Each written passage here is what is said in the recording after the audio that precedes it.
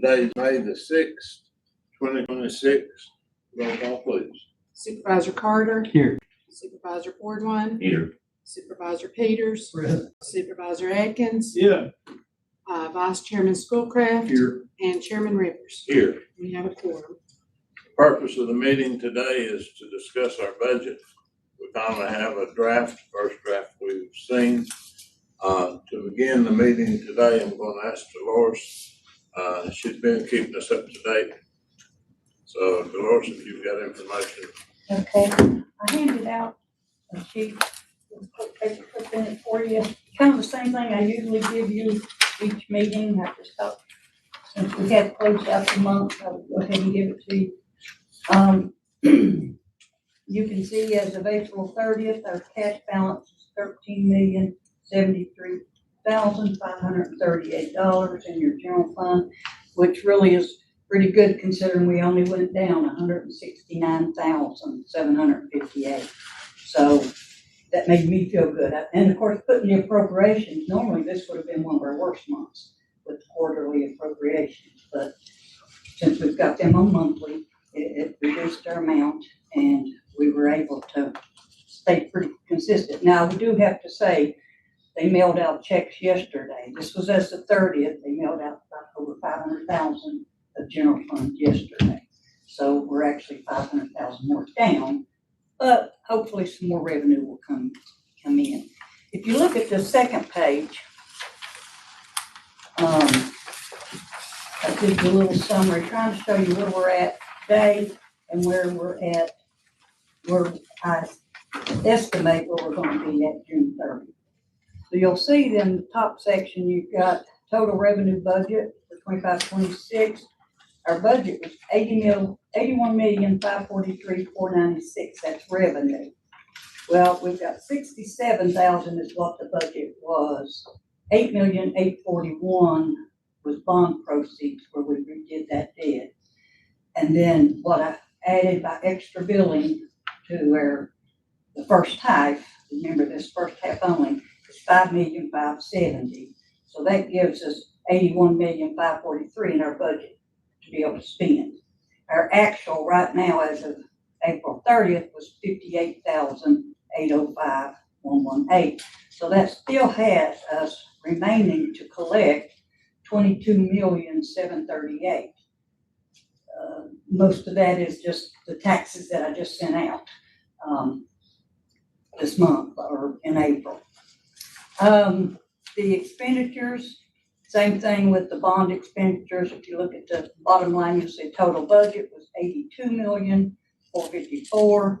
The actual is 61,877.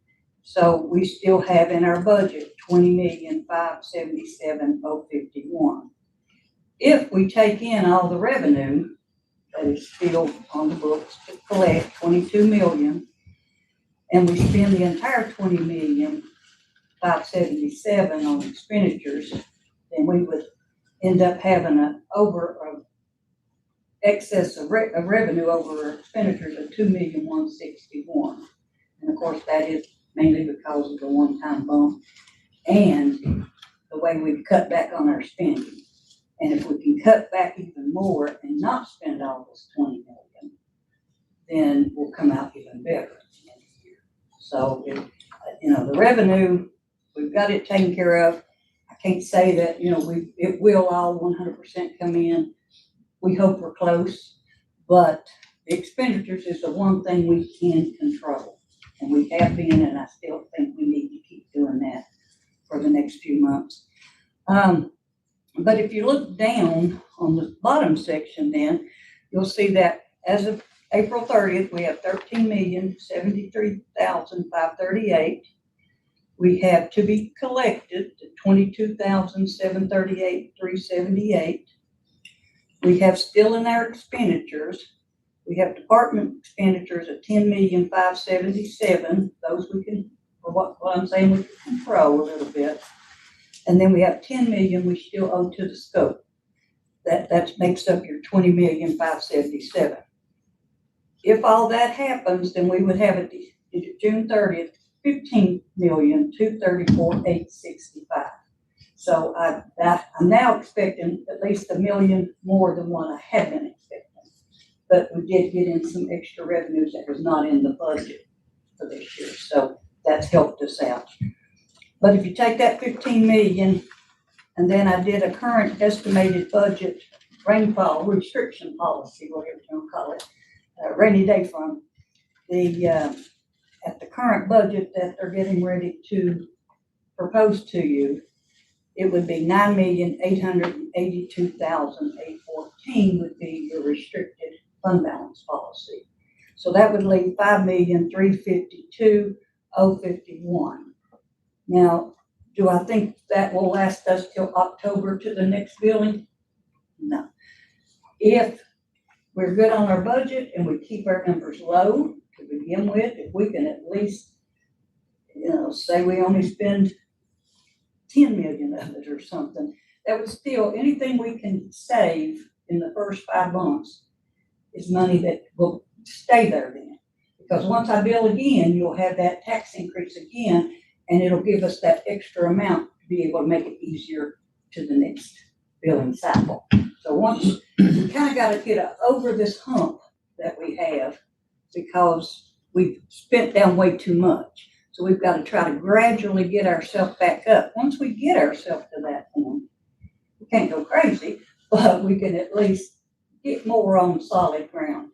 But right now, between June and October is the questionable part, how much, we can do. You can look back on your front page you had there. You can see how July alone, we spent 6,826,18. Over on the far right side. That's how much we spent from June 30th to July 31st. We can't do that again. We have got to make sure we control July.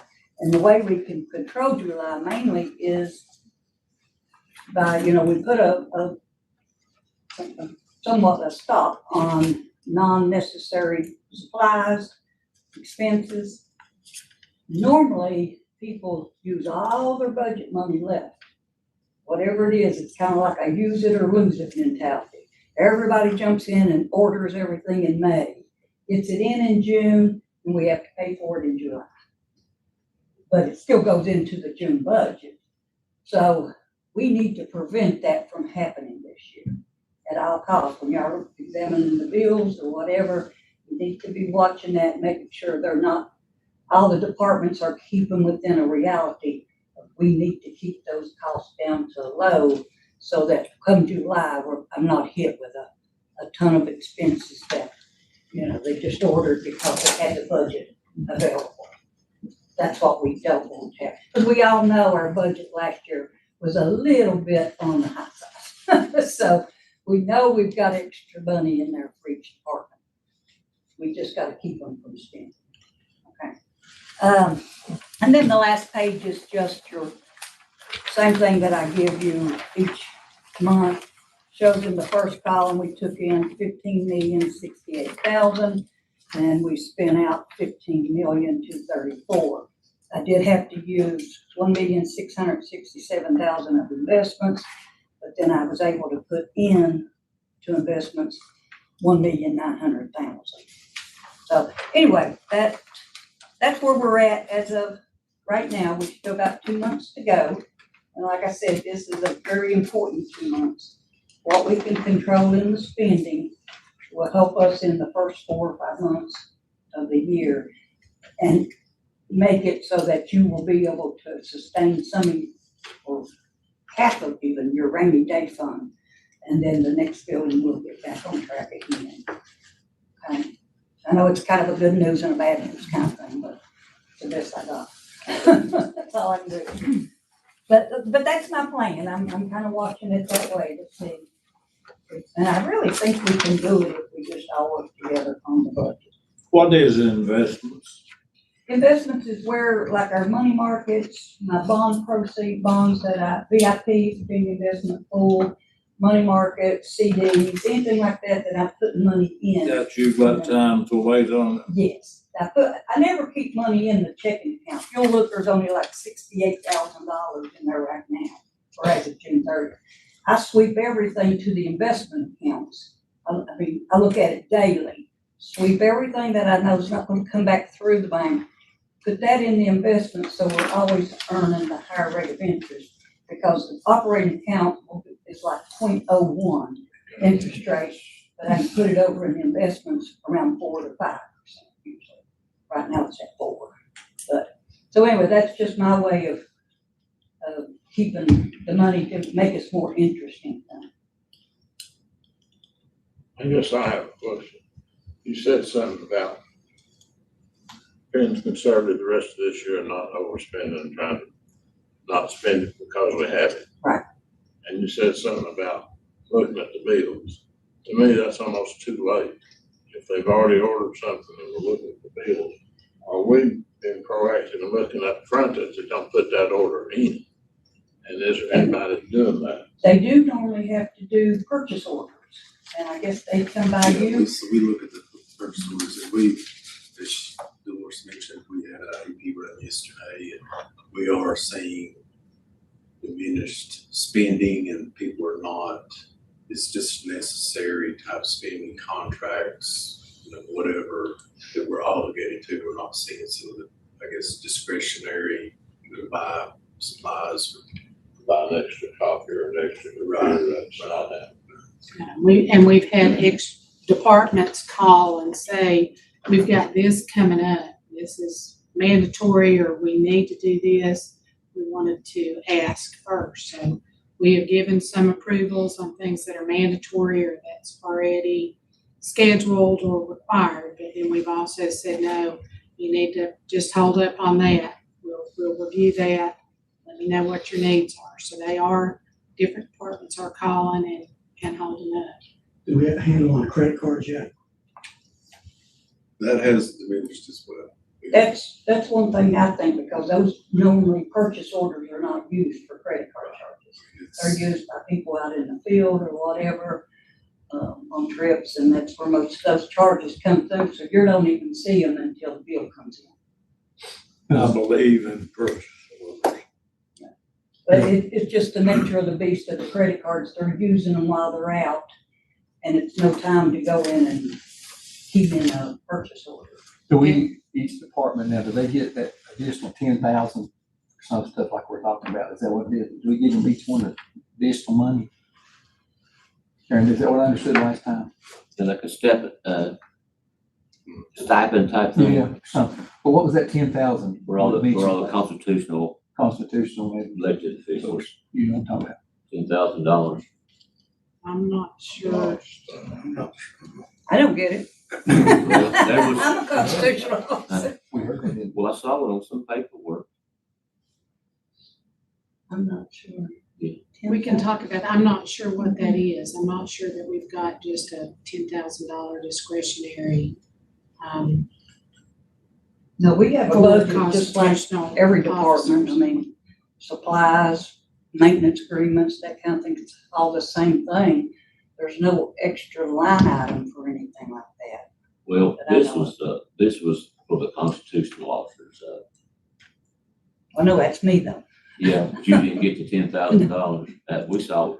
I saw some paperwork. I'll have to go back and look at it. We can look at that. We have shared with all and we've got a list, and we're identifying all the credit card holders to see whether or not we pull those back in, the ones that have been issued.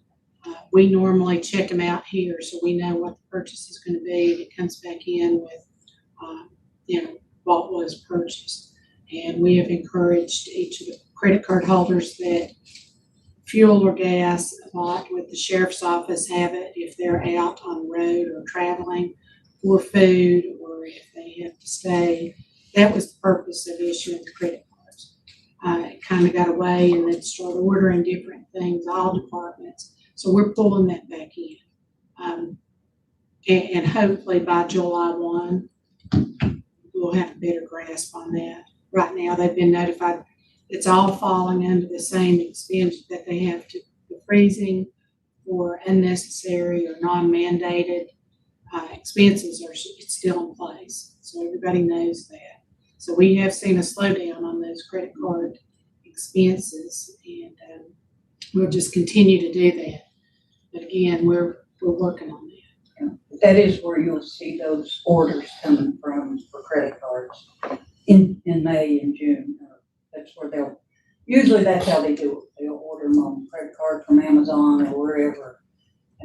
And we can They're go here before ahead you know and reissue a notice and, that is still in effect. It's been in effect since March and we've seen a decrease, but we will go ahead and reinforce that, that there has to be POs and approvals.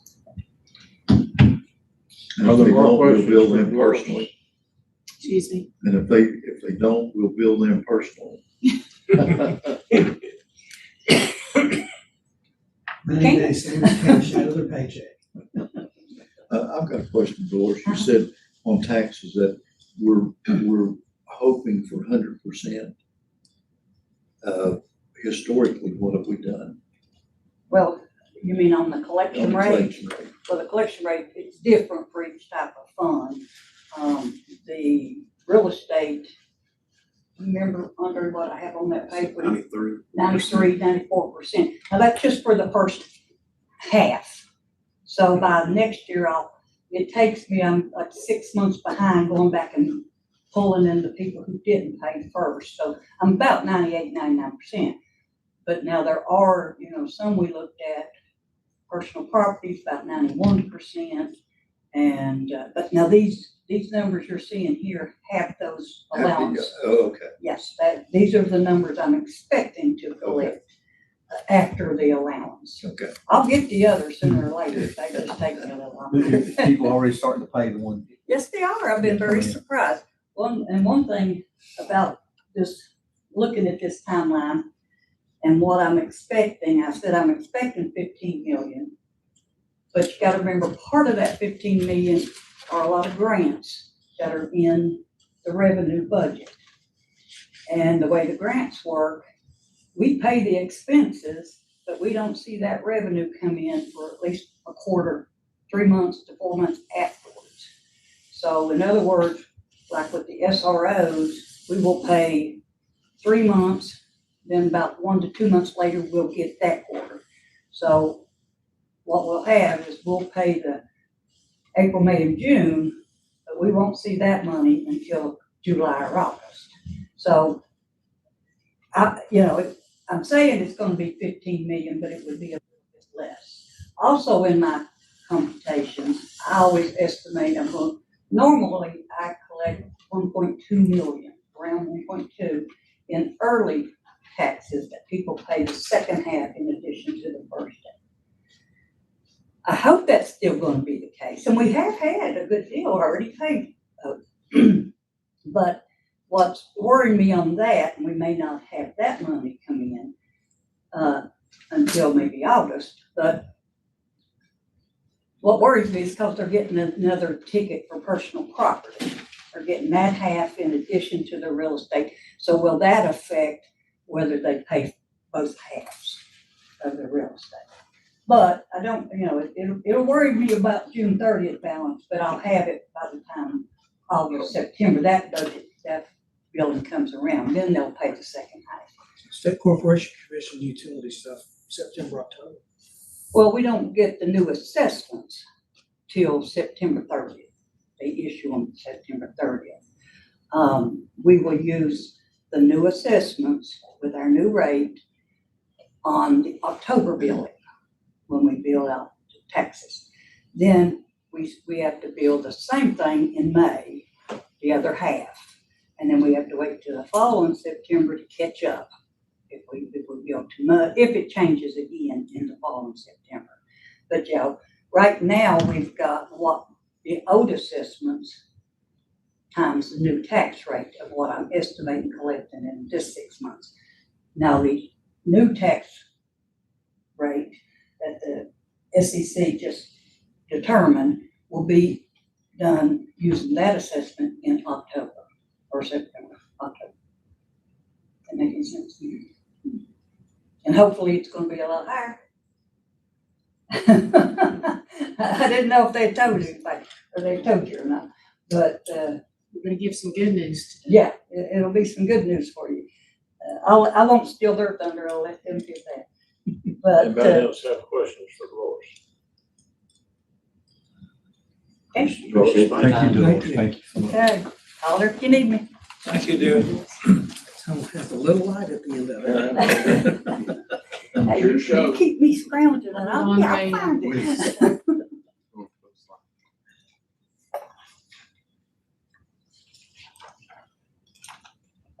So, we gave each of you a handout of some bullet points on, and you also have a copy of the drafts of the revenue and expense.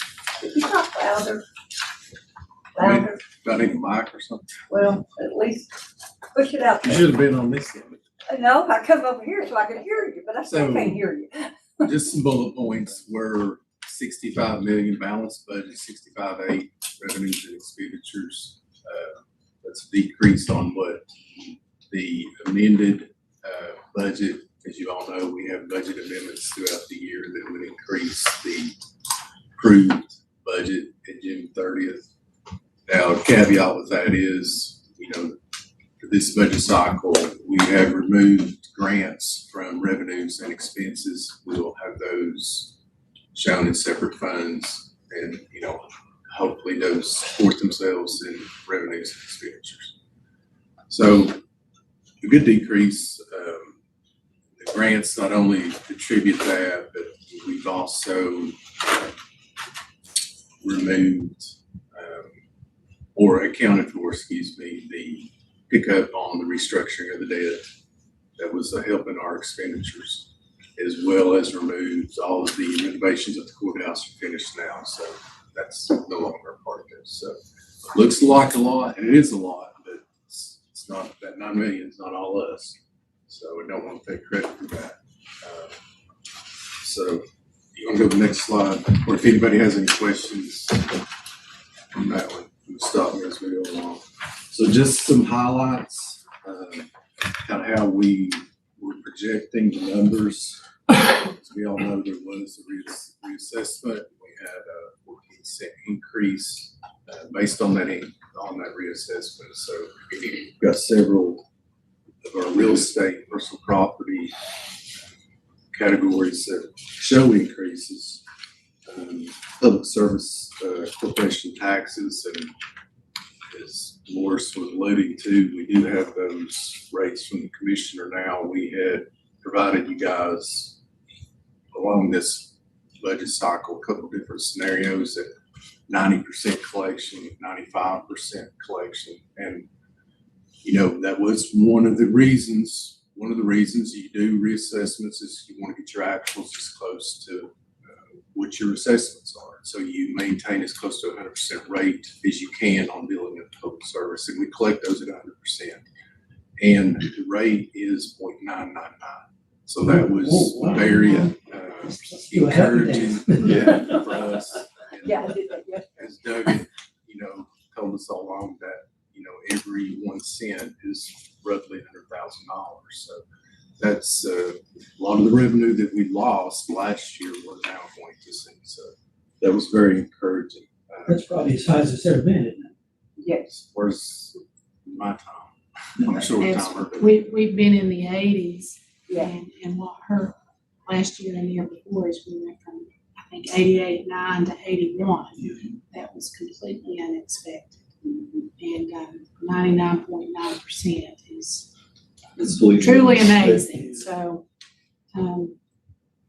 we were pleased with that, and that's really helped with Glad at the end to come. this budget. So dollar wise, it probably means $2 million. At least we were close to that. So that was a big help. And we had met with a couple of you guys last week, and I'll just say on some of these is the next bullet item, coal gas and coal related taxes we're projecting down. Loris and I just had a discussion. There may be some room to adjust that up a little bit, but we're trying to be as conservative on our estimates and as accurate. And the goal is, and when we delve into the revenue and expenses, some of these, if you're looking at last year's budgeted numbers, doesn't tell the whole story, because as we have recognized, some of those numbers were not accurate. So we are looking at trying to be as actual with our budget to what we really think is gonna come in. So, we did get from state, some information on what the sales tax should be going into this year, and we use those numbers, try to be as conservative as we can. We have worked closely with Dolores and Doug through this whole process, trying to get input from everyone to just make sure that we are as close on our projections as we possibly can. So, again, interest on use of funds, we're projecting that to be down. Just because, as you saw with the cash projections, we don't have as much cash to invest. So, but needless to say, if you look at what we adjusted our projections to what we thought were really true as of fiscal 26 going into next year, we're seeing about a $6.4 million increase in local tax revenue, which was needed. We'll go to the next one, please. Some of the things that we are still, I feel like with the expense budget, I've got close to 99% of everything in here. One of the items I mentioned to you all along was looking for our renewals on our insurance or liability workers' comp. Knew that was not going to be great news, and it was not. We've had some incidents that affected our workers' comp rates, and those went up. Overall, workers' comp was about $75,000 increase. Overall, it was $80,000 increase. We did have equipment coming in and out, being the vehicles. New vehicles would be more to insure. We're still waiting on the school budget. We've put the worst case scenario according to, so we have 3 different versions. We've got the governor, former Governor Youngkin, put out his proposal in December. We then have the crossover bills, which were state and house, and they've yet to decide those. Now, each of those budgets reflect a enrollment number that is more than what we're getting from our school division, what they project. So that being said, I don't expect that to be at the same rate. We should be able to have some pickup. We've got some meetings scheduled tomorrow, superintendent, finance director, to discuss some things, some other opportunities with the school possibly. So, but that is, we feel like worst case scenario there. One difference between the House and Senate budget was the Senate budget called for a 3% COLA, and we don't, until they decide, we don't know what that is. Kind of backtracking a little bit with Dolores, she was talking about, we need to check spending in some of our grants, and we don't get reimbursement for, up to a quarter or longer afterwards.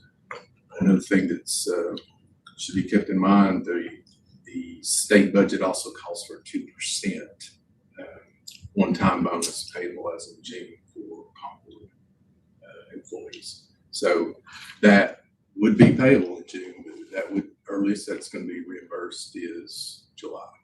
That's just how the contract works. So that's another thing that would be a strain on our cash reserves. We're still looking at, we discussed with you guys potential landfill costs in the coming year. We've met with engineers, met with our landfill superintendent.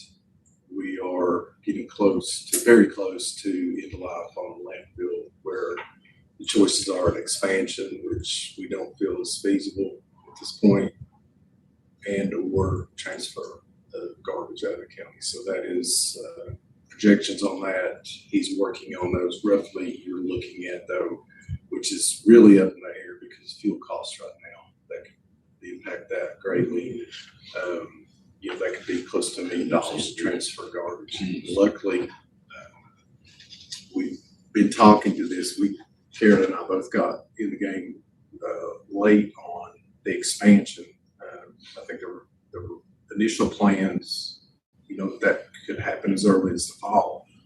we didn't know anything about that, so, kind of put the brakes on that, but, Jackie did share that, he thinks he can make it till July of next year before we have to transfer, but what that would entail, not only is, if we contract those services to actually haul it out, if we didn't, we potentially would have to buy some trailers, potentially have to hire some drivers. You're also looking at some equipment as far as loaders. I think years ago when we were transferring, we had some of that equipment and it was sold. So that's something to consider. So, and that is one thing, any kind of savings or any money that we can put towards that in this budget year, that's what we would recommend, and that's what we've done. We did put an additional $200,000 in landfill toward this. That's still preliminary, and that's kind of what we would recommend because we know that cost is coming, and we wanted to have a plan for that.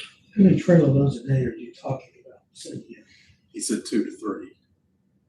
Do we have anybody on staff other than Jackie that can drive those trucks? Do we have any of those trucks at all?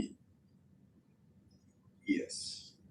I know we have one in particular that was a truck driver or a long haul, I guess is what you refer to. So we do have some people, I don't know staffing wise with him, and he would have to sort of give us those details of, that is a question that I've asked. If we move to the transfer, does that eliminate any, possible costs or personnel at the landfill, or are we gonna have to add people? That's something we need to find out. But he thinks it'll last till July 27th. Yes. So, and I mean, Jackie, he does everything possible to save a dollar. So, we will be, we've had discussions with some of the other counties that are already, some of them are in we call it a collective, joined together Cumberland Plateau, where they are already in the transfer business. I don't think anybody wants to stay in the transfer business. Where do we send it Except to? us. Where do we send it to usually when we transfer it? I think that authority sends it to Marvel. Well, Previously, I think we sent it to Church Hill. We're not sure if We that's still an transferred option. before we went to Church Hill, and we've not. We're just at the point of looking to see what's open, what the costs are, tipping fees, transport costs. So. And then, Hunter, I have just a quick question. If we have to go to the transfer instead of the landfill, what will that do to the number of people that are employed at the landfill? but that's what I was saying. I was Okay. wondering if that would diminish that need. Is that going to be an increase if you're going to have to, or, tip the tap where you're just, hey, I don't need as many people in the landfill, but I'm going to hire some drivers. So we'll need to find out some details on that. Because we have to keep our landfill open. We'd still do We still have the, to have C&D waste, and we still have to maintain that disposal and work out a plan. So we'd still have an operating landfill. We would just be reducing the trash that goes in, and the household trash would then be transported. So we would not only have the same cost that we have now, but we would have to purchase more equipment and possibly some more people, plus the actual cost to transfer out, which is by the ton. Am I correct? well, that's what we'd need to find out. Well, that's what it used to be. I didn't know who you're talking about doing it now, but yeah, that's a pretty hefty fee per big ton increase. that we transfer out, that we're gonna have to come up with the money for that, and if we're still having to pay the same for the landfill. It wasn't good for us before. No, it wasn't. I remember when we did it. Isn't there a phase 5 down there though? That was the plan that would have been implemented into this coming fiscal year. The operating costs were going to be something we didn't have numbers on. Cover material is short. Yeah. And, we are going to, our plan is to complete the permit process We are well into that, is to complete the permit process with DEQ. And that way then it's permitted. We have that, in our toolbox to go forward if we have to, if we can't transport, or we've got to keep our landfill open. So that is a plan. We'd have that permit. It would stay good. So if DEQ changes rules and regs, we're permitted. We're safe. We won't have to modify our plan. So we want to go forward, complete that permitting process, and then get these costs, get all the estimates to see what, there would be a savings if we're only doing C&D waste. We don't know what that would be. That may offset some of the transport costs. So that's why we wanted to put this up there. This has all been new within the last few months for us to work through. Do we cover every day, every week, every 2 weeks, once a month? I think we have to have daily cover, and I don't know if you do daily and then there's something additional when you finish a section. These are all questions that we're becoming educated on, but that cover is a concern.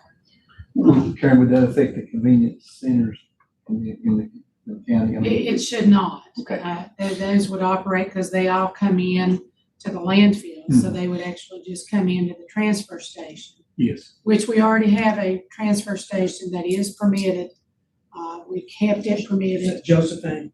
No, this is at the landfill. That's what, We built that probably 20 years ago when we transported, and we've kept it permitted.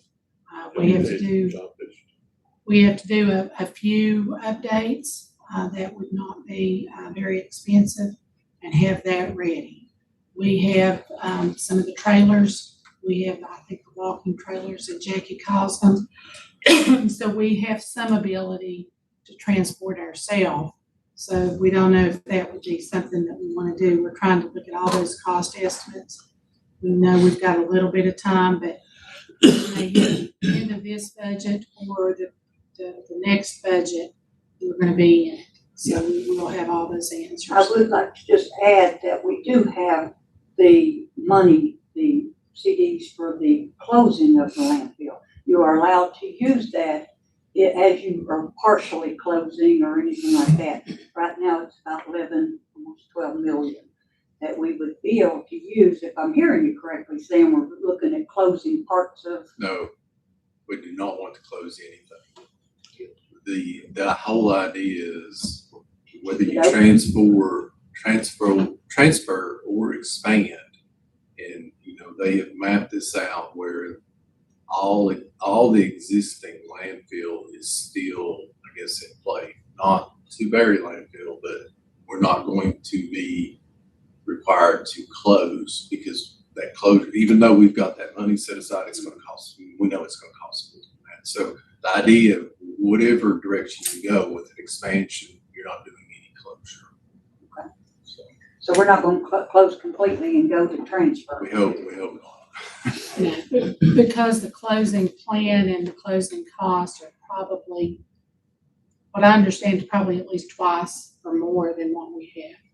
Not supposed to be, not estimated. We do that each year, and we were right on it last year at the audit with the financial. But the plan to close was not for another 10 or 15 years. It's based, what I understand from the engineers and from talking with Jackie, is those numbers are based on the life of your landfill, and you have to budget enough in those funds to close out. If we try to move that forward and close earlier than 8 or 10 years in this next phase, which our engineers estimate that we could possibly get 8 to 12 years.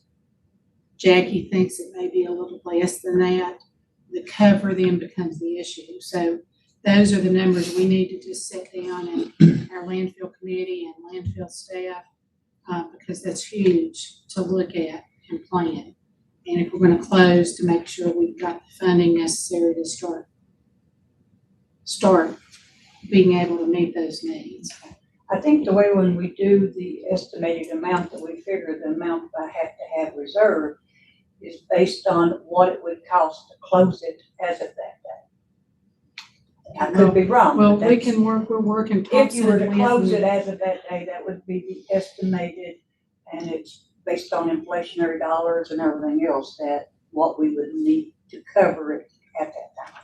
But now, the longer we go and the more, but it's my understanding with our landfill, the way it was built, that there was parts of it that would be covered and the other parts were still going up and down.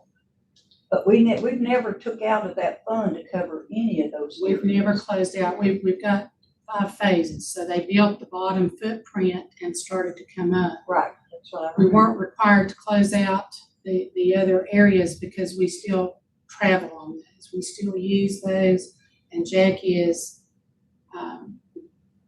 used the footprint that we've got now, and we've been able to get, accommodations from DEQ Right. for some of the slopes to be able to use what we have to make it go further, if that makes sense. So that is something that we've got to look at, and we've kind of had it on a back burner, but it's kind of jumped to the front real quick. So that's something we want to be aware of, and we're working on that. We actually have a meeting with Thompson and Linton at the first of next week. We've got some other projects, so we're trying to, once we get this presentation and moving forward with our budget, then we're gonna get that information. There's some other projects that we're trying to finish up, but the landfill is a big one that we're gonna have to start concentrating on. And I do have, Andre, if you would, I need a, letter from you to transfer that $435,000 into that landfill fund.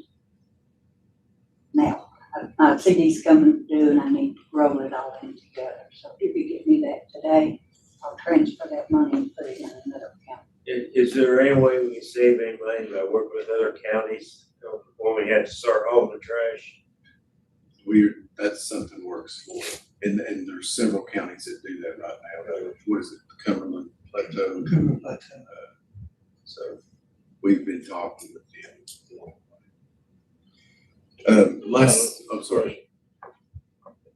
I guess I've always called it the sinking fund for the landfill. Do we not have to put an additional amount of dollars in there every year? Yes, that's what I was telling Because you. that's the 400 that you're talking about. $435,000 what we put in each year from the Half a general million fund. we put in there for closure.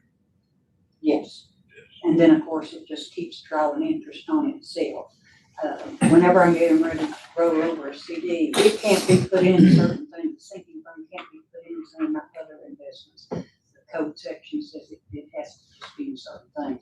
So anyway, when my CD runs out, then I try to roll the new numbers in with it so I can just have one purchase and I get a higher rate of interest on that. And how much, last time that it was transferred out, how much a year did that cost to transfer that?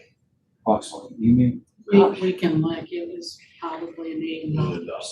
Million. We transferred for 5 years, and then went back and then started accepting waste. We had to expand the landfill. It costs more than the landfill.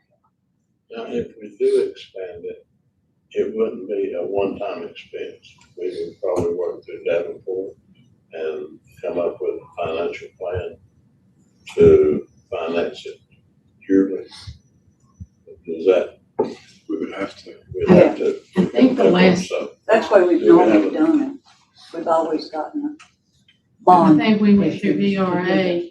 VRA bond. Actually, did it in-house on the last expansion. And I can go back and look at that. But we're probably looking at $8 million that we would then pay out over time. And so we could look at that. That is something that, if we want to continue to expand. The cost in operation was our cover material. That was going to be an expense, even if we finance the building of that phase and have it ready in time.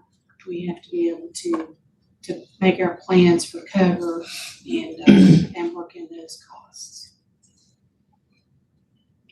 So that is something that we'll be shifting gears a little bit and start having those meetings sooner rather than later to get information by the end of this fiscal year.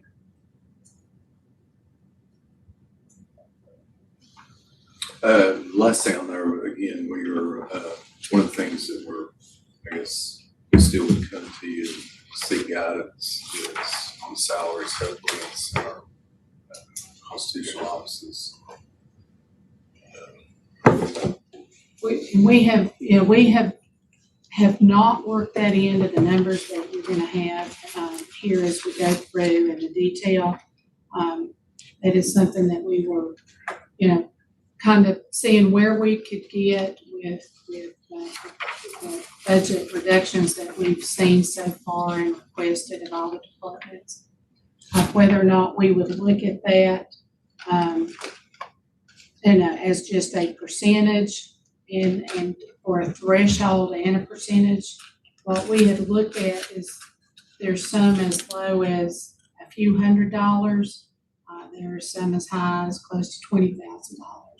So what we'd like to look at and possibly consider would be, anything under 5 that we don't touch, or 5 to 10, and we look at that. We've not had an opportunity to go and look where those numbers are. But we think that is something, once you look at that, if we have to go back in and make additional cuts, then that's an area that we would have to look at. I don't know, with personnel, we have truly looked at a balance of services and individuals. People have absorbed other jobs. People are not rehiring. We've put a freeze on. So once we go through, and I think that may be another slide that Andre has, is to look at that and see whether, and we don't have to do that. We can do that now with supplements. Those can be done at any time. We need to look at that. And what I hope to do when we get this budget is to look at it every month and continue to keep a close eye on where we're at on the spending. If there are excess that we see that we did not observe, or that things change, that we can look at this in November and December to see if we have to make any changes. Now, with and again, this is just a budget to work with, and we know that it can be modified. If we were to look at salary supplements, I know there's been discussion of whether we would do that maybe January 1 instead of July 1, or whether we look at that and have a plan already looking for next year. Because as Dolores said, we're looking better. It's been tough, but we're not out of the woods. So we're going to have to keep that. If I could just explain exactly as a constitutional officer what that means, is what they're looking is when, like, most of the constitutional officers are 100% on their salary, reimbursed from the state. But over time, by different means, most of the time they would come to you all and you all would let them have an extra so much in their pay. That sounds familiar. Yes. And by doing that, that was your local dollars that you put in. So instead of them being 100% local, they're actually up here. So they may get 60,000 from the state, but you gave them another 20,000. So they're making 70,000.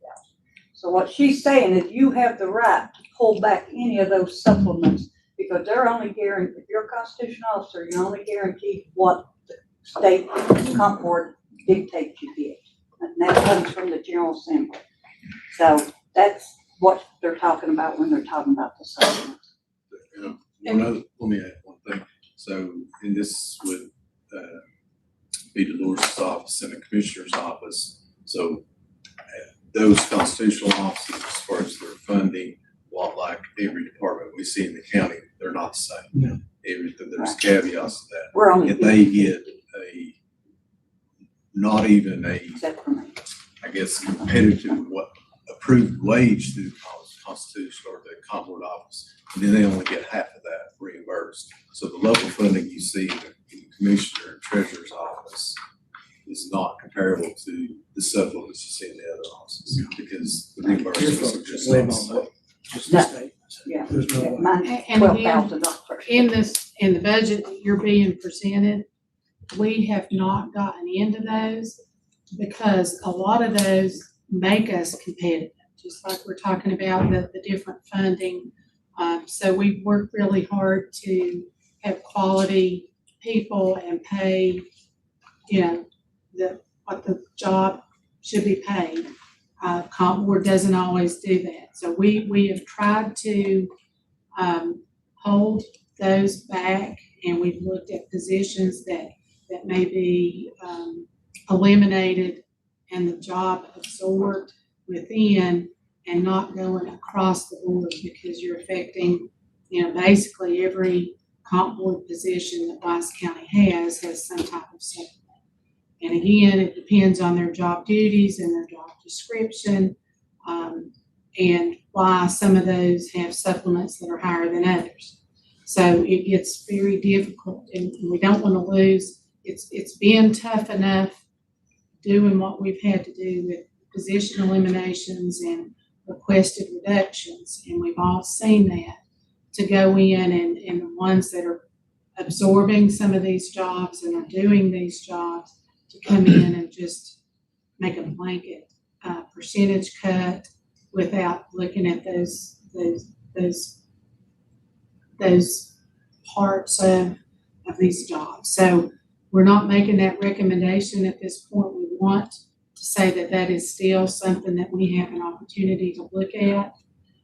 One of the things that I think I've forgotten to let Andre look at too is we've not gotten down into, and I don't want to say down into the weeds, but we've not gotten down into a lot of the support we give to different groups and requests and events, and we want to look at those.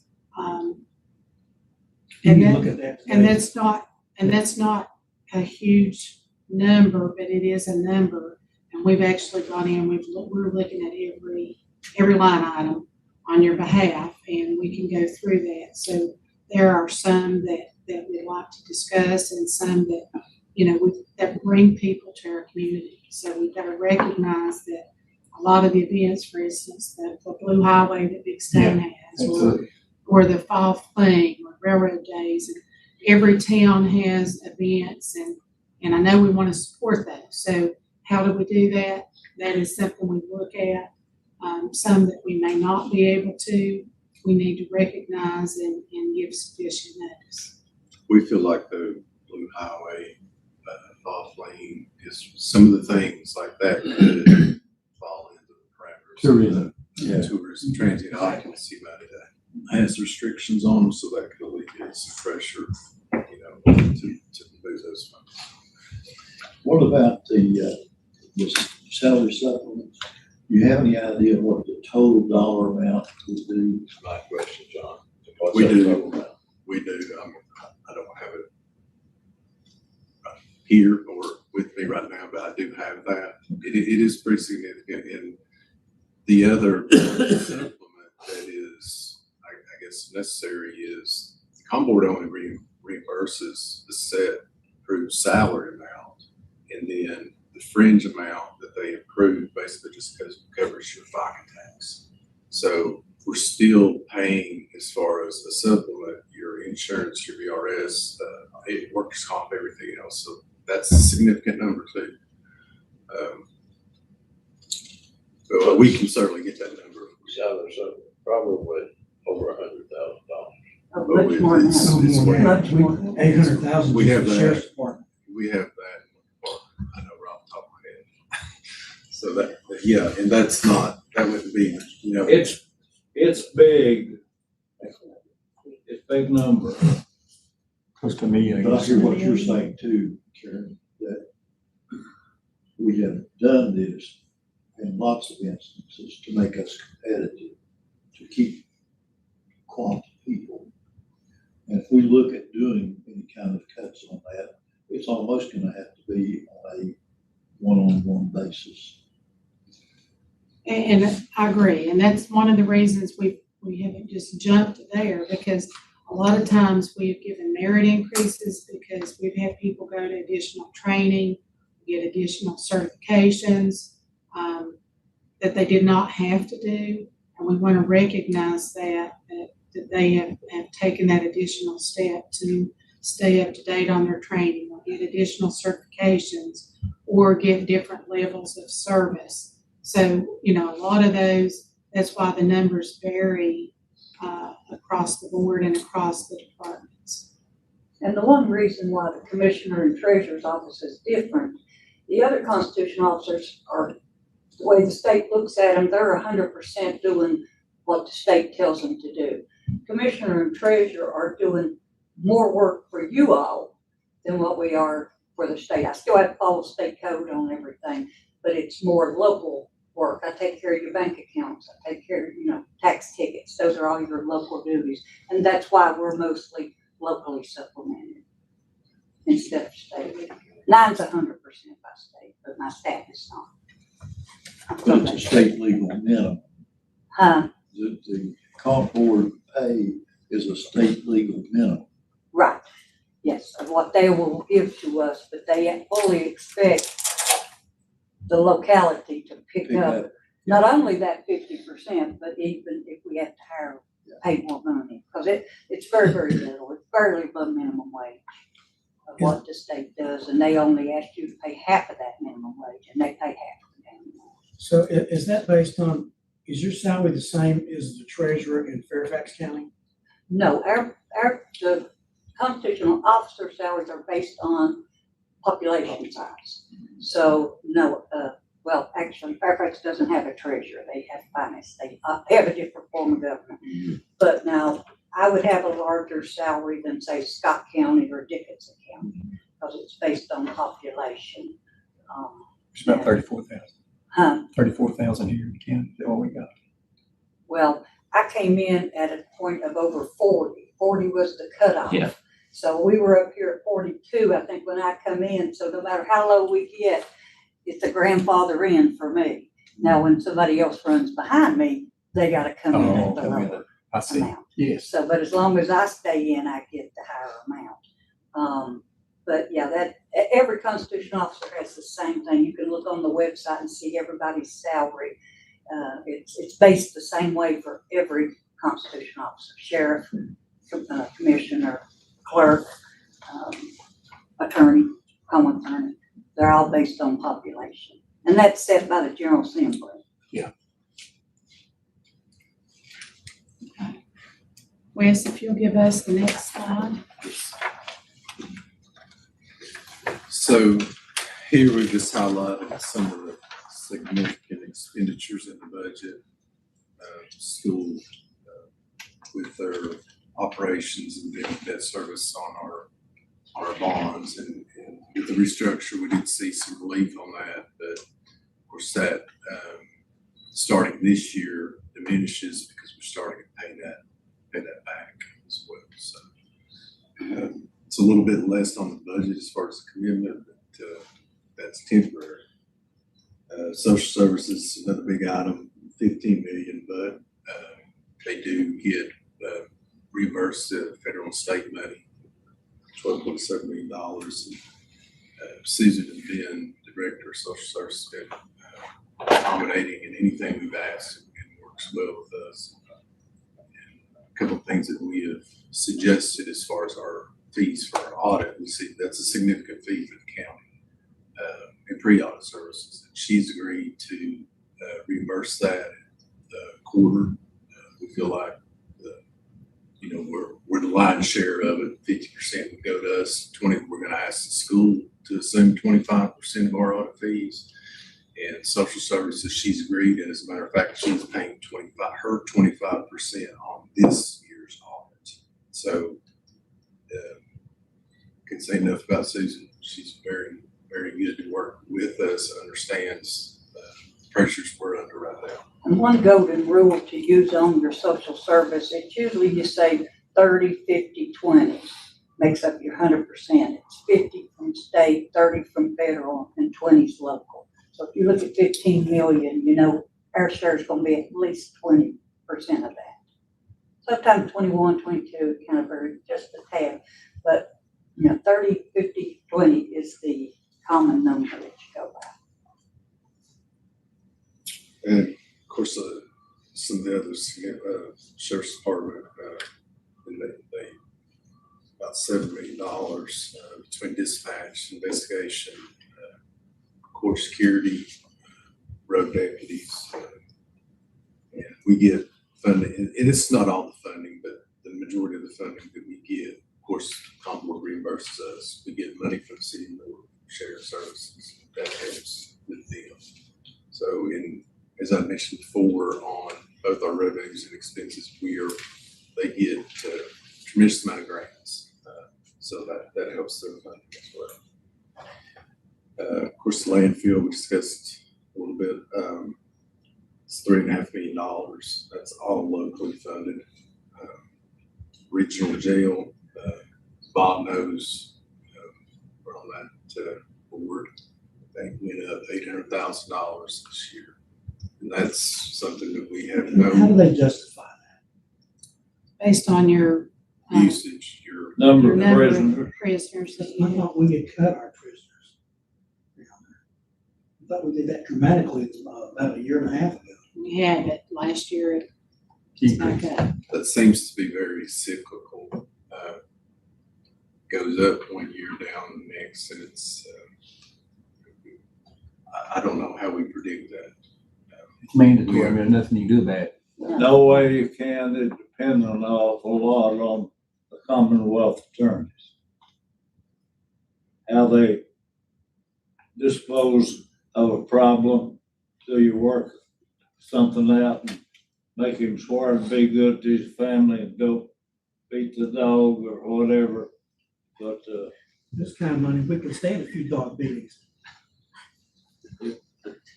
But that's an agency, in January, they discussed the health insurance rates. They're staying at a 250 plan. We're gonna fund that for them as a participant. They're getting a COLA. We are going to help fund that. We have no control over that. But that is a significant cost. Is there any incentive for these people to keep their costs down? I mean, is it, they just send, 8 million, 6 million, and we just pay it without questioning it? I mean, is there any, I know we have board members there, but is there anything that board can do? Is it just a rubber stamp of whatever they want to spend and that's good? Or? Well, you could have worked with the insurance and took the cheaper insurance, but they voted not to. Well, I was the only vote against that. I'll put that on record. Right. I voiced that. I don't think Bob was there that night. But the rest of the room was totally in favor of that. Because I knew we were gonna ask our people to do the same thing. We had discussed, we would like to set up a meeting with the jail superintendent and see what is driving that. I mean, we know it's the population per day, but what can we do? And that would be a conversation I know that's been made with the attorney in the past. So, Because I think, correct me if I'm wrong, but if we arrest 10 people today, they'll send 10 different vans with 2 people each to take one person back down to Duffield. That kind of stuff, why don't they come once a day? Make one trip with 2 people. I mean, is it gonna hurt them to sit out at the Justice Center for 4 or 5 hours? we're not privy to how they operate.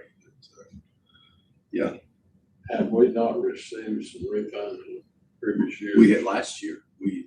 That's what I was saying. It's cyclical. It seems like every year, pay one year, get money back the next year. We could very well get $800,000 back next year, depending on the outcome. yeah, we may have credit for next year. I just wonder though, what, it's variable, we don't know, but is it, I hear it's based on the number of people we send down there, or is it on costs like insurance? What determines whether we get money back or don't get money back? The number. Population we send. So I just wonder, are we being conservative and projecting more than what we think we'll send? Is that the reason we get money back, or? Who makes that determination? The number of that, whatever we put in budget then depends on the number we think we're gonna send down there. So We get who that. determines that number? We get that number from the regional jail. They project those They numbers. project it for us. If we house any federal prisons, that's profitable. Yeah. We do get a budget from them, so from the regional jail. So what I can do is we can pull that, share that, so you can see what their process is. We do have contracts with them that we're obligated to be in and follow. We can, some of that. But Andre and I talked just yesterday when we were preparing this for your review, is to set up something with this jail superintendent so we may understand the details a little better. If there are things that we can do on our end of people that need to be transferred or that need to be, their cases need to be heard and not delayed or continued, to see, what we can do on our end to help reduce those numbers or those costs. I think our 61,000 is a pretty good due bill. You just jump up out of nowhere. I think we got 600 and some thousand back last year. Yeah. It was unexpected once they looked at the numbers, so, We do got 800. That was, Loris, I was thinking that was close to 900,000 we got back. Of course, this is not 2 all, years ago. this is not all operations funding. We have debt service. All those facilities are fairly new. One year we got over $1 million back. Yeah, it's a portion of Two or operations three and years debt ago. service. It And then does. it's vary. proportionally allocated based on your numbers. And us, Dickinson County and Tazewell seem to have Yeah, the highest numbers. They said he had a balanced budget until he got a $400,000 bill last week from the jail. Yeah, and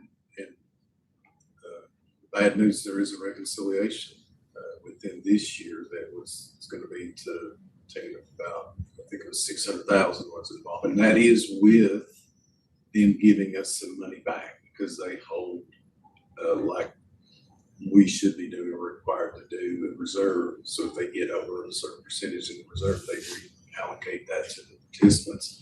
And that was about $200,000 we were gonna get back. So we're looking at not only an $800 or $800,000 increase next year, it was going to be an $800,000 true up for the current year. But some of that was mitigated with the money we'll get back, so it's going to net out about $619,000. Regional jail is a good, close operation. I've been on the board, helped to organize the first board and built the first jail. It was a savings from day one for our county as well as the others.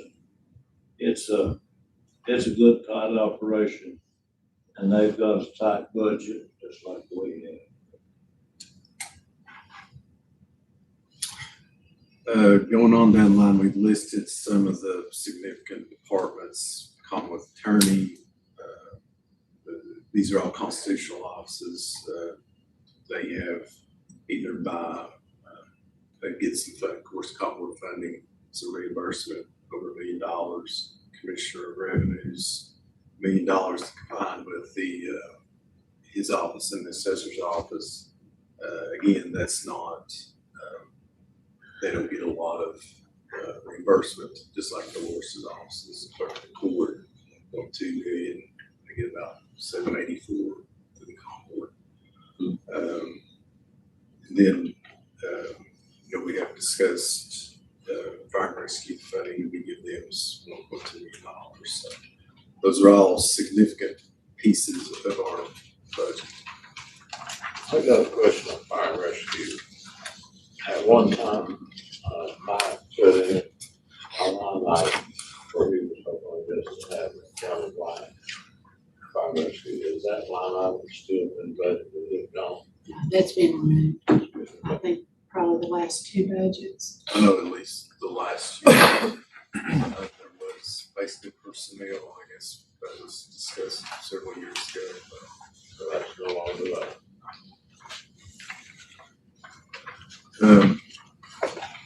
Flip. So the next slide, some things that we've been trying to work on, that we brought to you, we identified, changing our health plan. That number there, the 624, we're actually seeing about closer to savings as compared to last year. We changed from a 250 plan to a 500 plan. That 624 represents if we had not changed. We were looking at, another $500,000 increase. That was significant. We see our rates go up every year. And we also asked, or I guess we didn't ask, but we changed the distribution of the employer and employee contributions on that. Because we had taken all of the increases over the year, those got skewed. The employer was paying a lot more. We moved those back to 80-20.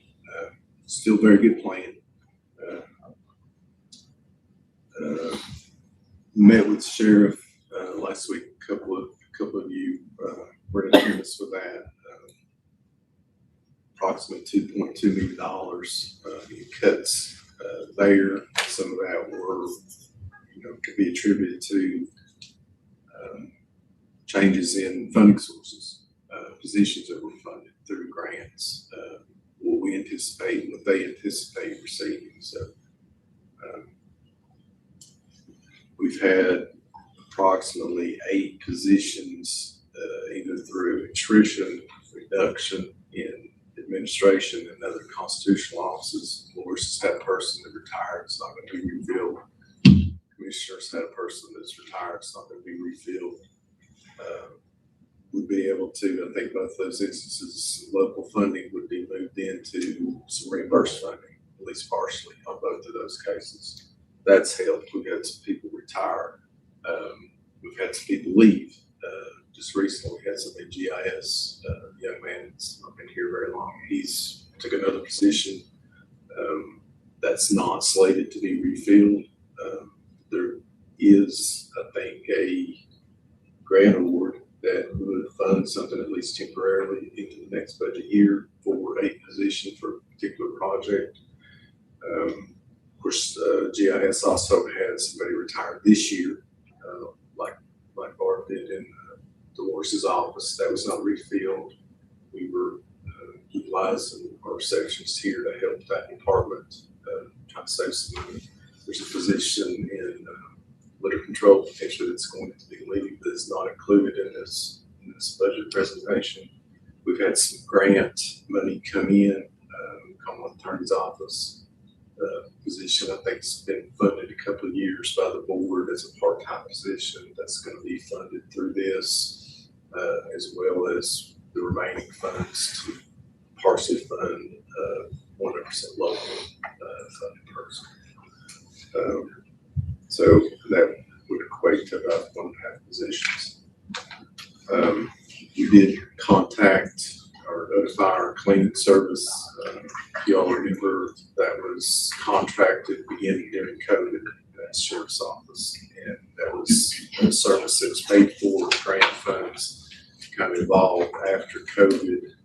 We made some changes here at the courthouse. Instead of having employed staff do the cleaning, it was at that time cost effective to have this cleaning service take over those duties. It's now cost prohibitive.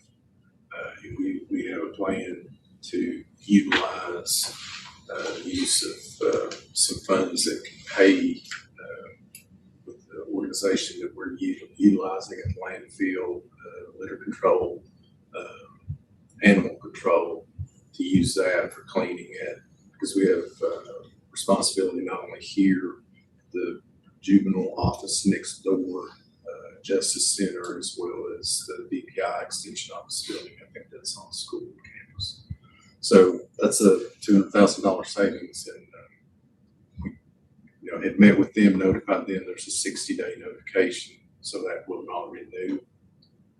Also plan to utilize Wise Works individuals, not only here, but possibly and want to, I guess, request and make it known that we want the county as a priority, what our needs are for those individuals in those programs, to be doing what we need them to do to get and save money. Wise Works is a good program. And we need, participation from you.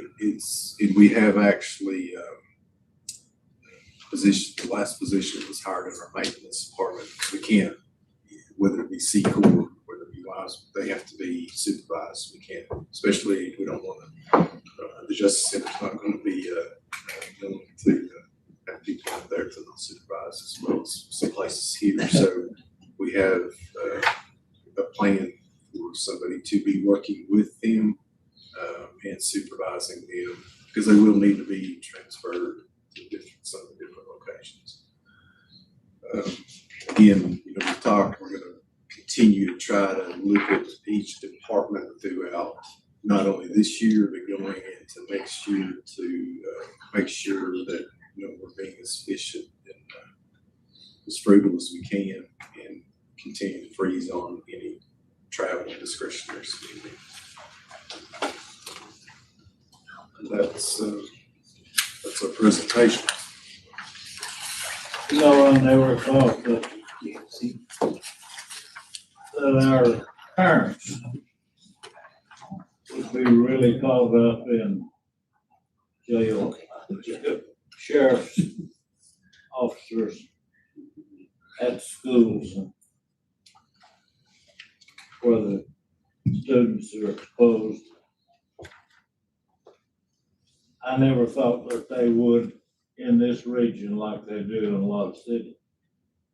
Boy, I've had a lot of voicing about, are you going to take our officers out of school? That's the ugliest that I've ever had a parent talk to me in my years on the board. She could not understand. That's grant money. If the grant lasts to get you through this year and the grant's renewed, we're in good shape. She said, damn you, several times. And I gave her a goodbye. I had a call coming after today. It wasn't a very nice conversation too. And that we cut the resource officers. I said, ma'am, I'm resource officer myself. Am I going to cut my job? No, absolutely not. Oh, her husband called me at home that night. He got his voice in.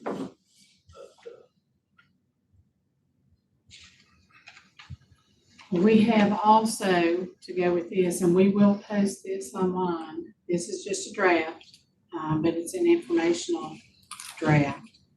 What Andre has also printed out for you is our revenue and our expenditure budgets. If we want to look through those and get into those, if you've got questions to follow up, we can, we want to get this online for anyone that has questions. And again, we've had a few phone calls, not a lot, about questions, and we've been able to answer most of those. Where do we stand right now? Is it still grant related? Yeah, and as you know from our meeting, John, we're in our meeting, so there is certainly, there's two positions that are funded. There is an application that is pending that we would know for sure in the fall, I guess August, September, regarding 12. So I think there's at a minimum 14 needed through, just because of the number of schools, tech school. So there's funding for those. They feel pretty certain that 12 would be approved, and that's what we built into the budget. Not so sure. I think there's thought that the application for the 6 will not. So those adjustments have been made. And, it was never our intent. I don't think the board, and frankly, we don't have the authority to tell him how he's going to run his department, whether he's going to staff SROs or not. our whole conversation has been, this is what funding we have to work with. You have to utilize your staff best way possible to meet those requirements. That was the intent of the message. So we had discussions. They provide us some information. We left that meeting last week. That's great. Some of the things that they had sent late Friday, I agree with. Some I have questions on. I think we left that meeting, though, as if Fred was here several months ago, I think he made a statement. It kind of goes back to the zero-based budgeting. Here's what you got to work with, make it work. And that's kind of where we left him. Now, we had that discussion. It makes it, of course, more efficient. And as far as the grant goes, if you have an application and you've got funding and you're counting on this much funding, you need to staff that to utilize the maximum drawdown to get that reimbursement. So that's one of the things that we asked, and that's why it's imperative that you have people that fit their funding as far as the expense side of it to be in those positions. We want to maximize and not leave any money on the table and not overpay for the coverage. If that makes sense. So Always, yeah, I think, So- 12 grant positions, the application is for a 3-year grant. I think those, when they're submitted, it's in the past, there's several cycles, so usually a 4-year cycle, but the award is for 1 year. And that one was a little different than some of the ones in the past. Normally they're awarded July to June. This one was in January to December. So we have funding for those 12 through December. And that's what we incorporate in the budget. And we can adjust as that comes in, but we don't want, again, we're trying to be as true to budget to actual as we can. That's the whole goal of this. We know this is a plan, it's projections, but we're trying to be as close as possible. I guess, I don't know how to say this, but one of the last things I heard Grant say when he left here last week was when we're close. What does close mean? Does that mean it's 200,000? Is it 500,000 for what we want? To me, I think it was Laura's had the table that showed how much state money he got, how much we gave, and how much grant money he got. So he should know how much revenue he's going to receive this next fiscal year. Does he have a budget that he's going to live within that number? Are we going to give him 2 million, 1.8 million, 2.1 million? Does he know how much local money we are going to give him? I mean, I think that's where it has to come down to each department has to know how much local revenue they're going to get. Then they know if they're going to get any federal, and they will get state, and if they have any other sources of revenue. So to me, it's a matter of adding all those revenues up for each department and living within that budget. And are we there? Are we there with the sheriff and then all the other departments?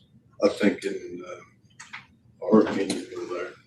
And I think that's where we left that meeting is there was again, this is what you're going to get funded. Now, it could be that we've spent a lot of time in this budget this year, Karen and I, Dolores, Doug, and all different aspects of that. That's something I guess, we could look at some point in time, say, okay, and Dolores did break that down. This is federal funding. I can't hear you, but are you wanting me to put that in the presentation I did before? Showing the percentages of how much is local and state and federal dollars? I said it last week in the meeting. I'm a KISS person, keep it simple, stupid, point to myself.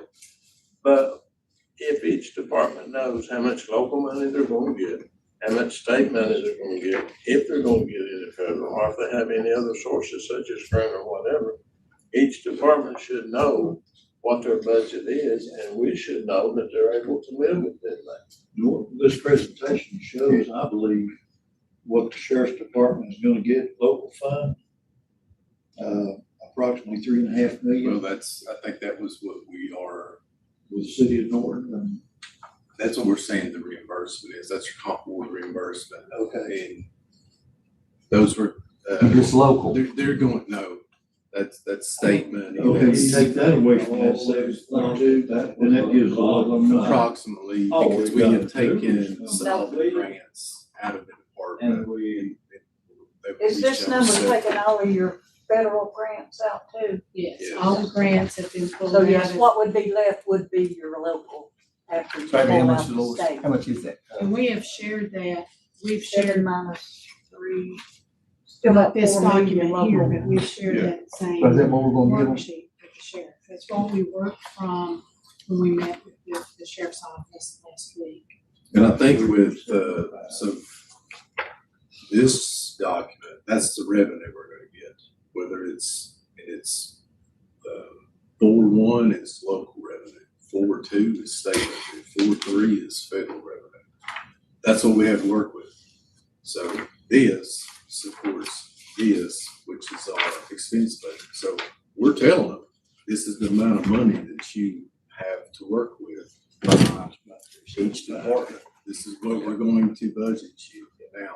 Well, based on what the judge was saying, each department has to know, because we do our own reimbursement request from the state. I know exactly how much in my office is my state, and the rest is all 100% local, because we don't get grants or anything. Nobody wants to get grants. So every department should have that at their fingertips. It's not a matter that it has to come from you. They should have that. They should be giving that to Andre. Basically, every department should figure it up, hand the sheet of paper to Andre, and I'll tally them on a spreadsheet for you. But that's not anything that they don't know. They know it.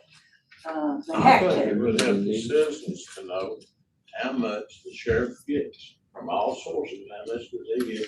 And then it's his discretion whether he's going to put that toward road deputies or toward SROs or toward 911 or wherever he's going to distribute that money. And that's what these documents can But detail. that's too complicated.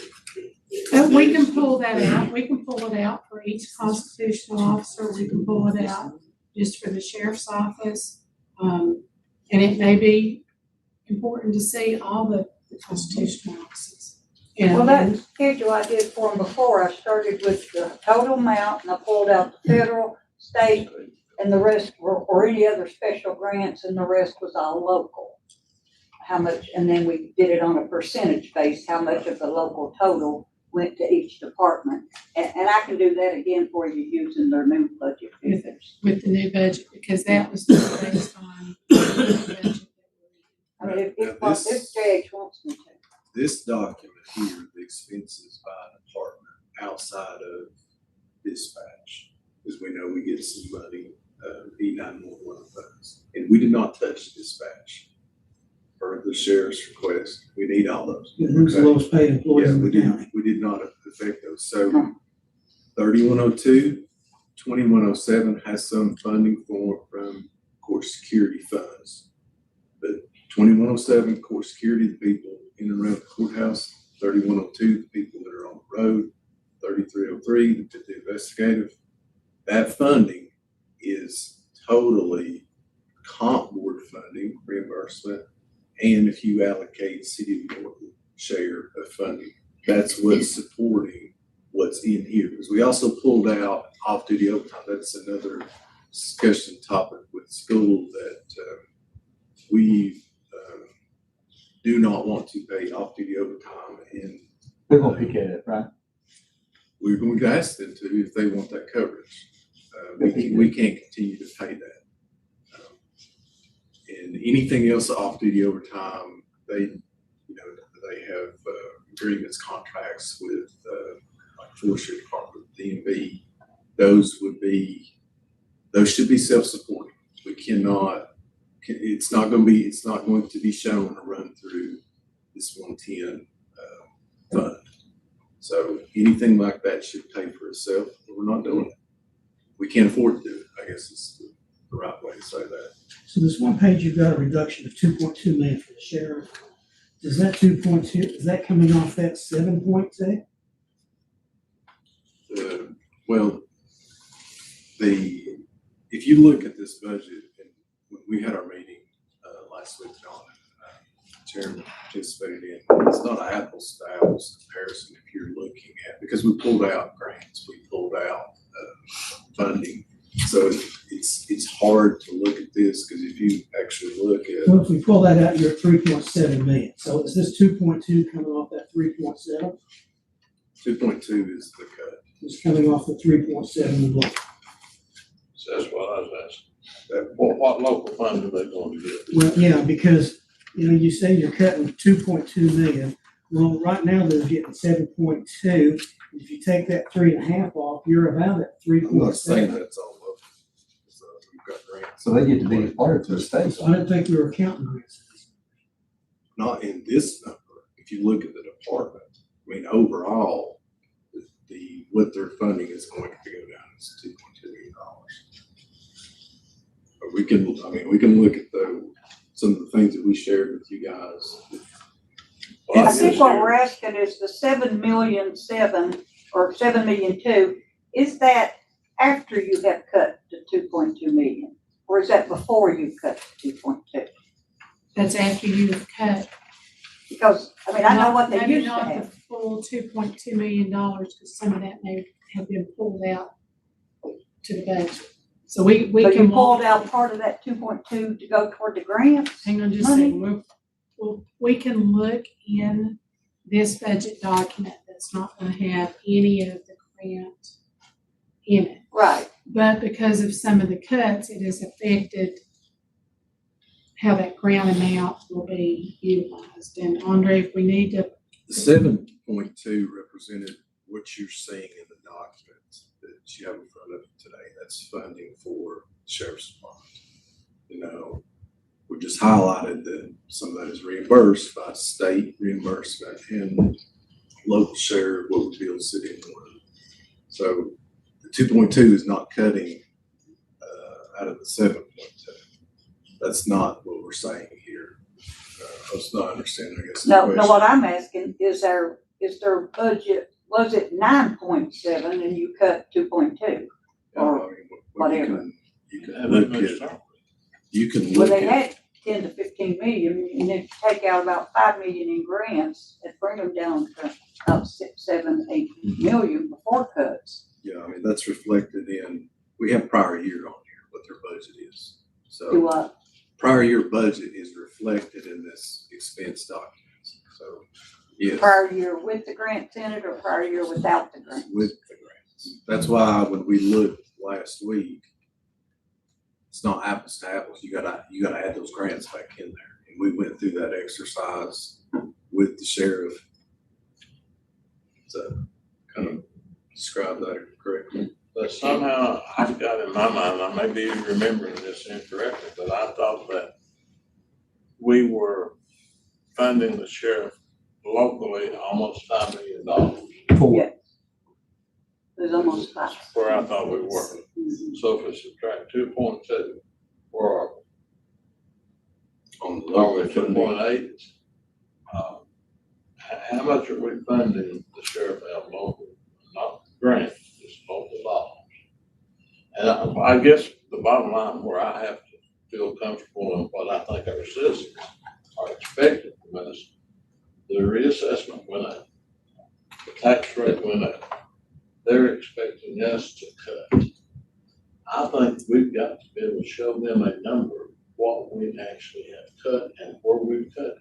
We've cut so much from the sheriff, we've cut so much from social services, so much from schools, and all of these add up to $6 million. Or do they add up to $5 million? What are the total cuts? Don't figure in grants, local money. And I think they're expecting us to use as prudently as we can. We need that before next Thursday's board meeting. That's my bottom line. I think we owe that to our citizens. We do. We absolutely do. And we have all that. It's here. We just need to pull it out then so we can do a slide just like that to pull it out to see what we've cut. You know, that was some of the things that, you know, that we've made some cost savings and we just rounded the 2.2. This reflects right at 2.2, and we can go down and identify each of those areas. Well, That 2.2 for the sheriff, but there's cuts in all the other departments as well. well, I like JH, my constituents would raise their taxes, we had everything, but there's no cuts. There are absolutely no cuts. And I'd be surprised if we do any cuts. We can raise taxes, we can do everything else. When it comes to cuts, I don't think it's gonna happen. You're talking about with this board, because we've got 8 positions that the county has cut. We've done $200,000.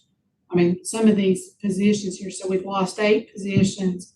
We've grant funded a position and a half, so almost 10 positions that the county has cut. This 2.2 with the sheriff is approximately 7 to 14 cuts at the sheriff's office, depending on how the sheriff puts people in different positions if the grant funds come through in December. We're For May. anticipating no grant funds in May. I thought we were supposed to have some though. It's very unlikely. The information that's come in is we're not as hopeful for the May positions. So those will be effective July 1. Can we get a bullet point with these cuts? So we can flip Well, up there and, We can't put people's names up well, I know there, that. but we've got positions. We can give you the numbers of positions, which is where we're at. That's what we were trying to lay out here. And how much of those positions were? It doesn't say, we need to be a tad more specific. We cut 8 positions worth. Total amount. Yeah. Those positions, what goes along with them, whether that be vehicles and equipments and everything, is at $2.2 million. So we can show that cut, which is in your budget, which is in these documents that we provided to you. How does the vehicles and equipment come along with it? If the employee's leaving, is the equipment leaving too, or, I mean, how are you cutting that? That's the I'm just, based on what you just said, I Well, I don't think it's understand it. fuel and travel, and we've looked at that as a kind of a trickle down. We won't need those vehicles. Will they be So we're gonna sold? sell them? Maybe. We're getting ready to do a Gov Deals sale. We've gotten a list of equipment from social services. We've got a list of equipment from the sheriff's office. We've gone through all the county equipment. That's going to be posted. You know, we're looking at possibly some real estate that the county has that will be sold. So we're looking at sales of those things that are detailed here. So those are still coming. And if those happen, then, you know, that's something this board will have to vote on. If we sell property, I'll get you an approval list. Red Cross is working on that list now for all the equipment, the vehicles, the surplus. Social services has sent out probably 6 or 7 vehicles. So, you know, those things are running alongside some of this. But the sheriff's vehicles, there's going to be some on there. And if we didn't have all the positions, then those will be looked at. I guess I'm confused, and maybe they are too, if I am. I don't know, but when you all are saying, well, it's because some employees are going from here to grants to this to that, I can't really get in my head, well, how is that cuts? Okay, we're moving, I assume we're taking, we want to know how much we're cutting the sheriff's office, and he moved an employee over here and put him on a grant that take him out of this category. Are you saying that's a cut? No, we're Because saying Because I think that that's what we there's, were hearing over here, and I didn't understand. You can say I agree with some you. cut and then some reduction in cost. And it's essentially the same thing. Reduction in cost, we identified the 1.5% or 1.5 positions that was going to be funded by a grant, the Commonwealth Attorney's Office. They got a grant. We were locally funding a part-time position that is now going to be covered by that. Now, cut, reduction in costs, bottom line dollar, you're not spending money, local money to support that anymore. And we've communicated with them as we have, we spoke with the sheriff, I think the board spoke with the sheriff. If grant is not renewed, it runs out, then that's subject for review going forward. And I guess that's what worries me when I hear all this, well, we're gonna get this grant that's gonna cover a 1.5 person. Well, what happens when that grant's gone? Are we automatically gonna pick up that 1.5 person again, or are they gonna be cut No, in? they don't. In this particular They go case home. that we're referencing here, that was a potential, position elimination. We're not gonna fund this. They come to Well, I us mean, we and say, always have in the past, though, it's been our problem. We've always just let it keep riding and riding and riding. And then, oh, we got another grant, so we can pay it We're now. not in the So- past. This has been, Well, and it we was- have in other areas. It may not be this particular. no, I'm grant. talking about going forward. We've shared this with every, department that we have met, that if this is a grant, we have one that may happen in GIS. And it will be in the, proposal letter, if it's fulfilled, that this is a 1-year grant, that there's no job expectation, following the expiration of that grant, so they know that. Now, whether or not, and then we revisit that. With the sheriff's office, we have met multiple times over the last several months and at length. And I think that it is very clear, and maybe I shouldn't say that I think we're all on the same page with the sheriff and his staff, that it'll be grant funded, that it cannot be county funded. And that's where this $2.2 million is. And it is personnel. Whether it's 4, 7, or 14, depends on how if the grant comes in, then maybe they keep that for it.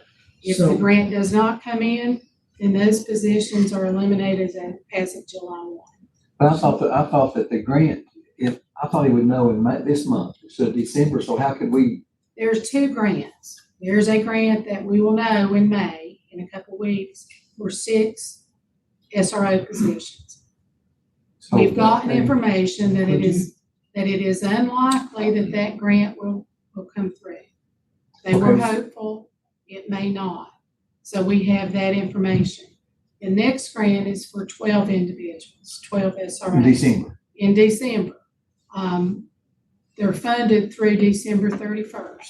There is probably, I think maybe they said September, October, September, whatever, we will know about the grant. Very good, positive feeling that will be renewed. So that should take care of all of the SROs. No. 12, That's 12. 12. They just need 30. Right, so that's what we're looking at, is if that 12, they're funded in this budget through December 31st, with the anticipation that 12 may be renewed through the next 12 months. Karen, I'm telling you, I hear more, like Mr. Atkins said, about SROs. You can't go to church, you can't go to the funeral home, you can't go to Walmart or the post office. There's people in this county, these citizens, these parents, grandparents, if there's not an SRO in those buildings in August, we ain't seen nothing yet, and I'm talking about us. We're blamed, that's what they're, and so if we're gonna live in this county and be able to survive as supervisors, we better make sure this happens, no matter Well, what. that's up to the sheriff. Well, it's up to. Well, There's not funding. I got a question. Go ahead. It's up to the sheriff where he puts his employees. yeah, exactly. So my question is, okay, do we know that if the grant runs out, the funding stops? Is the sheriff prepared to put his other employees in as SROs when he has to let those others go? He's not committed to that. That's a Lord, question for the Okay. sheriff. my opinion. Because that's gonna be a big determination, because if y'all are sitting here saying, well, we'll have to pick it up and pay it, then that needs to be, anticipated in whatever you're gonna do, because We can't say that. We only give him X number of local dollars, and he's got to manage his staff. But if he doesn't, His and then grant people dollars come that down come on in, you all again, They will. The way They okay, will. and they he will, wants Don't you to. worry, they will. you better have the money backed up to be able Yes. to throw at it. Yes. His grants are I agree with you. specific. I'm already doing Now, these That's our- 14 positions, is that just That's SROs that exactly- he getting? Anybody else out there? Specific. That's his whole Yes, step, sir. that's, we're not And he's telling got him two who, grants that way, one's has for to 12 be and one's for where. 6. but he does not have funding for, dependent on grant funding for these individuals. So that the funding in this budget does not include. Is that 14, is that just SROs, or is that sergeants, or road That's deputies, or? everybody that is in a non-funded category. Because he's got 51 comp board positions, and he's got 97 on staff.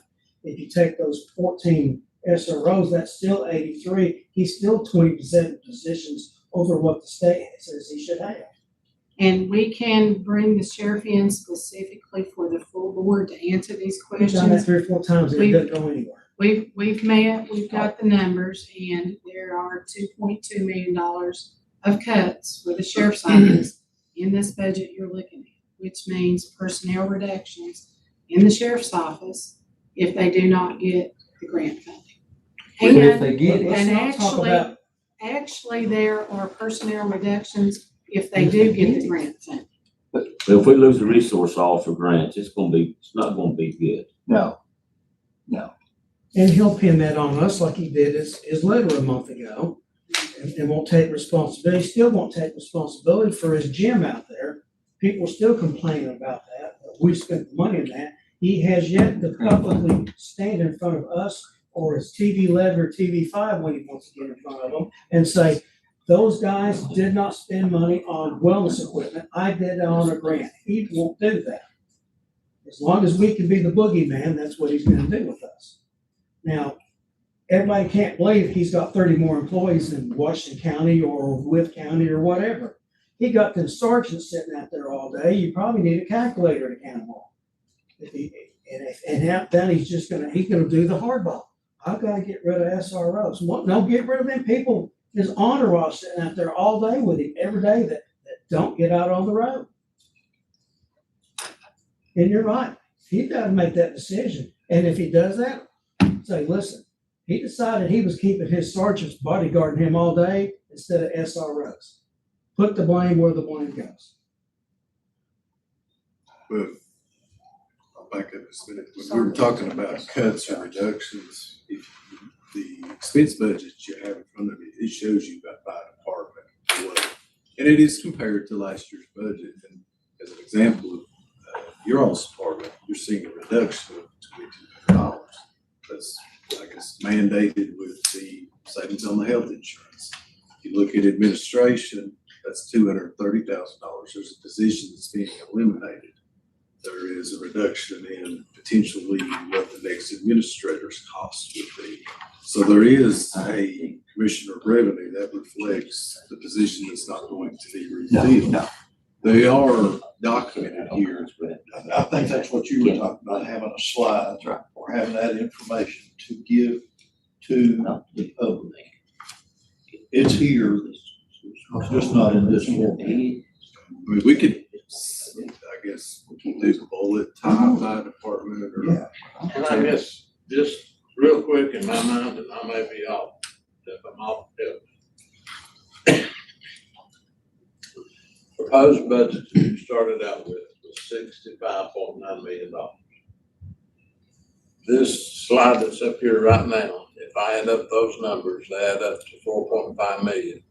Those last two bullets down there don't have numbers, so I can't add anything to them.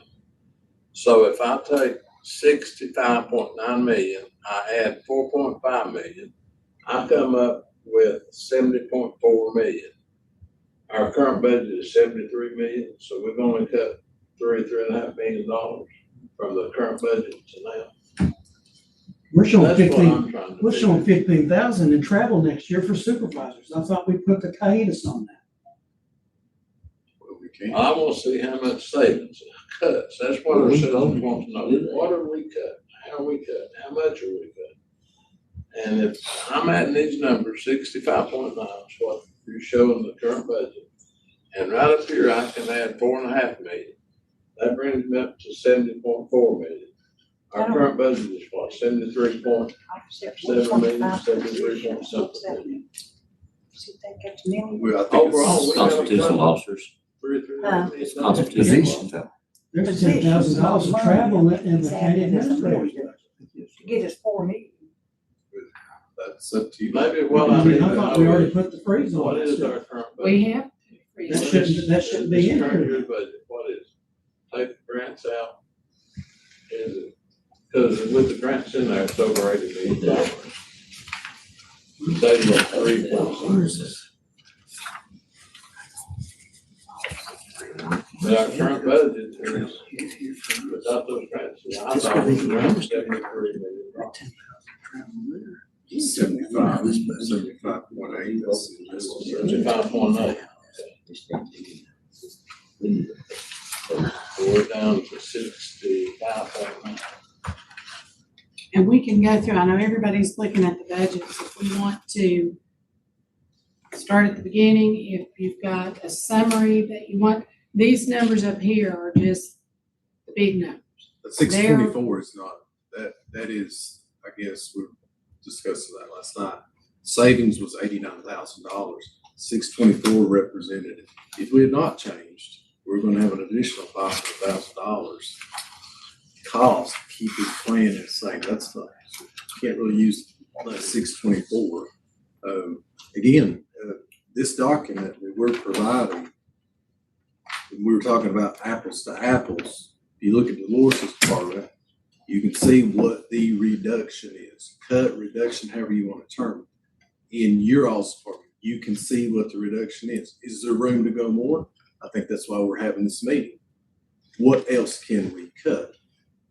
Now, every department in here is, again, almost apples to apples until you get to the sheriff's department. That's not apples to apples. And Dolores can attest to that. And we spend a lot of time trying to figure out where you're funded. You're saying you're funded with this source, but you don't even have that person in that position. It was very difficult. So that's when I'm saying we had to go through that exercise, add some things back in to make a true comparison. Now, bottom line, we're at 75, we're at 65. I told you at the beginning of the meeting, part of that is school restructure savings. And that's, that was built in. Part of it, we don't have the construction funds anymore. So that's a few $1 million. No, I know that was built in, and I know that David Rose presented that this time last year. But I'm not sure our citizens see that as savings. They see that as an avenue we should not have taken, or that we're paying interest on. I have people almost monthly saying, why are you not paying principal? Why are you paying interest on it? So we may consider it our advantage and a savings, but it's, a lot of the citizens out there don't see it that way. And it's really not, because all we're doing is pushing that bottle down the road. Right, but we've got to show it in our budget. So if we want to pull that out and explain each of these reductions, we can do that if we want to. If that makes it easier to understand, we can go through. And again, that's why we wanted to have this meeting today, because what I'd like is to get the direction from each of you so we can get that answered. And at our meeting next week, schedule a public hearing and be ready to hear the public hearing and answer their questions before we have to take action on adopting a budget. And we've got 60 days. We've got to have a budget June 30, July 1st.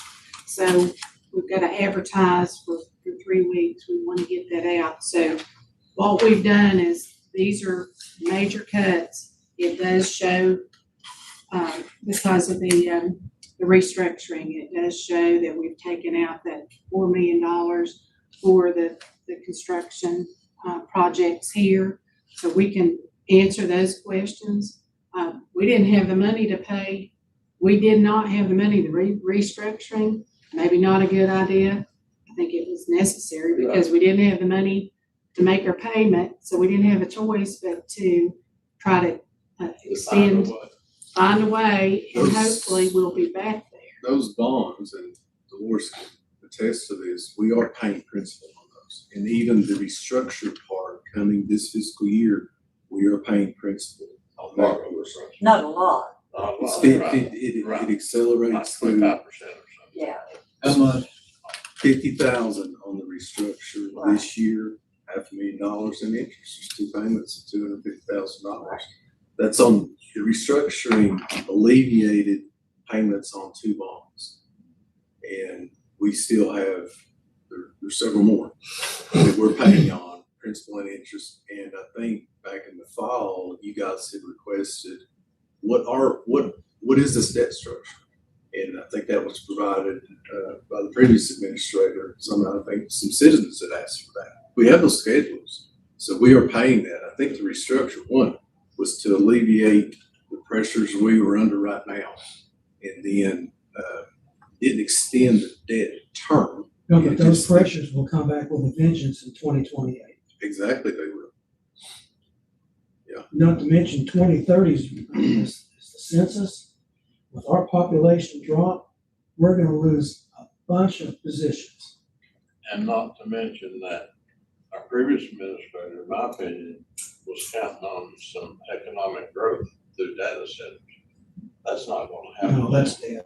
So that's how he was thinking that 28 and 30, that there would be money to pay what our cost is going up because we're paying on the interest now. He thought it was gonna happen. In my opinion, that's not gonna happen. No, it's not gonna happen. Data centers, Virginia are dead. We're going to Texas or West Virginia. And that's one of the reasons we wanted to, again, have this meeting today to work through that, to answer questions that you may have, or that Randy, when he comes back, may have. If there's things that you understand, but maybe the public is asking, how we can get that posted on our website, or what our direction would be to pull this out, explain this. So those questions that are out there, some we see on Facebook that we know they don't understand the project, the process, or where it's at, and we can explain that. It's not, for instance, the $2 million that we lost. Well, we didn't lose money. It was monies that we expected to come in, and maybe we used the wrong terminology. So it wasn't missing. It's not that anybody, got $2 million and ran away with it. It was money we expected from the power plant or from Public Service Corp that didn't come in because of taxation, not something that the Commissioner's Office didn't do or this board didn't do. We didn't have a reassessment, and we've really felt it this time, but that's what the process is for, and it's by law. We can't avoid that. And that's why we've got this 99.9% this time that we're right on it. So a lot of it is, as Chairman said, transparency and explaining the process that, we're learning, I'm learning, and Andre and is walking through. So This is just my opinion. One of the recommendations for David Rhodes last year was that we would go to twice reassessment every 2 years. But then we turned around and voted to rescind that and leave it at every 4 years. Is my understanding correct that more than likely, 3 years from now, the State Corporation Commission is going to be valued at the current value? So we're not going to get that 99.9% 2 or 3 years from now. We're probably going to drop back down to 90 or 85 or where we are this year, where we only got 1.5 million, where we thought it was going to be more. So the value is stuck there for 4 years, that's this value, but the State Corporation Commission is reviewing it each year. So what we collect from the State Corporation Commission is probably going to go down. I think Is that a valid assumption? if the real estate market volatility there drove that. It'd be down in 2 years, but we're locked in for 4. It probably depends on what the market start to shoot up, so then his assessments based on actual sampling of sales were skewed, and that's why that. I'm kind of like the regional jail. Who knows what's going to happen real soon? I just see we've got a problem growing, going down the road. I'm seeing reading some things about the housing market cooling, which in our case would be to our benefit. Yes. If we had one in 2 years, it's liable, the housing market would be down Yes. for us, so that would take our assessments down. Right. Instead of. And I know now, you stepped where they're out, and I made a Be in our statement that favor. today, hopefully, that we could look at these questions that you have and the details and what we need to get out, if there's anything we need to post, modify, obtain additional information, for you. I know there were some questions that you had and Tim, maybe that you had. We can work through those now.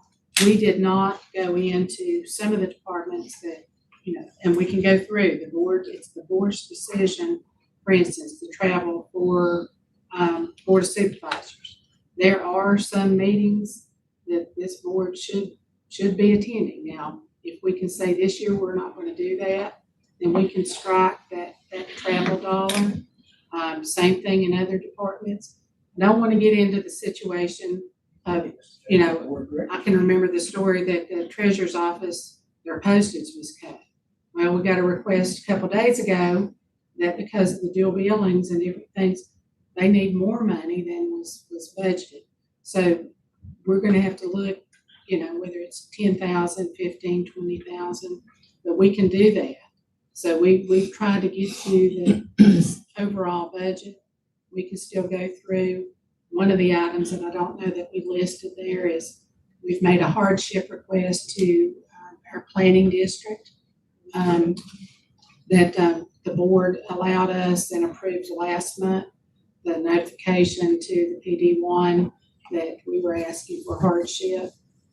I think we paid them over $400 of their request is over $400,000. So we're looking at taking that out, a reduction there in what we pay. We've not decided that amount. I think that is still with this board to make a decision. So there are still moving pieces. This is not a final. I'm not saying let's send this to public hearing, but I'm saying we need to look at this and make these changes or ask these questions, and we can work through it today.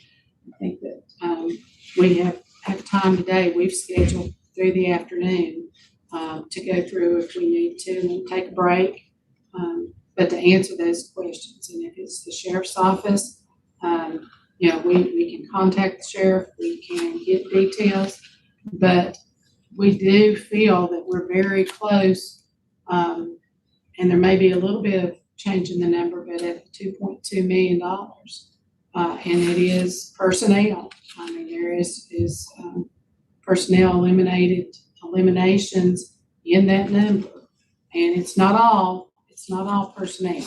There's other areas that whether there's vehicle reductions, whether there's overtime reductions, those have been taken out, but there is a significant number that is personnel. And again, we expressed to the sheriff and his staff that we're not going to make those decisions. He has to make those decisions and send us that information. And we have that information, depending on the first issue is whether or not the grant is approved in a couple weeks. We have that as positions out. That is 6 positions. 2, I think that that's 6 positions that we'll know within a couple weeks, probably That's the by our question that meeting. needs to go to the sheriff just straight up is, if you don't get the grants, will you fund school resource officers within your budget? Why doesn't the education department pay for that? Yeah. That's what I think should be paying for, The the school school board, you board. mean, no, they don't. You can't. They can't. What do you mean they can't? I can't. That's a position in education. 24 million hit back in the bank.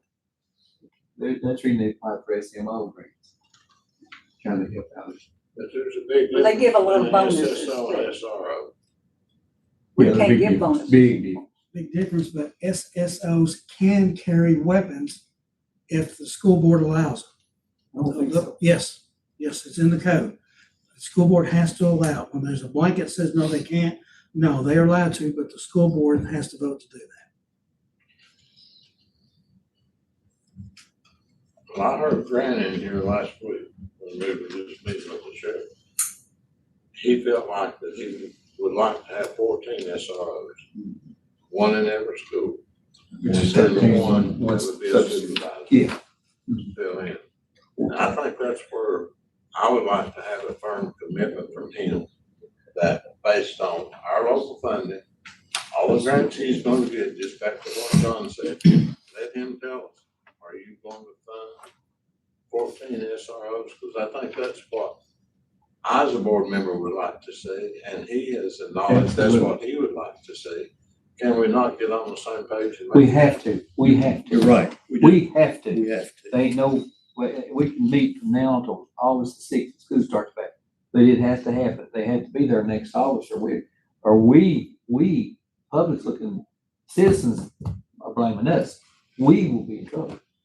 Yeah, I'd go to the grocery store, I'd Walmart and. So I want them there. I want them there. See parents and they appreciate what you all. Well, I can't go to church down without somebody there bringing it up. into the school and But the everything. people need to realize that it is the sheriff's duty to put those people where he wants them. You're right. Whether he wants them in that sheriff office out there or take those captains out and put them in the schools. Just because you're on comp board doesn't mean you can't be in the schools. Right. That's why I like the format you had, where it showed how much money he's getting from all these different categories. And let the citizens see how much budget he has to work with.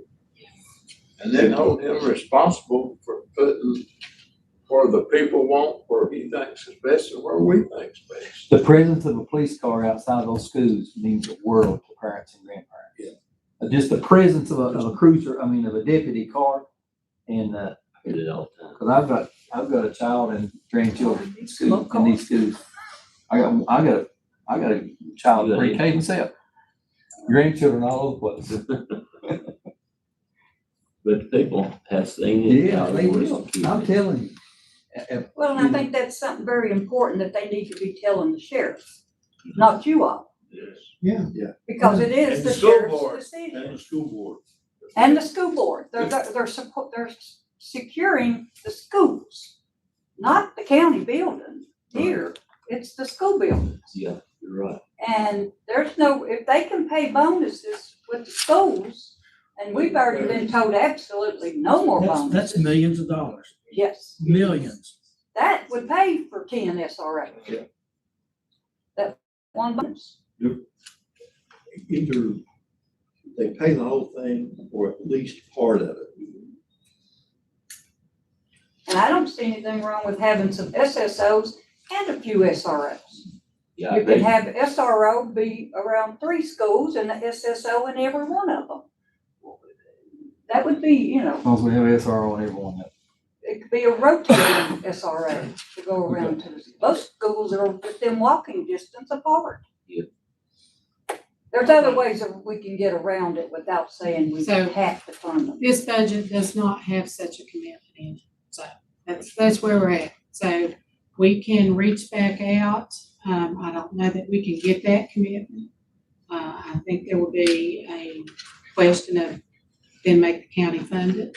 So here's your budget. If we're adding it back in, if we're not, if the grant funding is not there, right now in this budget, there is 12 grant funded positions through December 31st and 2 grant funded positions through the entire fiscal year. So December 31st, so Tim will not be laid off after June 3rd, correct? His grant runs out.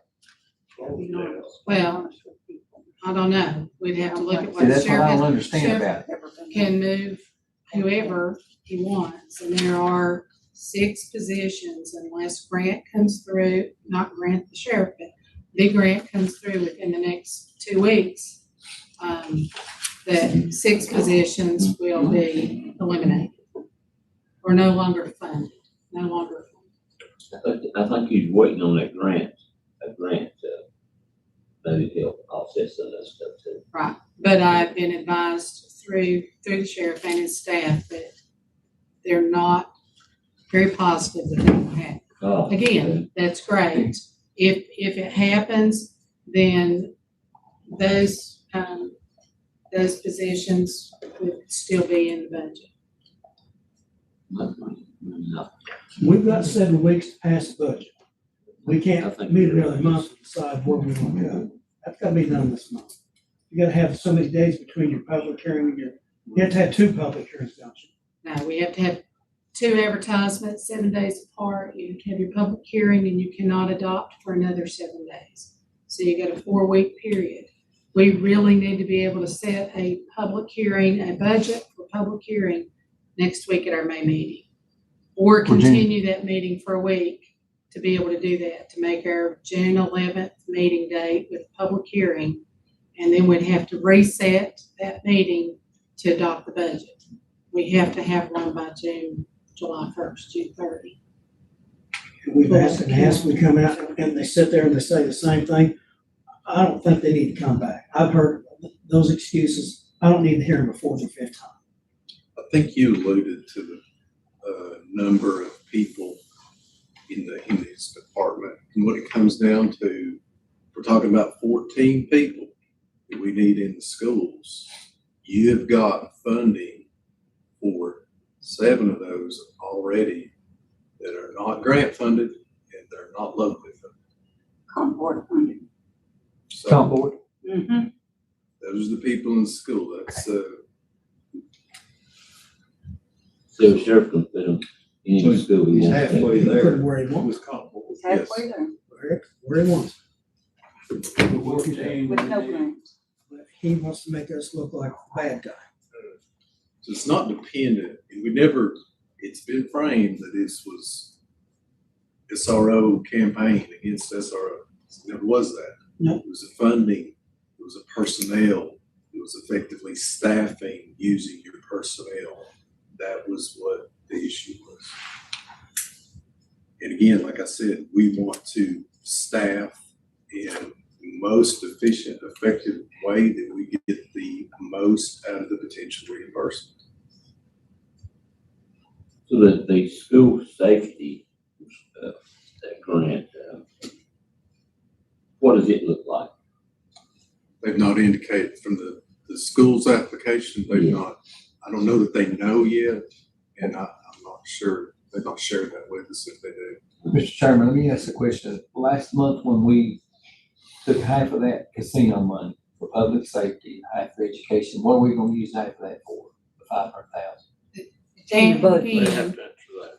It's already in your there's budget. money, we didn't take half or anything. We can use it for that, but we only have so much money. It's not new money, it's already in your budget, it's revenues. So it can be used all for one. It's gonna be, it's all in the budget. That's a designation. That's not money to spend. It's money that's already in it that you've already spent. You could actually say if we're taking that money and paying the health insurance on all the deputies out there. Okay. We have to pay that. So whether we wanna call it that particular money or local money, I mean, that's what it is. So it's not additional money. There's It's not already there. additional money. It was already in the line. It's in the budget, we cover Already all the Yeah. different expense categories with all that money. But in the past, we hadn't split it. That's on paper. It's paper. It's a designation by law with that money. Each jurisdiction can only spend it within those 3 categories. Right. You could pick, some of them just pick all 3 because it goes into your budget. You're gonna fund fire, or you're gonna public safety, transportation, and your schools are your 3 categories. You're gonna fund that, so that $1 million is already in there. You're funding it, you just have to tell the state for audit purposes that you are gonna use that in one of those categories. So you can put it all in transportation or public safety. You can put all 3 because it's not you've only got that $1 million and it's already in your budget, and you're already gonna spend it. Because we spend so much more in all those categories that it doesn't matter. But do you need to get that back, make up that 500,000 for education, or was it? Well, no, it's just, if we have, let's say we put the whole million into public safety, we already give public safety $4 million. You would be saying that 1 million of that came from that money. So the local then only had to come up with 3 more million to give the sheriff. But it's not additional dollars Yeah. that you're dividing up or pulling back. You're funding over that amount in all of All those the categories. So you can dedicate it to that. So if you want to put $1 million towards the sheriff's office for public safety here, instead of all in school. So you're just going to put it here, you're going to have to back fund that other $1 million because you've already got it here. So it's just for audit purposes. It's not, you can say you can put them both here, but you're going to put so much, it's not more money that we can move around. If we underfunded any of those categories and they were going to get an additional $1 million, that would be different, but that's not the way our budget, we put it all in so one much pot, Yeah. so to speak, and then we divide the pot up. Yeah. So that's what we're But doing if with you've that. got questions that we want to walk through or need to get answers, now's the time. Either take the time to look at this and ask the questions, or look at it and call back and say, I want this explained at our board meeting before we ask for a vote to put this out for public hearing. We'll have to do some in the next couple of hours after we eat, or what we're gonna do. Yeah, we fully, I'd like to move forward, keep doing it today. fully anticipated that there would be additional cuts, just as you mentioned. We made some bold recommendations, and this reflects that.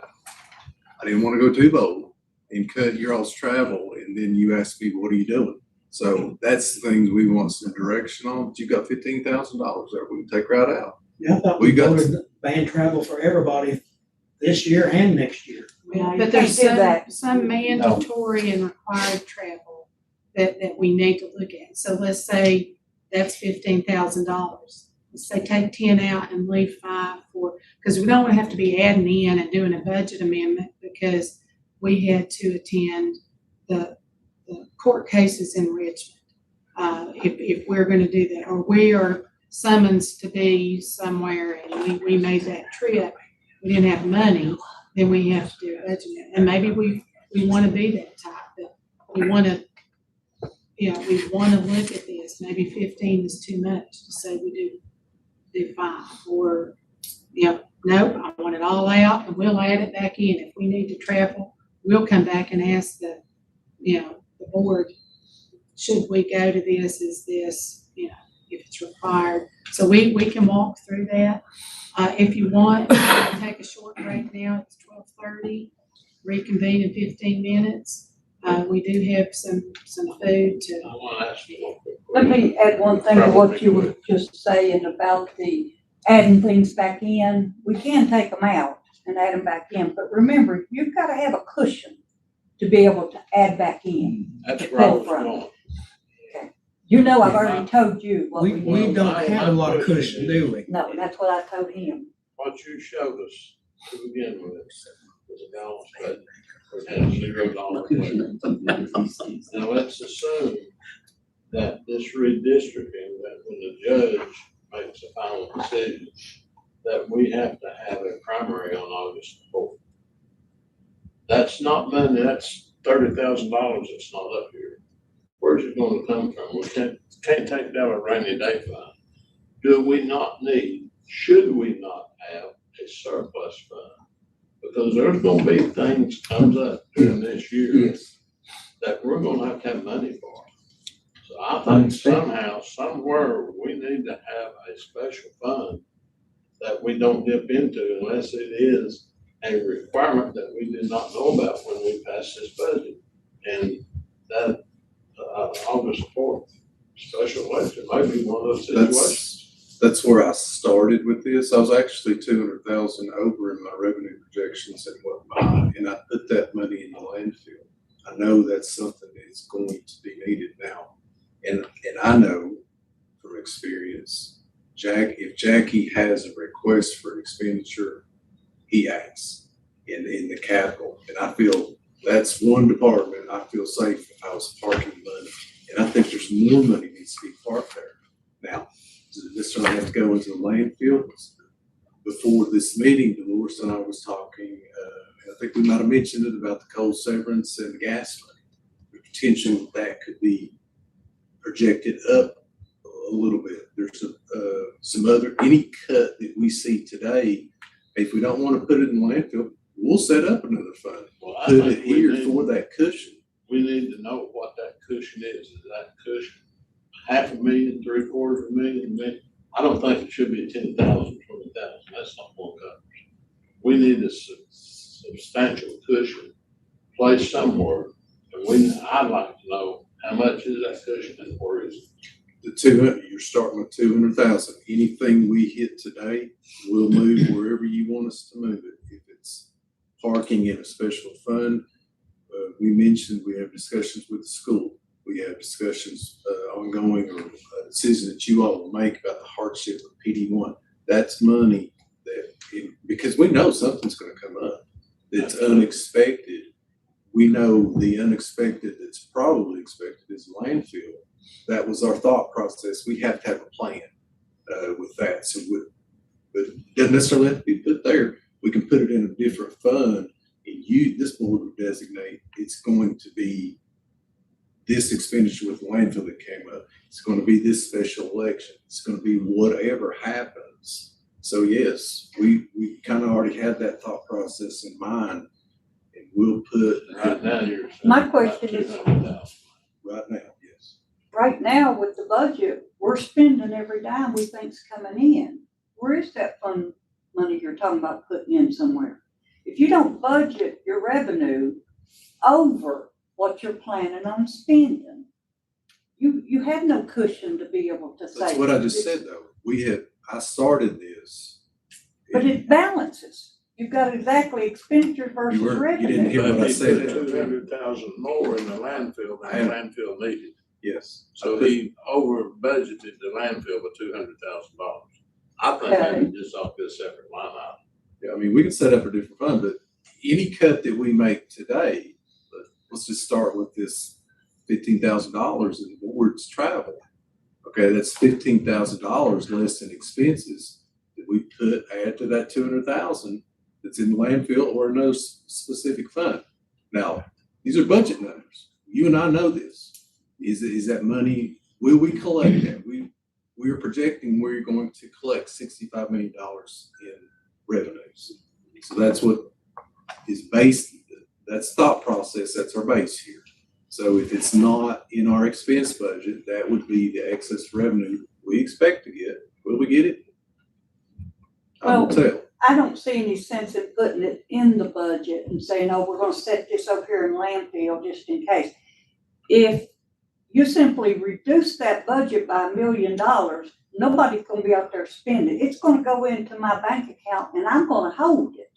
As long as I know you all ain't gonna come and spend it again like we've had in the last couple of years. I'm gonna watch for it next time. But without, I don't need you doing it in each department or whatever. If you want it in a separate bank account, I have to have your permission to open another bank account. That's why I was surprised when somebody was saying, well, I thought you had this money in separate bank accounts. No, I can't open a bank account on my own. I have to ask you also. You'll know if I ever have a bank account. And I can open one, but I gotta have money I'm worried about making it to October. I don't think we're talking about it. Again, this is budgeted money. We're talking about, I guess, the budget that we're projecting is $65 million. You know, and I know that's a projection. Will we actually get $65 million? That's the problem that you have and the problem that you present to them every year. This is how much cash I have in the bank. That's two totally different things. That there is a plan that we're going to get $65 million. And then so The next piece of this plan, which the chairman just wanted, was any extra cuts that we can come up with in our plan goes into a separate fund. So we have more revenue over expenses. Now, is that actual dollars you But can I- spend? Not well, till you I collect just it. say reduce the budget so nobody can spend it. That's And what, it'll be left over. If I do collect the what we 65 would million do and in you each budgeted department. 63, I'll keep what comes in and what doesn't. But just saying, you're gonna pad the budget just to put extra money not to spend doesn't make any sense in my mind. Just budget what you're gonna allow them to spend and cut it off. And then I'll take care of the excess that comes in. Just the way, that's how I've gotten over the last 20 years. I've kept fluid in money by doing that. We just kept it in the bank. You don't need to let landfill sit with a couple $100,000 budget wise. You don't budget for excess through your expenditure budgets. You budget your excess through your revenues. That wasn't really, the plan there though, that was not excess. That's gonna be needed. So we don't have the landfill cost numbers. We know, we're still working on those.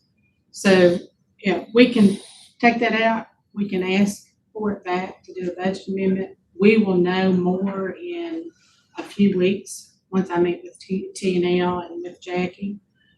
But for all intents and purposes, $200,000, it's a balanced budget. If we want, like Dolores, what I hear you saying, we need to cut another $1 million or $2 million. Yes. Help us find it, because like I told you back in January, when we were saying you're gonna have to do 69, when we talked about SROs or other positions, you needed 72 or 75. We got 69. This is what this budget is based on. We got the public service court number extra than what we were praying for at 95 to get 99.9. That is built into this budget that we did not, a month ago, 2 months ago, we did not know. That is just a new number that we were able to work in this. So if there's another, and this is still 2.2 from the sheriff's office with potentially 14 eliminated positions, wherever that falls, going back to Randy's point. So if we've got another $1 million, then that's what we're here for today, is to look to say where we can find that. And if you're talking about saying we need to look back at this SRO position, if the sheriff is not going to commit and he's not going to be able to do that, are we funding those? Then that's adding more money back in, not cutting. So that's what we need direction from. This is the best and most current recommendation that we have on the numbers that came through as of yesterday. So again, we can get you more information. We can be tasked with trying to explain this better, but that's where we're at with this. And the other document is, again, line by line or department by department if we want to do that. But a lot of that is maybe 5,000 here, 10,000 here. Got a meeting with the school board tomorrow. We've got significant requests to the school board and discussions with reduction. It's not going to be pleasant. It's not in here right now. No, we've got the worst case scenario with them, but that is not what we intend to discuss with them tomorrow. It talks about, and part of that will be the state budget that we do not know at this time. So we know that that's still hanging out there. There are some things that are matched with, that the board will have to make a decision on with school board. That's not the required SOQ or RLE amounts that we have control of. We don't want to mess with pre-K from all those girls there. That's one of them. One of the We're not messing with that. That's one of them. So that's $400,000. Yep. It costs them probably $1.5 million on the other end. If that's saying, if we're hearing that right now, and 5 of you say we're not touching that, then we look at the next. If we say we're not touching any of those match monies, then that's the number that you'll have in a couple weeks or whenever we go to public hearing. So, if we're gonna add more money in one area, we've gotta cut it somewhere else, or then we're in the same situation, not nearly $7, 8, 9, $10 million in prior year, but then we're not balanced.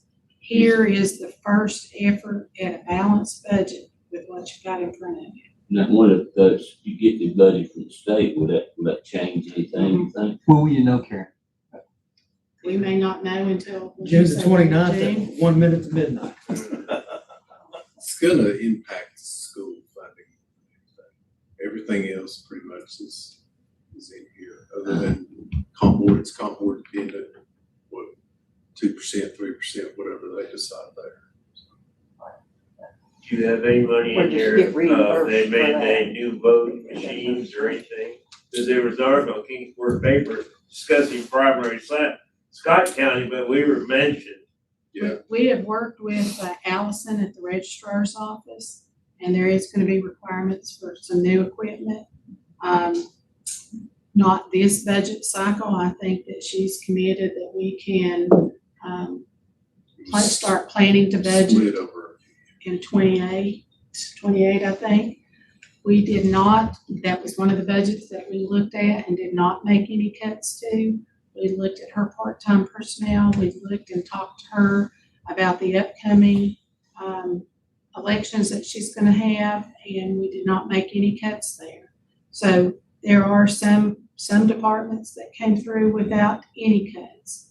And again, if we wanna walk through those, and if you can disagree and say that part-time, we just need to cut it, not that particular office, but if you see another one that we've missed, that we felt for the services it provided and the cost to that position or line item, was warranted, and we left it. So, those are things that you all will have to look at and direct us to say, no, you shouldn't have taken this out, or, you need to take this out.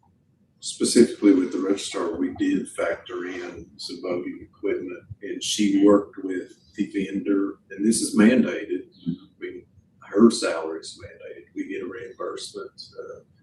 That particular department saw a $240,000 increase, and that was, 165 of that was on mandated voting equipment. It could have been more. It would have been more. Initially, it was more, and she tried to, again, work with the vendor, so that's covered over a couple of years. So She's got a lot of people out there at certain times, 4 besides herself.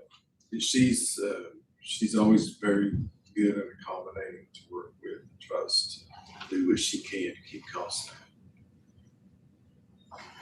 I'd like to recommend that, you are talking about going through each budget.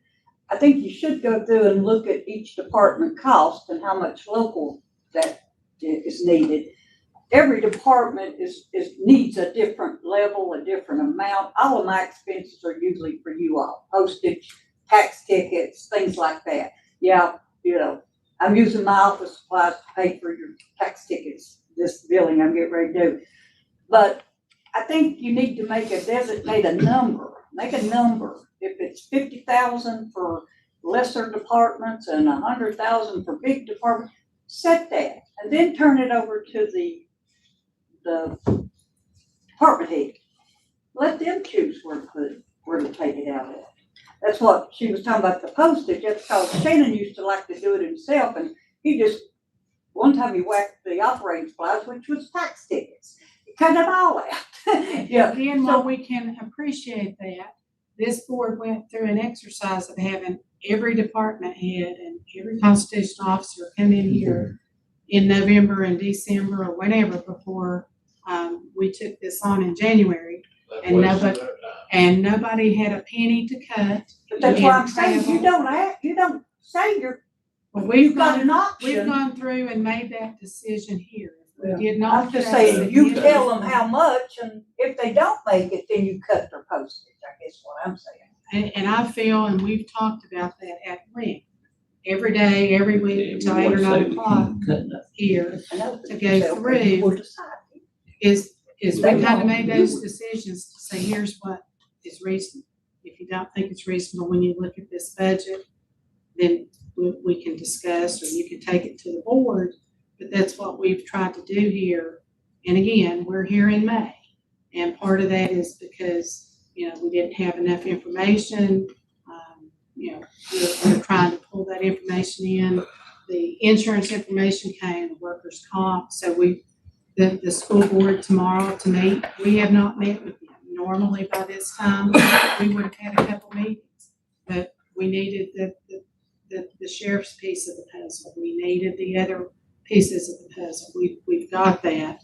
That's why we're having this meeting today. And again, the school board piece of this puzzle is huge. Tomorrow, we're going to have a discussion of where we're at and some suggested assistance to the county and potential reductions. Suggested reductions, and this board will have to decide what we cut. And if we don't cut any, and that doesn't, it goes above what we projected in here as a worst case, maybe there's a worst case, I don't know. But again, that's what we're asking, that's what we've got here, is a lot of work went into a small document. And here's the backup for us to start working through. It seems like what I've heard today, that we might be able to come up with 5,000 here, 15,000 there, maybe 20,000. What I've heard, the big area that we might have to look at is that supplement. That we would supplement the constitutional or top positions. And if it's $800,000, and we cut it a fourth, 25% of that only saves $200,000. And you've got 200,000 extra put in landfill. We're not even at $500,000 cushion. So we've got a lot to look at. Now, did we, And if we don't look at that supplement money, how are we gonna come up? now, we're not, by law, we're not required to give them that money, right? Right. Right. That's what I'm saying, maybe we wanna cut it 25%. But the cushion you're talking about, Mr. Rivers, that's not rainy day fund. That's not, this is a different cushion. We just need fund balance to be able to cover if that revenue don't come in, but the expenses still have to go out. We gotta have something in the Yeah. bank. Yeah. We spent the bank down to now, to near nothing. If it had been school board holding off on their money, we would have went in the hole. We can't get in, stay in that position anymore. No. And I was telling you, I'm hoping once we got past October, we kind of start feeling a little bit of relief with the next bigger bill. But again, we gotta make it to that point. Yeah, I think the chair, I think he's got a good point. Yeah. There's just not a lot of places to cut, to Well, get big money. and that's what we're saying, getting to a balanced, an initially balanced document, compared to what we had to work with last year without the tax increase would not have been possible. And still with these cuts, we're looking at, I know you say no, but pre-K, we're looking at the school board incentives, we're looking at getting them, we're looking at the SROs, 14 people potentially that we're looking at in this document. So, Is there any? I'm asking for help and direction. If we're gonna get a cushion that Dolores needs, and we've already made $10 million swing compared to last year, Some old people Is it don't there? have internet. Do you have any, for the 14 deputies, how many you feel comfortable with? We don't get any grants or anything to cover some of these. I know we can't do all 14. of us to add something back in to do it. I don't know. No, we don't have money. That's the concern. You'll have to find cuts somewhere else if we don't get the $2.2 million.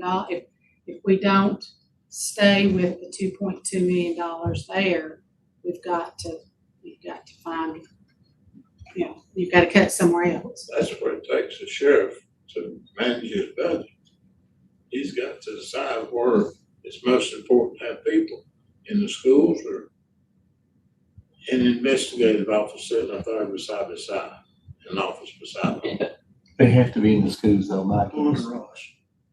It's have to They be have to funded be. outside of You grants. can't cut the school. No. 7 of them are already Parents funded used outside to- Seven of them are already, he's got to have, he's got to do something.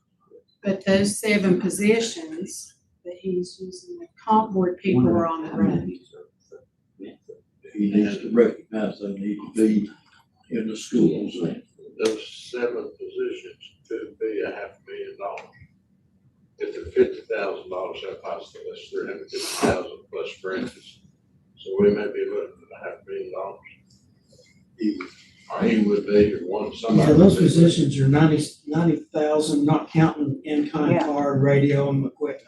100,000. 50,000 something salary plus it's 40,000 So we're for looking at fringes. 3/4.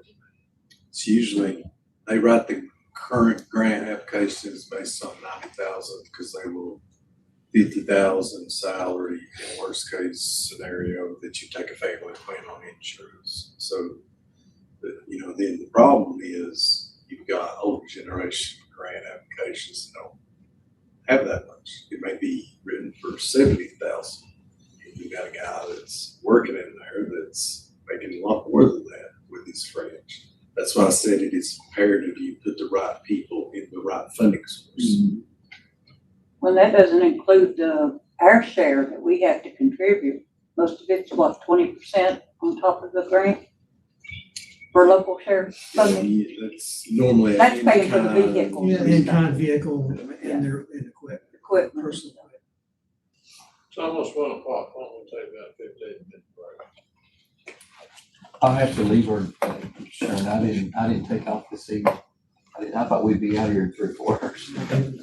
This- I'll have to leave her. I will have to today. he might have to do something. Not right now. Do we? Can't you eat on your own time? I call this meeting of the Wise County Board of Supervisors, this meeting back to order after a lunch break. The next couple items we want to look at are our revenues and expenditures. So with that, let's look at our revenues first. Karen? I think everybody's been handed out a packet. And again, we will post this online. There may be some items that are still subject to change if we get additional information in. And so Andre he's gonna have it on his computer. And since everybody's got handouts, we won't put it up on the screen. If everybody wants to just kind of look, if there's questions or Which one we doing first? Revenue. ready.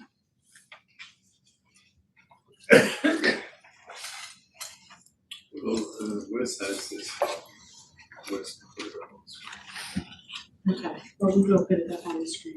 So, and just for the record, we need to note Mr. Carter had to leave before we came back from our break.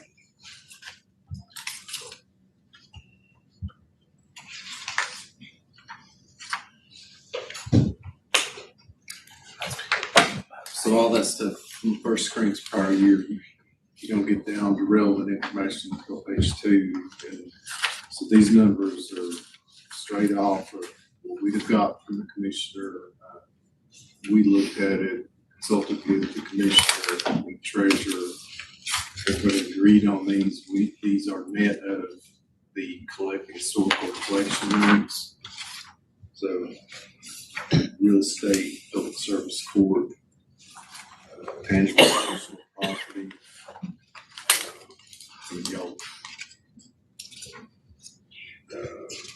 machinery and tools, all of those were as stated by projections and agreed upon by all of those. The rest of this stuff basically so everything in this first section that ends in, see those last three numbers in the account sequence, anything that's starts 4-1, as it's summarized by machinery and tools on page 3, 4-1 or 4. The 4-1 indicates that's local revenue. So this is all local revenue that will be projected. Anything that starts with 4-1 is local. 4-2 starts with state, 4-3 is federal. If you're looking at those numbers. I would suggest on the page 5 to increase your gas tax that I told you earlier. Right now, we're at 349,000, but we've only put 168,000 in the budget. We're obviously doing better in gas. So I think you could probably bump that up at least 150,000. We still got 2 more months. Which one's this first? On page 5, and coal and gas taxes, we're still in local revenue.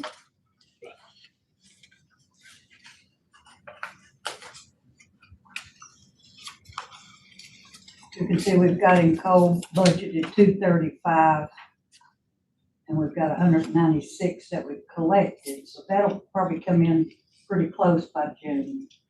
But the gas is way over already with 349,000, but we only got budgeted 168. So I think you could add 150,000 more for next year.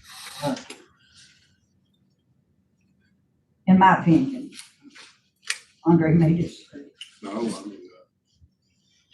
mean, we collaborated on most of this, Yeah. all of this, Dolores reviewed this, so. Yeah, I went over these several times. I just kind of looked right over that. Well, and we'll clear that too with the commissioner. We've tried to look at what everybody that maybe has more knowledge, more information, sees those numbers more than we do to input. So I think that's well taken. It's great.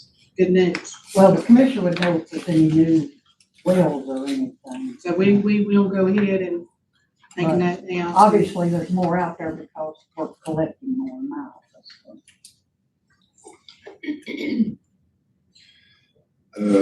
You'll notice at the end of page 5, we did bump up the building permits. We increased those fees, basically doubled those. Most of all this stuff, if we didn't have, for example, we get information about the sales tax from the state. If we don't have documentation, we look at historical trends that are needed. Did we collect this? Should we have budgeted this? If not, we took it out. So on page 6, a lot of the fees, kept those consistent. Down toward the bottom, the interest earned on our funds. We collaborated with Dolores on that for that input. We're down to about 4% right now. So I think just this month, we went down 40,000 from last month. So when the bank account gets low, the interest goes lower. So we'll start picking back up, but I don't know when the interest rate will go back up. It's on its way down right now. But this is a I tried to fair give you figure this. to Yeah, we use. just increased that one the other day too, on Green Idea. Yeah. Come up with a new figure.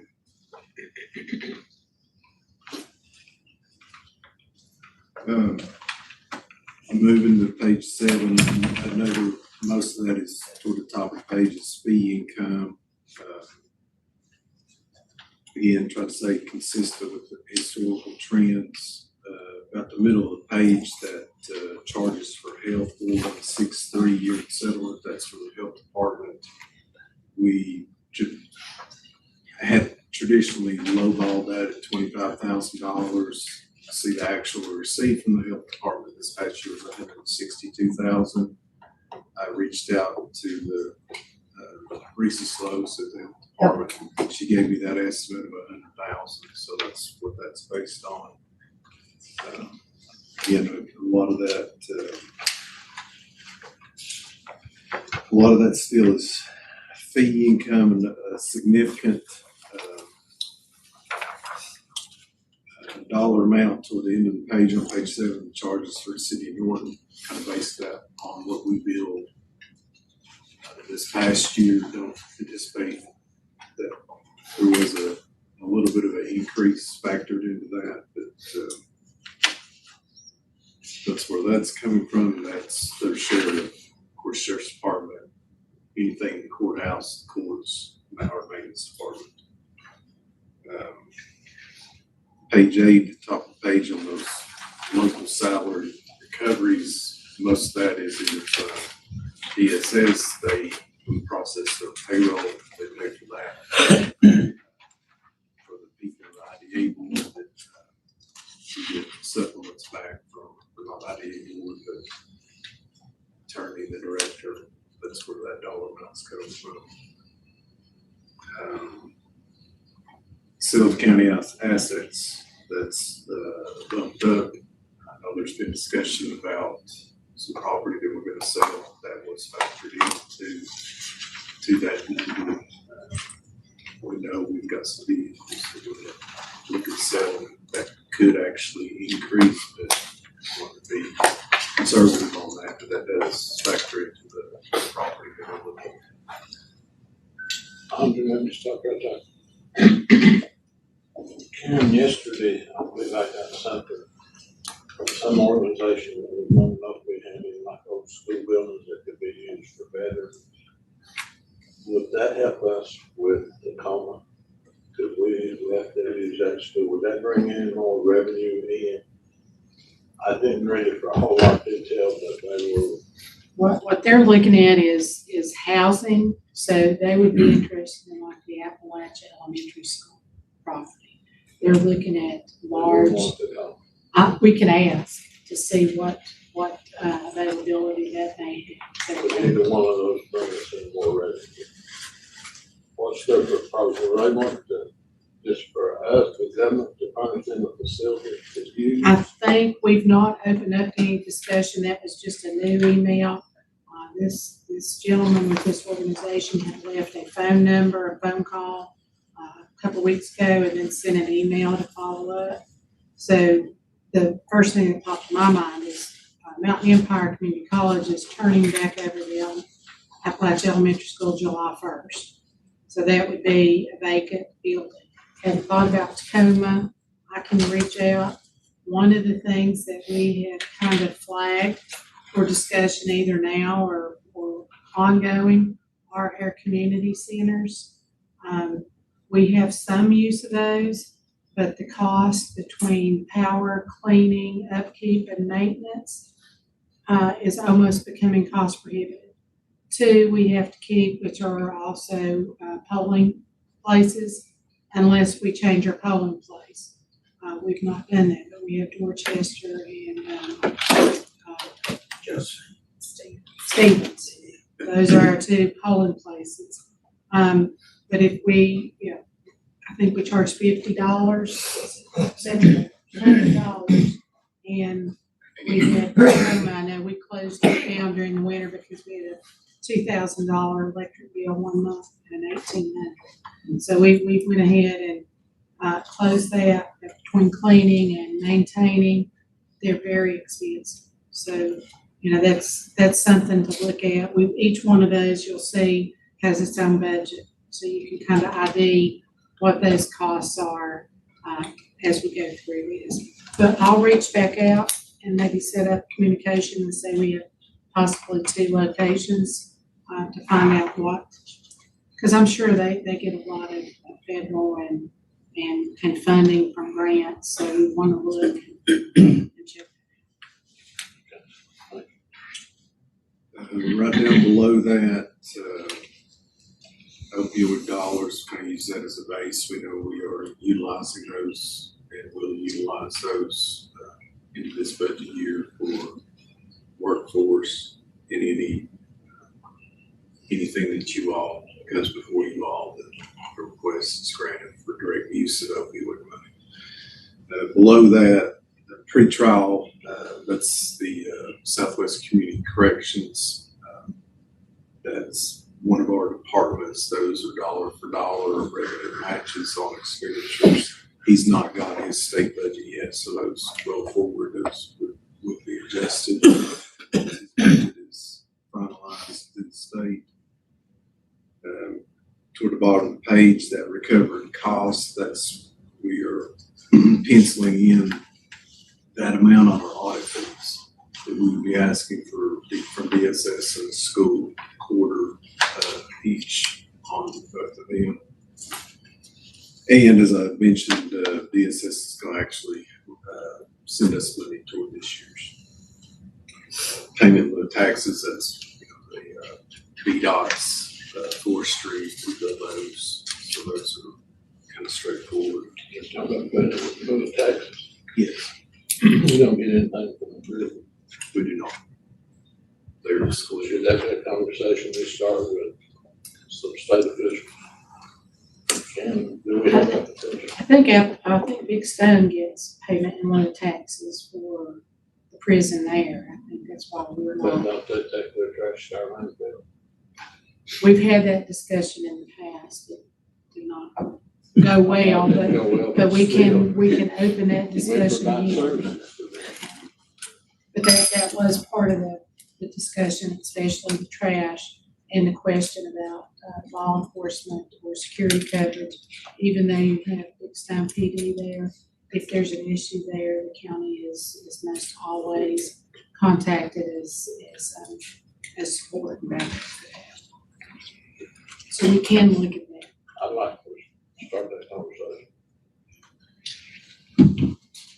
Next page, again, a lot of those fees that we just kind of based on historicals, other than the casino money, and reached out to a couple of administrators that's on that commission, kind of gauge based on what's been received so far this year by the commission, what we would budget for next year, and they were in consensus that 1.1 was a good budget number.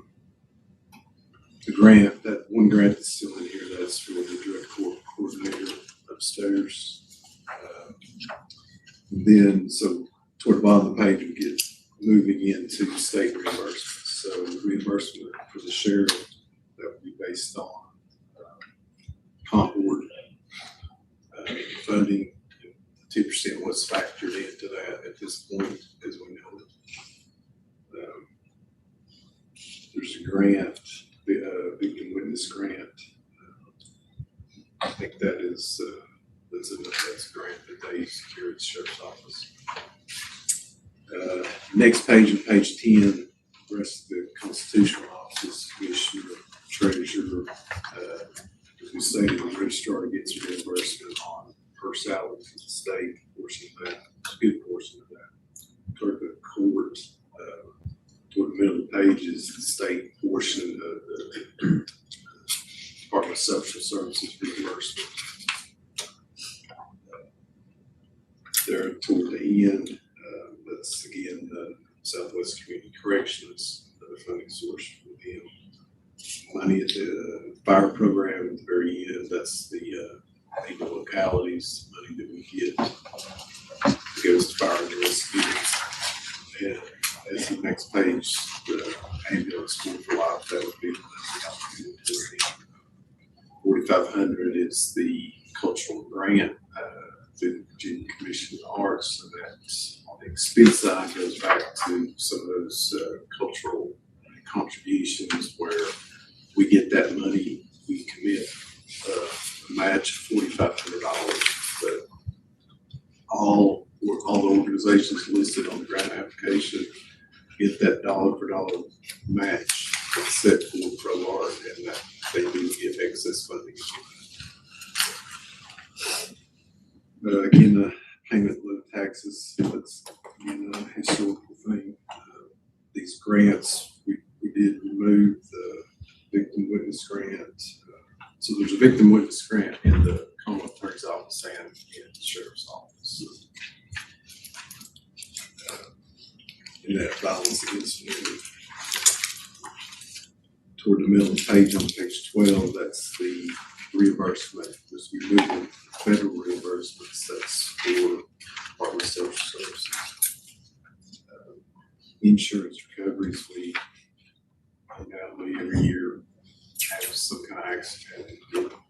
some kind of reimbursement. That's the conclusion of what revenues we project.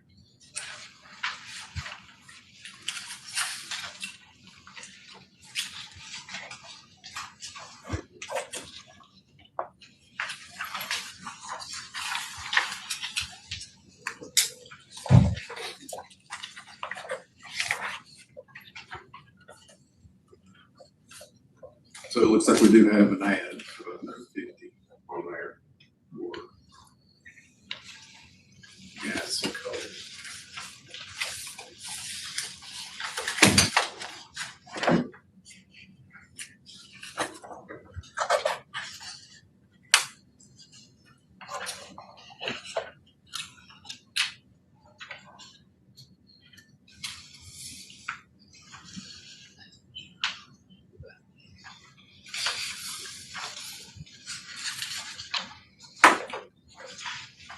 But if there are specific questions, we can go ahead and answer some. I know that was just kind of a quick review and summary, but if there's any detailed questions of why one has gone up or gone down or is not listed.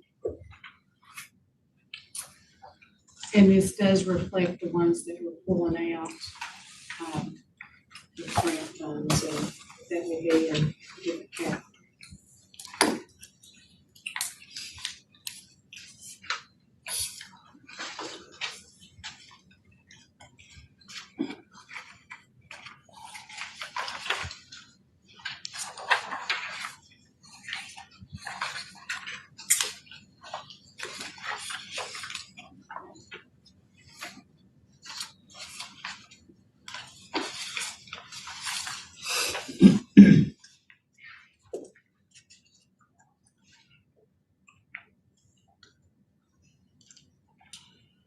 We ready to move to the expenses? Okay, so On to start through, and I can just tell you a little bit more of how we went through this. Talking about the budget. Yeah, budget. I mean, did you have any revenue questions? No, that's Okay, for instance, let's just take this first one. Only shows a small decrease up in the plans based on the health insurance, and this is the Board of Supervisors. We did not, and we can, but we have not or did not go through, for instance, you've got a line item there that's $26,000 at the bottom, which is dues and association membership.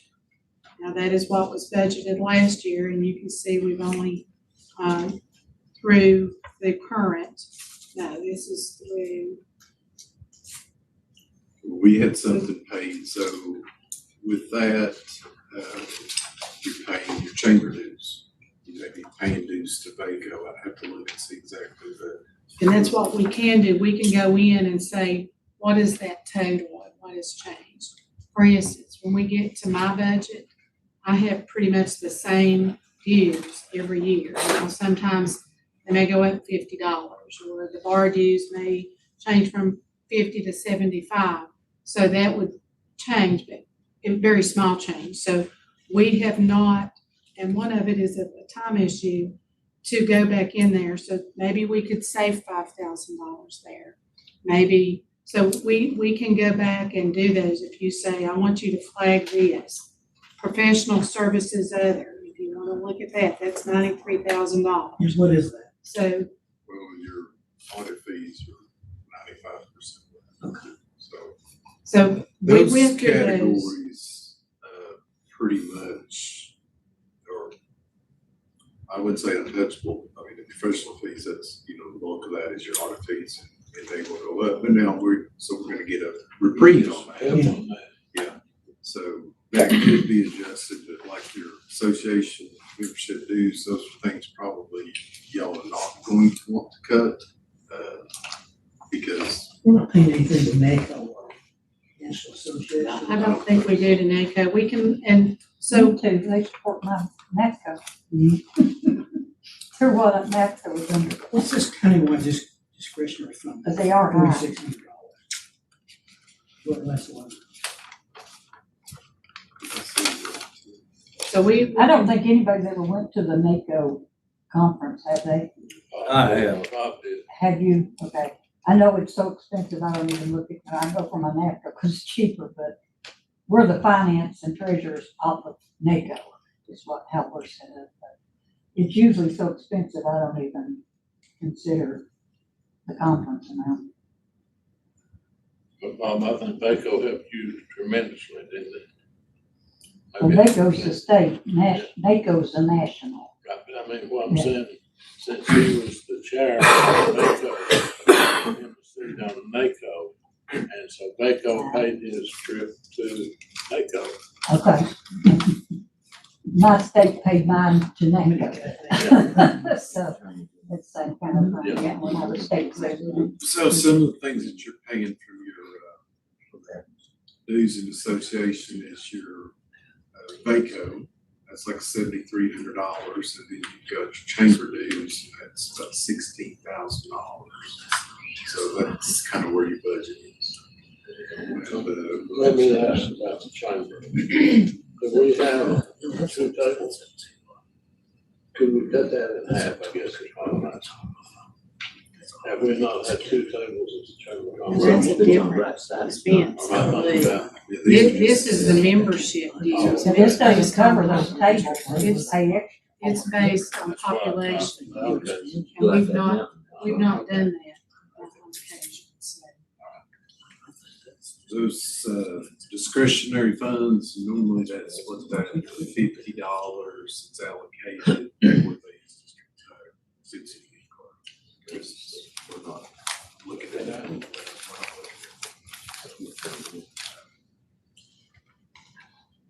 And discretionary claims, I knew What did you say?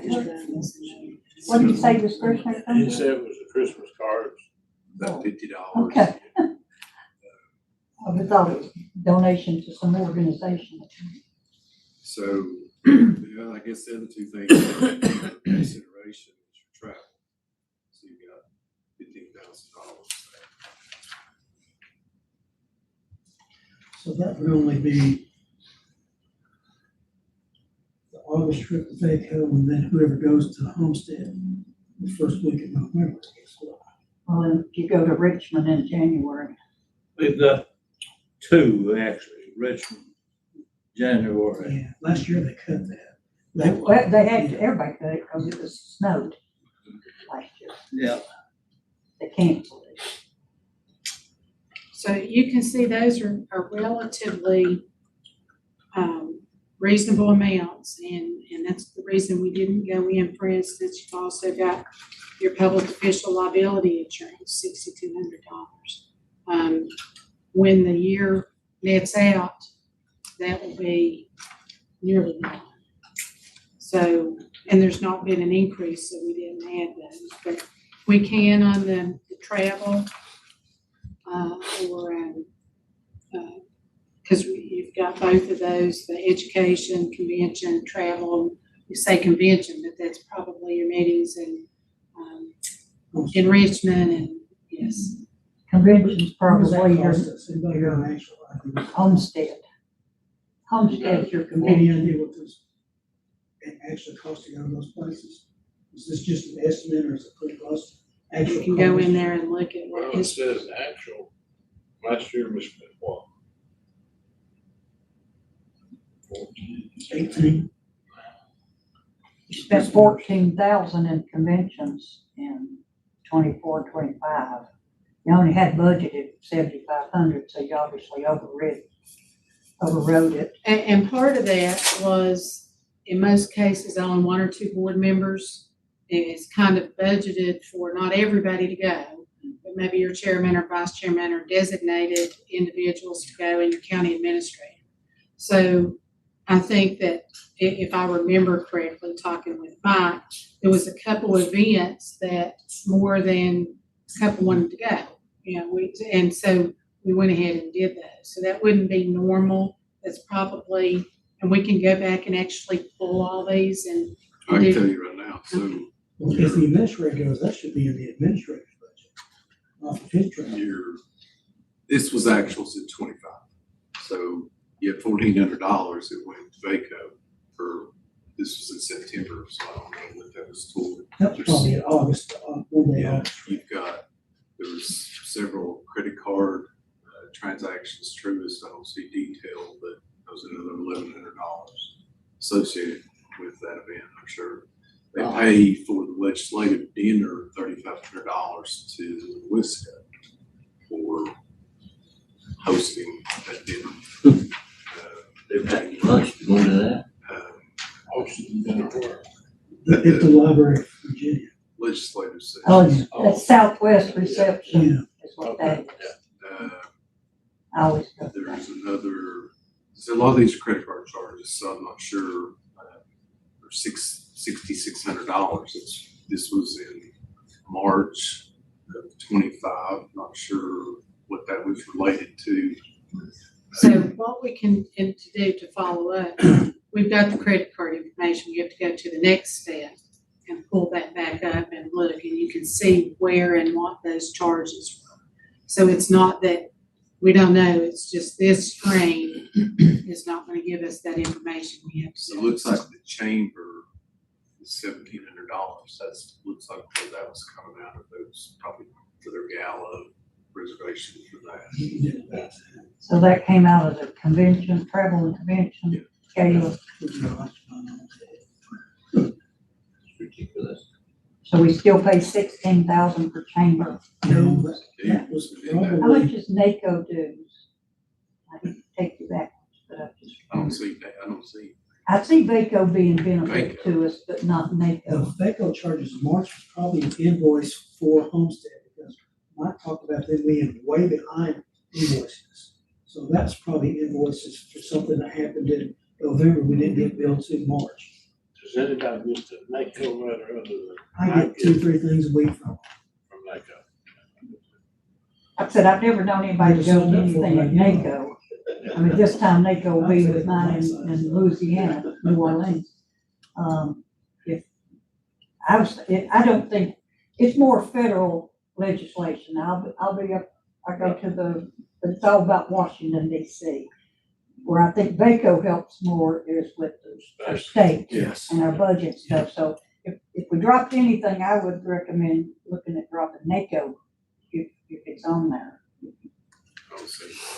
So we're not a member of it.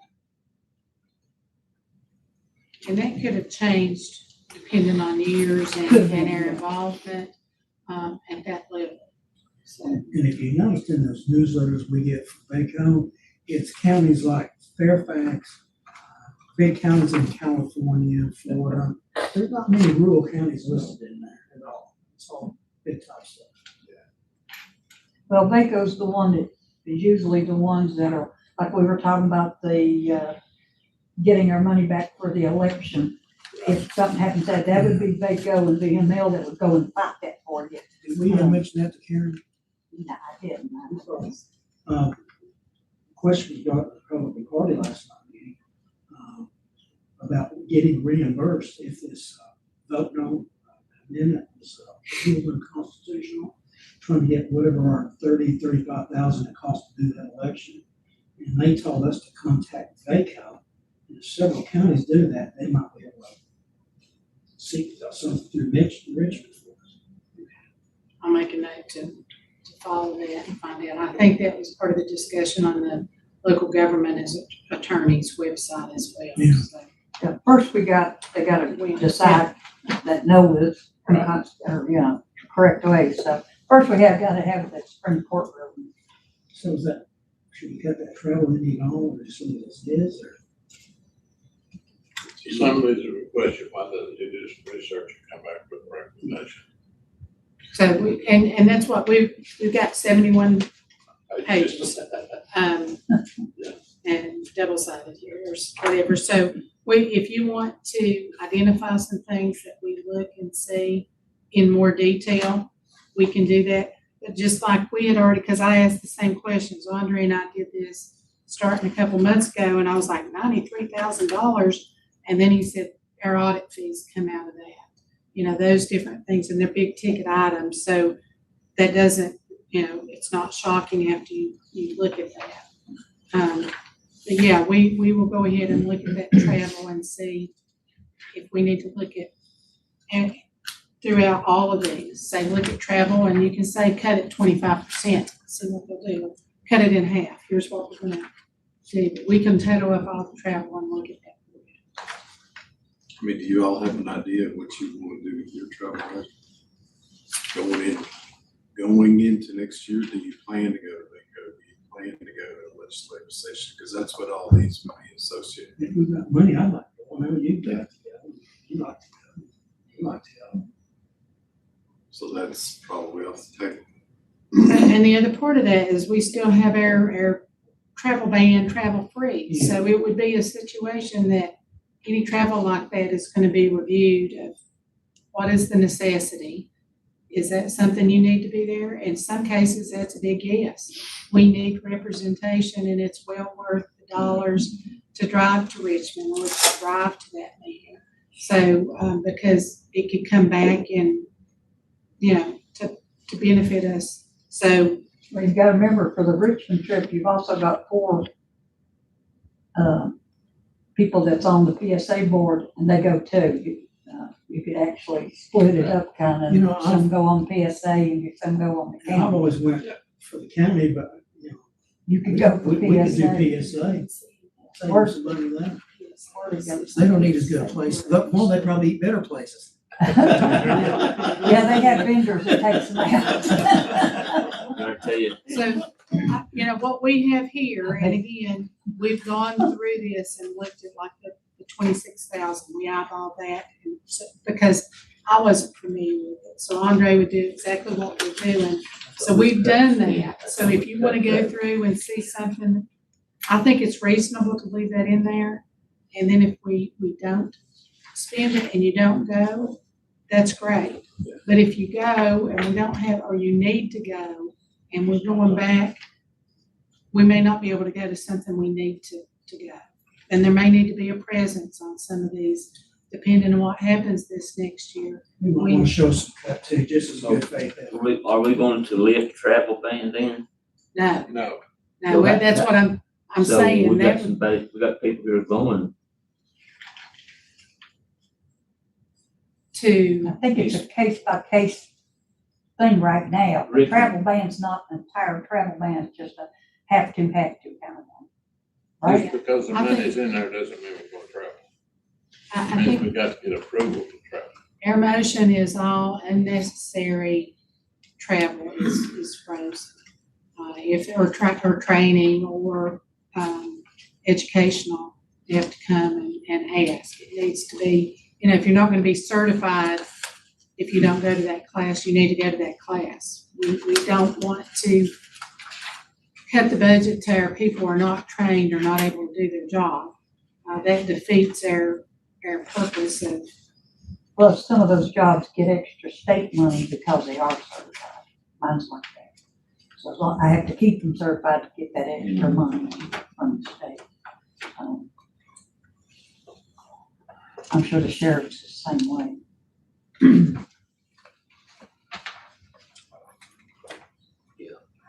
Get trained to whatever it might be. so the next one on page 2 is, it's still identified as the PEG channel. We don't have that channel anymore. I know that we are doing the streaming now. And there's been very little that's been spent out of that. That may be something if we want to do away with that budget completely. $2,100. Yeah. I can't believe that it cost that much For the, for the cable TV. Well, we used to pay like 25, 50,000. yeah, we have the gentleman. Yeah. This is for the televised. Channel 9 or 19 or whatever it was. This is when we had, Mr. Steele that would come to the meeting. So this is an old budget. Oh, well, I see. You see what I'm saying? This is not paid. What was the 24-25? We even had vehicle fuel. Yes, I saw that. $14. I don't understand why. Well, we actually, I think that when we had Mr. Steele under contract, we provided his mileage. He came to the meetings. Oh, he was a reporter. I didn't know we had to pay reporters. Now, we're talking about the You're talking about the guy from Coburn, Jack's. Jack Steele, not Mike Steele, he's a Mike's here, reporter. he was Okay. a reporter. Yeah, I couldn't.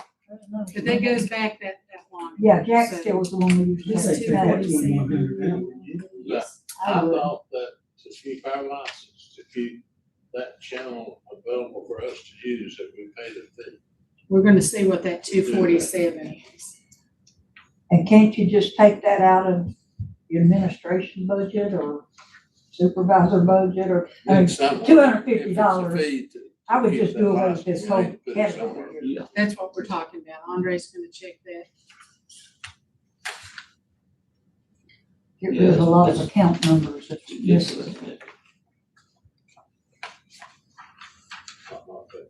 There is, looks like there was a payment to Comcast out of that, so that, I think that's probably what that is. I mean, we could eliminate that. The Comcast into the nine. We could do that even if it's the county administrators or whatever under the. So just strike that one. Okay, the next one, is another big one, it's the county administrator's budget. You can see that we did a position elimination there, and we reduced the county administrator salary number to modify that. So those are the only cuts. We can go below the salary, and again, we concentrated above on the salary, which affected your FICA, your insurance, all the way down to under the workers' comp. So if you want to look below on the maintenance service contracts, we can go through the list of what those are. You can see that we're almost already at $16,000. Postal services, maybe that's something that we can reduce. Dolores will need it more than we do. Now, we were paying his professional fees to be an engineer. I think we paid him to be in the Kiwanis or one of these clubs. And that was part of the contract. That stuff needs to come out. That was all contract terms. So when you get a new county administrator, that was a negotiated amount to continue those certifications. So you all have the opportunity to address those. Kiwanis has a certification? No, I think it was the professional engineering Professional. certification. Oh, okay, yeah, when you mentioned Kiwanis, I was like, It's like the Shriners. yeah, I knew what it was, that's why I couldn't figure out they had a I fee. belong to Both of them. I thought that was for you to join yourself personally, not through the I'm county. not sure about that.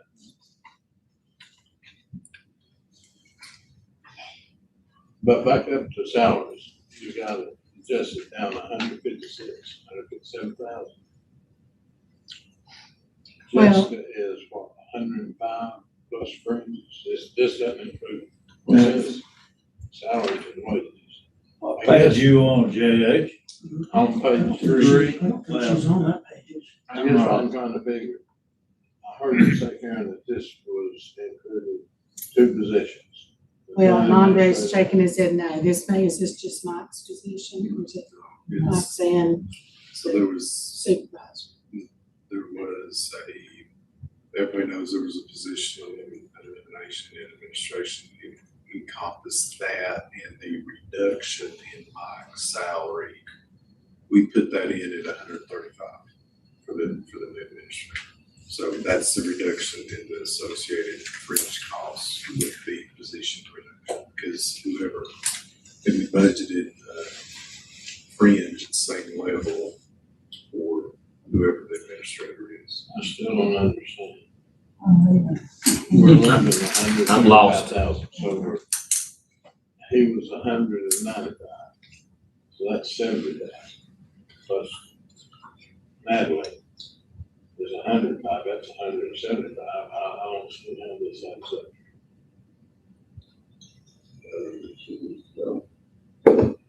I thought she wouldn't leave. She was Am I missing not something? film. Nobody knew what she. Missing what? I don't know, I'm trying to figure out, Yeah, Bob. we're looking at that. Yes. This budget. Within meeting, that salary would drop down. That's what we're, that's what Down we 135. calculated in here. 70. Yeah, And then with Natalie, we said 105, that's 175, and it's 106 here. no counting fringes and stuff. Yeah, that's Well, like. fringes is below that. That's strictly salary. Pretty strict looking- salaries, we're like, looking, but can't make it yes, add. that was to be the reflection here in this budget. Can I ask a question? Yes, sir, Yes, Bob. sir.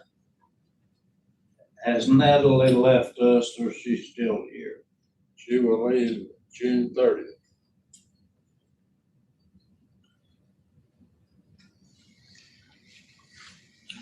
Good person. June 30th, okay.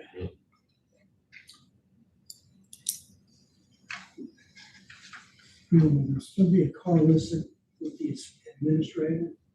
Or Well, I will have it they on- have a pool vehicle? I have it on the list, the vehicle that we currently have, on the list to put it at auction with good deals, along with all the other vehicles that, social services have identified and the sheriff's office. So that would be, again, negotiated when you all interview and hire. If it's gonna, we've got a floater vehicle, two, I guess, We got two floater or just or one? just one. So we do have We need to one. get a vehicle from the sheriff, the best one is not, to keep as a floater. And the administrator, you know, if he wants to, I think we're the only county around that gives their administrator a vehicle, aren't we? Well, and again, if we go ahead and we sell this, maybe there's a better, more economical vehicle that you all feel would be appropriate to purchase if we don't have one that we can, exchange. So if that's part of that, you know, we've attempted to, reach out to several dealerships and, what was basically offered was, I feel like reasonable. It's a good vehicle if you're gonna take 6 people to Richmond. Take it all over. It's a good one for that. We really, And no more we get from it, we might want to keep it. How it is.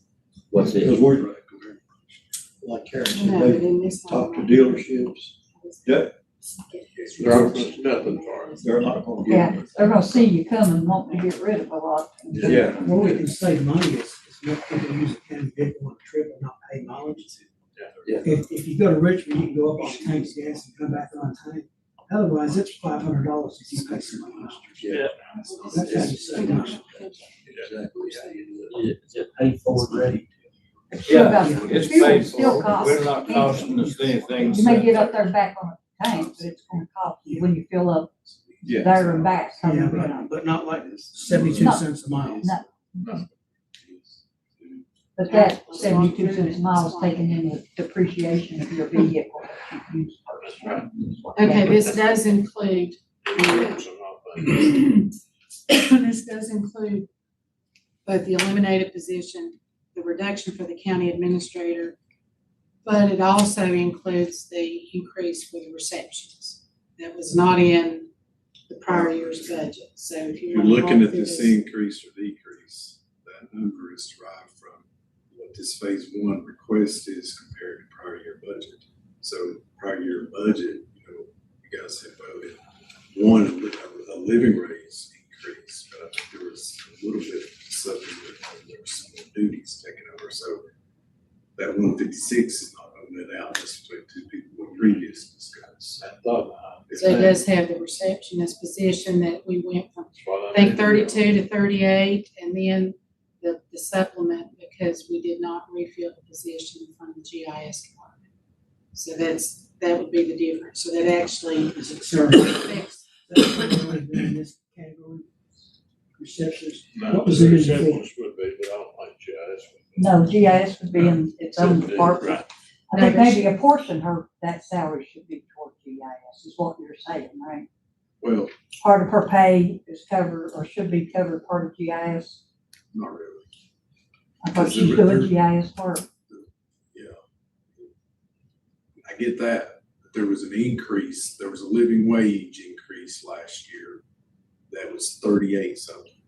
we're not much over that without just telling these names and numbers. Yeah. So we're right there, but to address, this is the difference, that's what makes that up. We've had 2 reductions, 1 addition.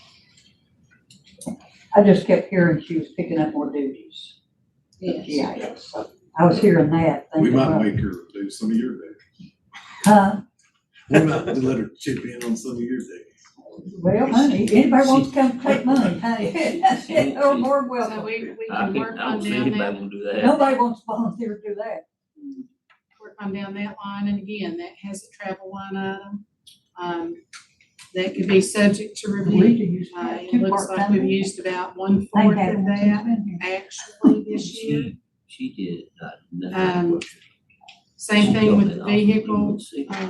powered equipment, We do so much only more, a so small much portion. more, small amounts, computerized.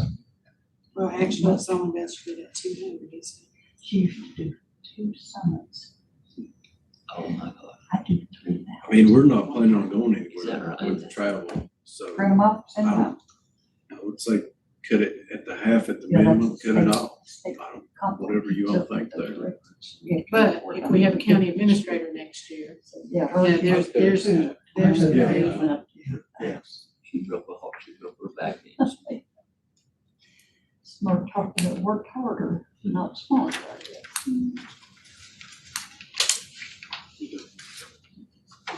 Probably gonna do, he's probably gonna do half of what you do. You want, Probably gonna even have to do half your work. oh no.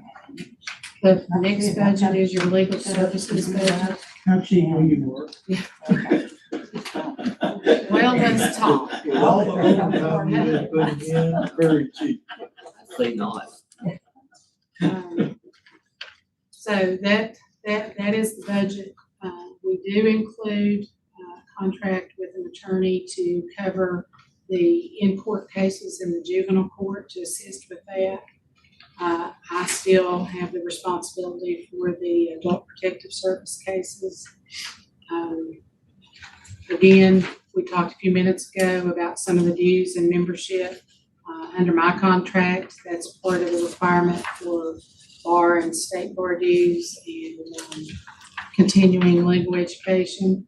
Again, I've not done any of the travel this year, so you can see we've spent $49. That's probably, sometimes we can do online classes, so we tried to do that. That's about it. I do have a supplement from the IDA as, within my salary, because I also act as general counsel for them. The DSS, I'm attorney for DSS as well, which is included in the salary, but we do an allocation. So there is some reimbursement that comes back in under the allocation, through the Department of Social Services. Will that recover costs when you're talking about it in revenue? That's part of Brian, Karen, Becky. What is the professional services of? The big one, that is actually the lawsuit that we have for the Commissioner of Revenue. It comes out of my budget, and then it overruns wherever they grab.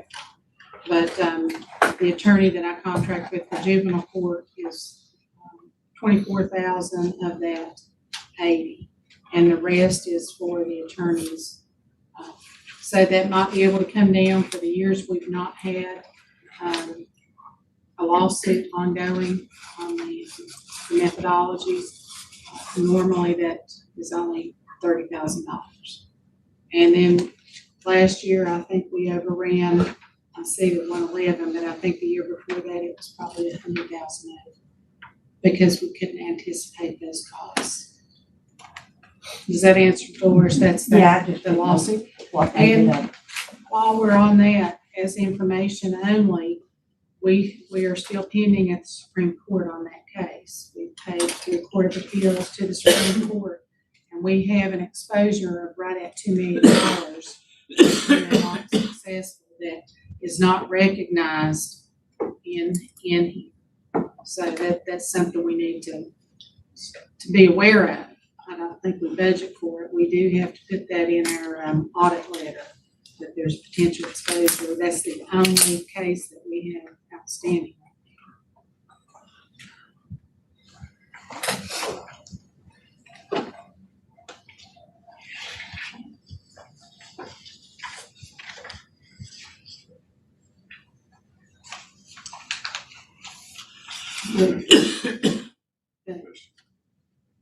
And, I don't know, we can talk to Doug about that if we feel that let Supreme Court, they're gonna make a ruling.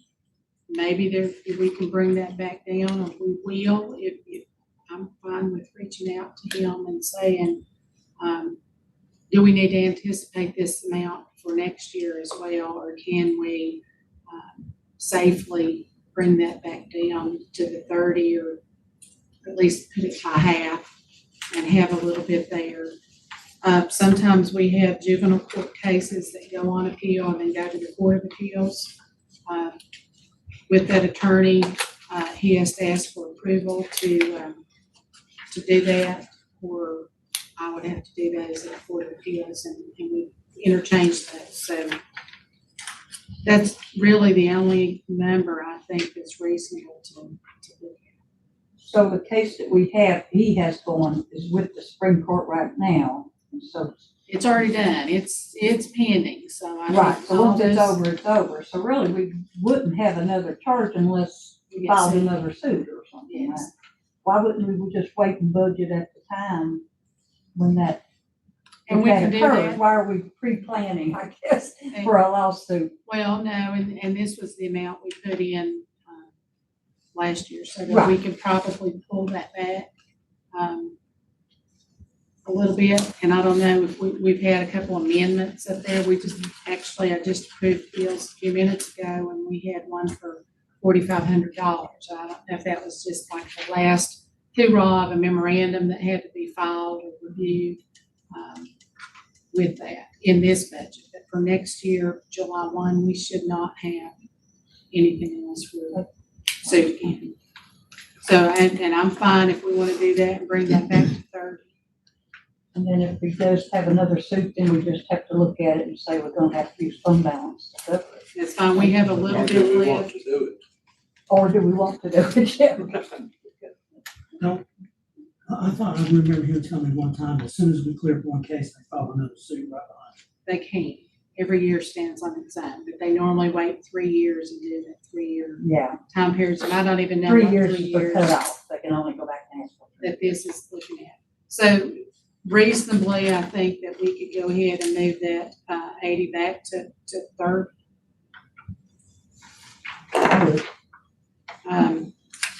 We've got 20 left there to finish this year, and that's a possibility that we're done. And if that's not spent, that would just go back into the general fund. Yeah, Really, it's just money that gets spent. Yeah. right, from cut your expenditures, so we got more revenue coming in. The next That item- 50 plus the 150 we just added, that's 200,000 we just spent.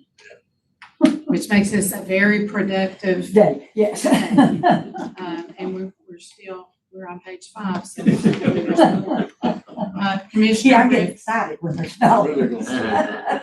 Commissioner Revenue is the next item, and you can look through those. And again, we've looked at the savings with personnel, at the top, and not so much, the bottom. Now, you can see the maintenance service contracts. We can get into those. Those are big ticket items, which are required, and we don't have a whole lot of. What does that make up, 71,000 for maintenance? That is Eagle View program.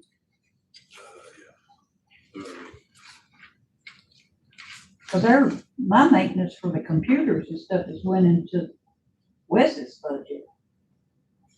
So it wouldn't be his computer system, would it? It's the Tyler run over some of that. Is that his normal annual maintenance fee? It's usually $65,000 4,000-ish. Back prior. I'm just making sure he didn't also go into West, and we still got this one too, as well.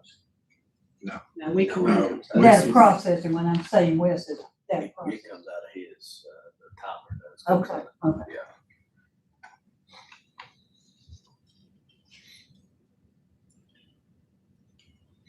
It's an expensive program, Yes. no doubt.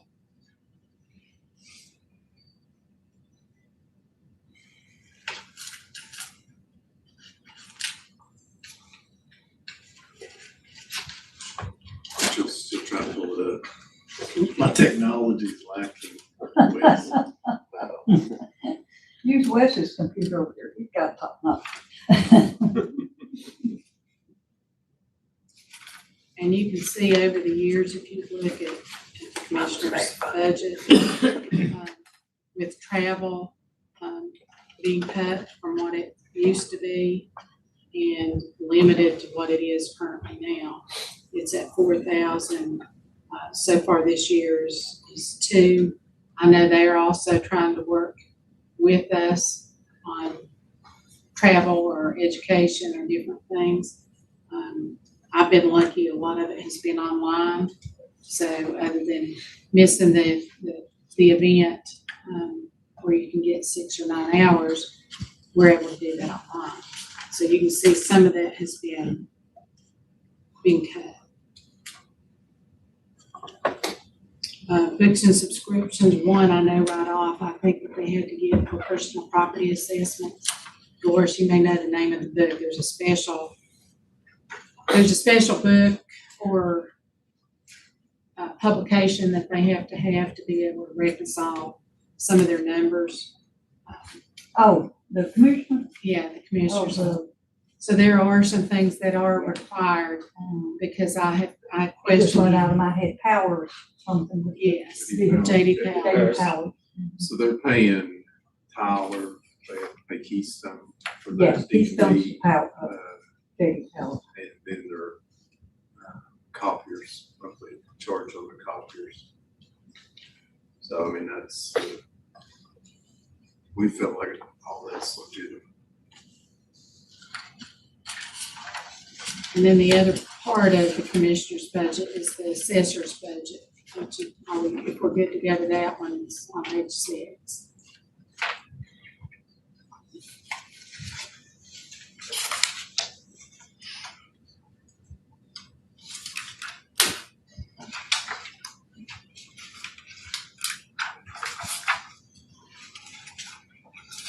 And again, one of the things to note with the assessors, we pay that annually to have that in-house assessing. What we used to do is we'd go out, and remember Mr. Wingate, it may have changed since he did it. But every 4 years, we would have to procure somebody to come in to do the reassessment, and it was 300,000 or 400,000 plus. So I can't remember what year it was, but years ago, the board had decided to ask the commissioner, could we do in-house assessments and at what cost? And that's what this budget is there. So while this is a big budget, over a 4-year, 5-year reassessment cycle, we really do come out ahead. Now, part of the issue last year was if we were going to go to a 2-year reassessment cycle, there was a request for additional individuals.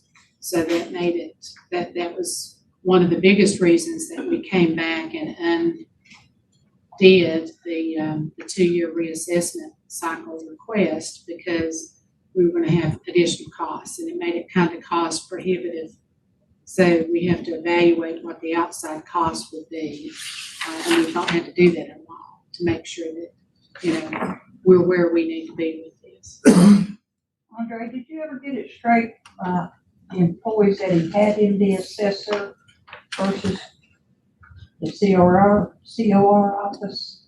Because the assessors, the actual assessors, he was paying out of commissioner revenue. These were 2 other people, women, were being taken out of this budget. So the more expensive assessors are actually in this, or it used to be, unless y'all changed it here recently. I did not change it. That's how they still are. I mean, It's again, it kind of putting different pay people in different positions. We're looking at two different numbers. Like the sheriff is doing. I don't, it's not to that extreme. No, it's only two people. You could really say, why do we not have one department? All but one of his people now are comp board. Our budget who's listed on the worksheet and in payroll. I know we used to split a couple of them, some of them were paid out of the assessor's budget. A lot of that anymore, it makes no sense, it gets confusing. So, I would just think it would be more meaningful if, even if it was all in the one budget, if it actually had a line item, what it was actually costing the county for the assessors. You're saying every 4 years we would have to do it, but I'm not sure looking at these numbers are giving us the actual numbers, is it? well, you don't know, looking at any department, who's who, who's where, and what their title is. Which is what we were talking about earlier about the sheriff's office. And, well, again, not to that level. Mhm. I can see here who is assigned assessor if we wanted to, if we were to look at cost. We know who the assessors are, that's what their title But I mean, is. if you're the board member looking at this, is that actually the cost? Or is that actually employees? Again, I would look at that. We know. Huh? I don't think we know. I'm just saying for informational purposes, if you're gonna compare the outside versus doing it inside, I would think you need the accurate numbers to use to compare. And we would I don't do, care what it we is. would I'm do just that, saying. and I don't know that it's not 6 one half dozen of the other if we've got the bottom line. Well, it is, but I'm just saying maybe you should just put it as a line item, saying assessor, then this department, adding the two departments together. Because I don't know about separating it out if it's an actual division. That way, at least you'd be able to code in the actual people getting paid for the job into the correct account number. Here, they're getting coded in here, but I don't believe these are the actual assessors. That's a lot of money for assessors. That might be cheaper to, gosh, in 4 years, that's 400,000 just in salaries for two people.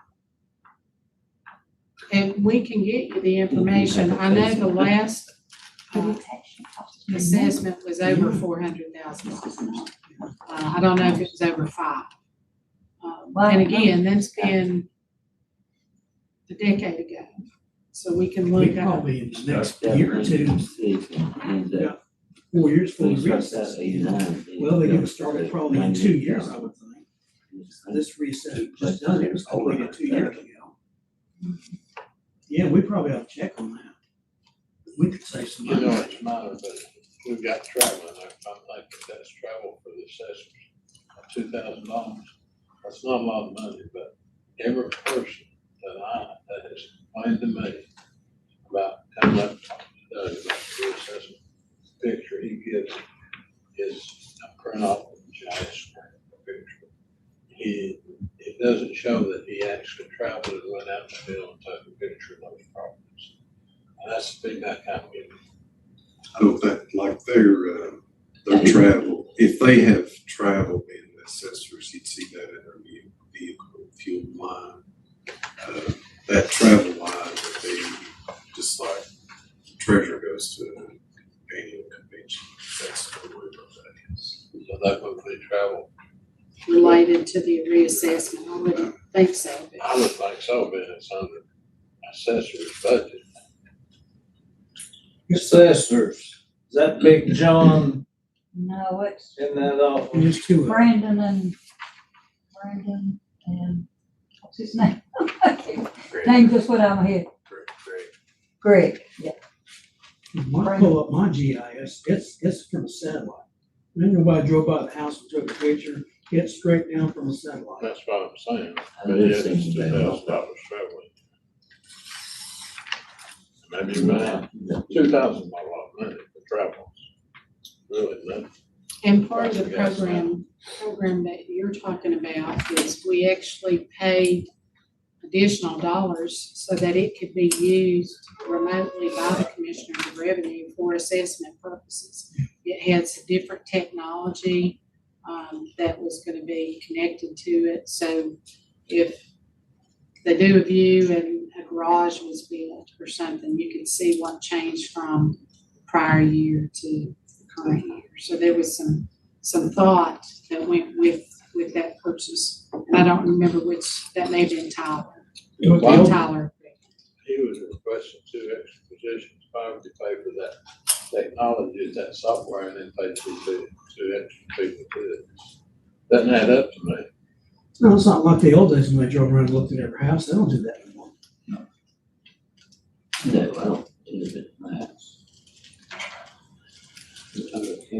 So any, in this They page have 6, is there? negligible travel costs, but in a tight budget, and he does provide a service to the citizens with tax return preparation and brings in revenue, and they have offset travel costs in the past for them to attend Commissioner Revenue conferences and training, so. Well, we that's didn't- under the 1209 department, what you're saying. Anybody does tax returns and Commissioner Revenue conferences is in 1209, Does he charge you people? Again, not that's- 1210. That's, I think I so. He What does. is the amount for taxes? think it's $20. What does that mean, Nominal, guys? $20. Does it go back to the treasurer? Goes into the general fund. Yeah, they bring a deposit. Just like the DMV stop fees, they do. Then does he reuse those fees? At times he's asked to use those, which, that's revenue that's been brought in. It's generated. But we didn't feel like there was anything here. And, they're operating freely.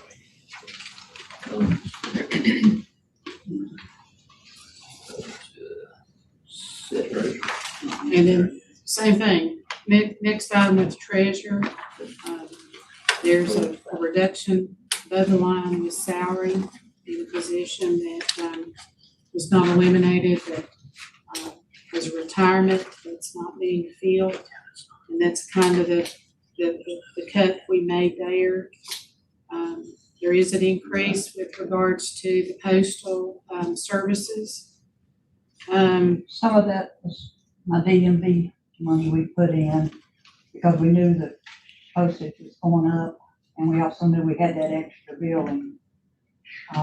Same thing with my office supplies, it's up a lot, but that's from my DMV stock money also that I was gonna pay for your tax tickets that I'm getting ready to mail out now for you. We did, for some reason, we did budget in the budget last year, knowing we thought we were going to do the 2-time billing, but we didn't cover the tax tickets nor the postage for them.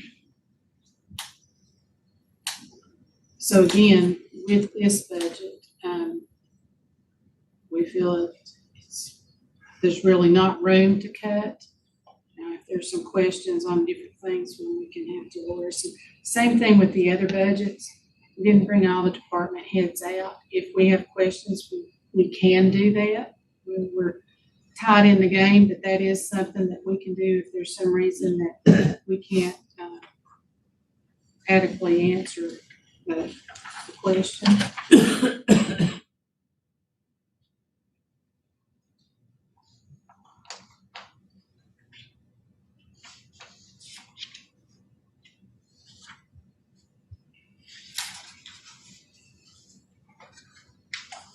The next, are we good to go to the IT budget?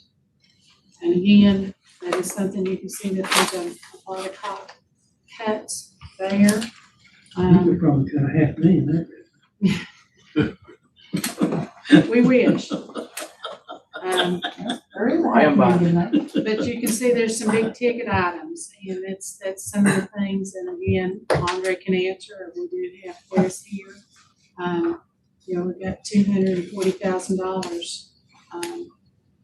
But that is, and Andre can pull them up and give you the detail on that. That, you know, that's not a cuttable item, and the other items are, you know, right within a few dollars. All that software costs and stuff, isn't Uh-huh. Yeah. I know that 239,000, that's all. Yeah. The whole county's, you know, my department and all them, and payroll and payables.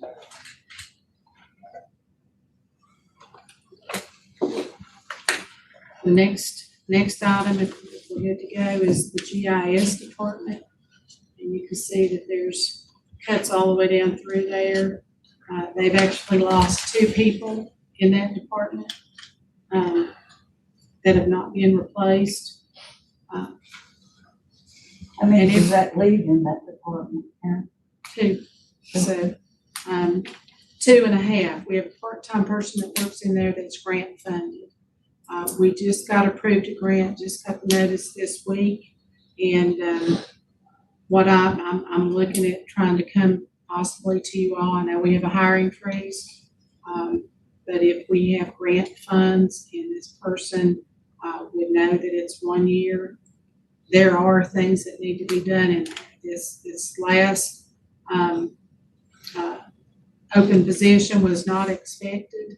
So, you know, the other one we've been absorbing and trying to do that workload, and work without that, so we were behind in that department. Is there any way those grant funds can be put towards one of those people that's already in that No. department? Has to No, be it's- someone it's- new.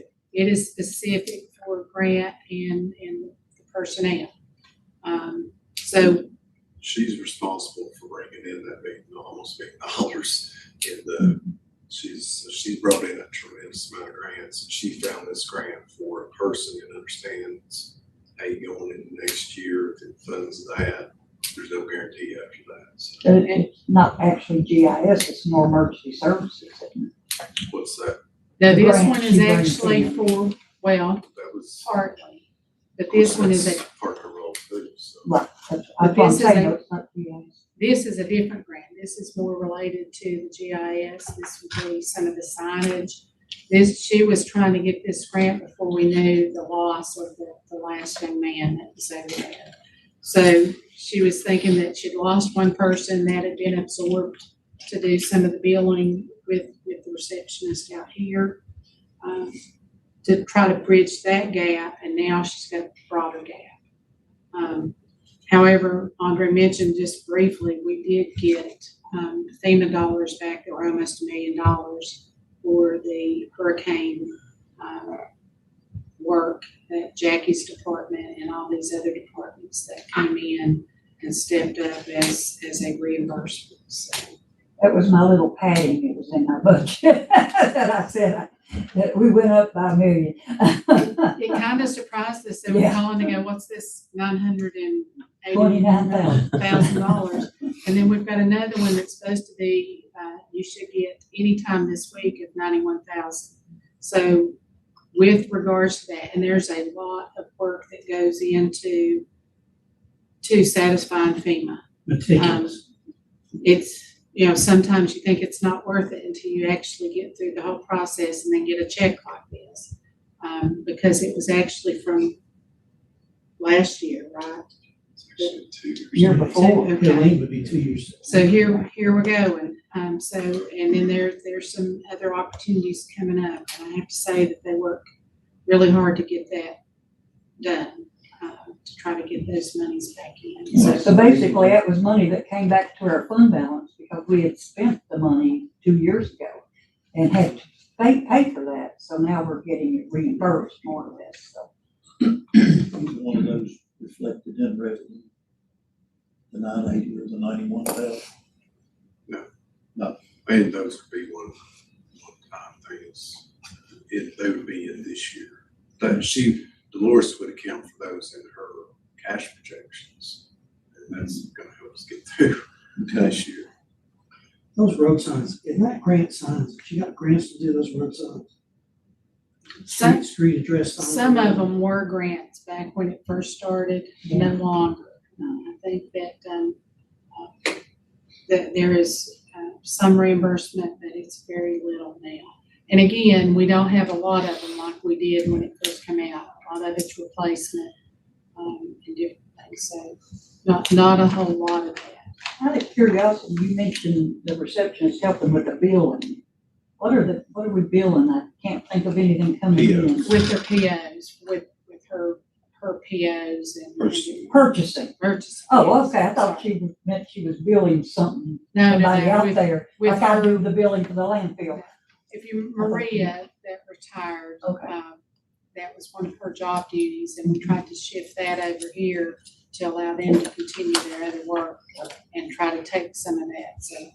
And you said billing, I thought, I don't remember seeing any money Sorry, coming in no. off of that billing, so. Electoral board, we have no control over that. Fees for attendance, travel dues, and association membership. I think those numbers either came in from Allison or we've confirmed those with her, which is the next budget, which is the registrar's budget. And on record tell you, we talked to her early on and we were able to work out a plan with some significant equipment purchases that we were going to be mandated to do. And I guess that's that Andre under the capital outlay. We were able to, we're going to be able to split it over 2 fiscal years. So we had 44,000 in machinery and equipment, and we're not having that one, but we're moving capital outlay for 165. Is that actually including that 44,000 that they had in past years? Or is this a whole new issue? It was gonna be 300,000. Well, I knew we'd come up with a higher number before, so I didn't know what was going on with it.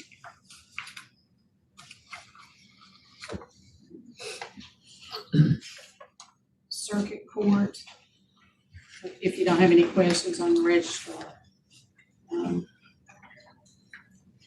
Then we have the courts next. We've got circuit court, general district, juvenile, drug court.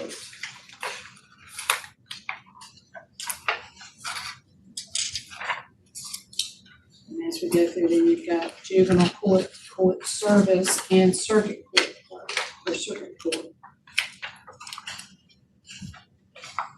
So we can go through those one at a time if there's questions. What have we done on those questions? We have The bar show We have 711. included, one position back in the budget and the other 2 were not added back in. What department is that? That's under the circuit court. Yes. The Frontier took one position, drug court position. We haven't heard back on that, but that was an ask, so I know that there were meetings that were taking place and we just not had an opportunity to follow up. I'm hoping that is the case and that comes around full circle. I did follow up with that and spoke with somebody at Frontier, and they were supposed to be in a meeting last week. I don't know what the results of that was, but the coordinator from Frontier said regardless of whether or not they come to an agreement, they're going to meet with the judge, they would take that on themselves. So there's going to be a continuation of the program at the very least. This board of juveniles is a hard pill to swallow on page 16. And that's another one that we have absolutely no control over.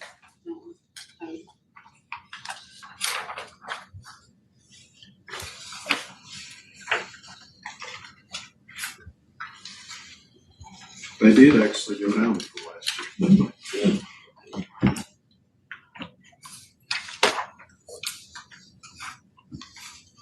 The next item is you start getting into your constitutional officers to go through if you want to look at those. And again, if we have specific questions, if we need to have those constitutional officers come in, be contacted, we can do that. The fees for attendance $1,700.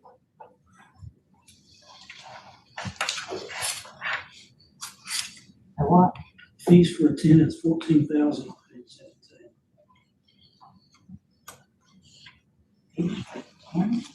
And fees for attendance.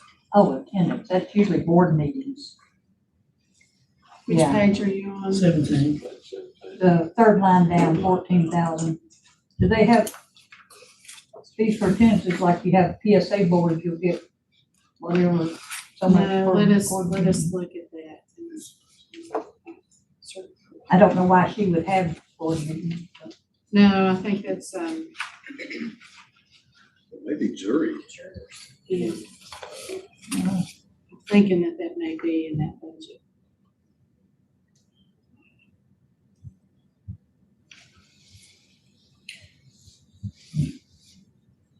And we could look at those bills we paid yesterday. There was some of them on there. I just find the account number on them.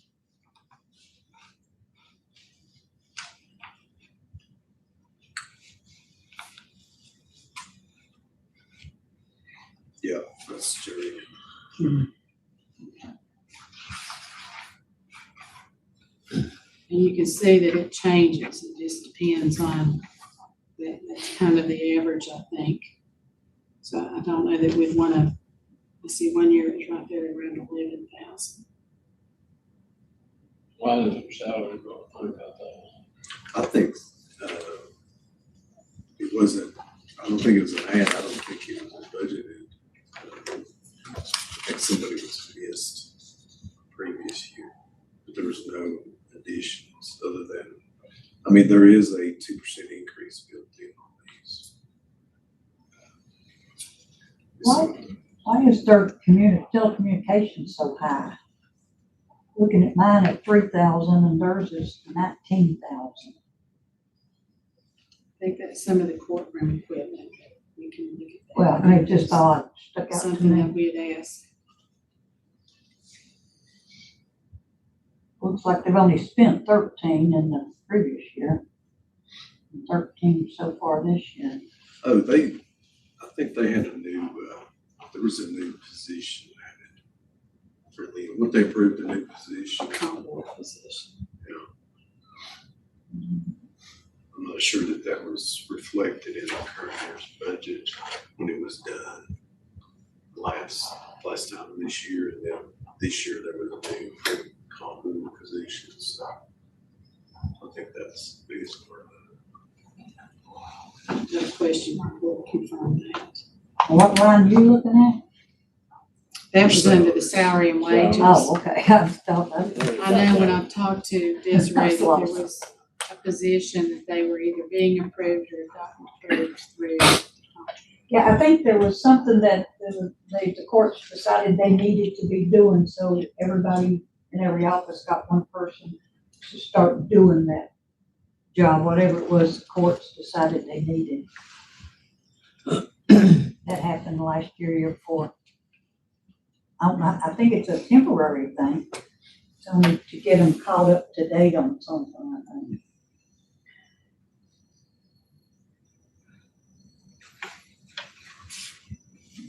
They used to close occasionally, for trainers, juvenile court did, and they're gonna go for the case.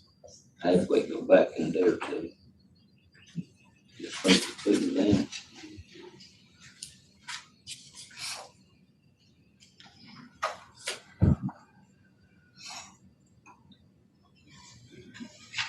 I assumed it probably worked on one of those or something.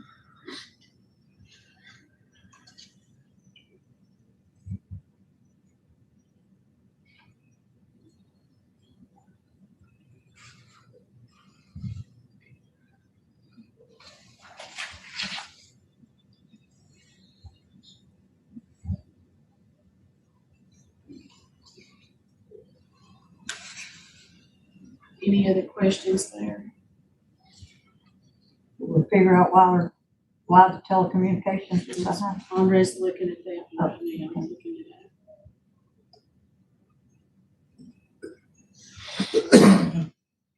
I know the technology trust fund expenditure is a separate grant, it comes in separate too. 35,000 down there. It goes in our department here. I mean, that looks like that could be, I mean, you've got, of course, their rise in on-court charges, that would be SNIT.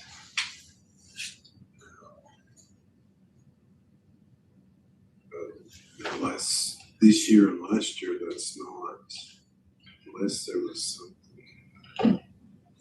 I don't think there's, I mean, they should be in line closer to what that last couple of years cost. Yeah, it looks like you cut about 5,000 off of it. But looking at what it cost 2 years ago versus where they're at this year too. And I know the mixed net cost is based on the number of users. So I don't know if that's been rearranged because we have a cost, but to be able to access it too. And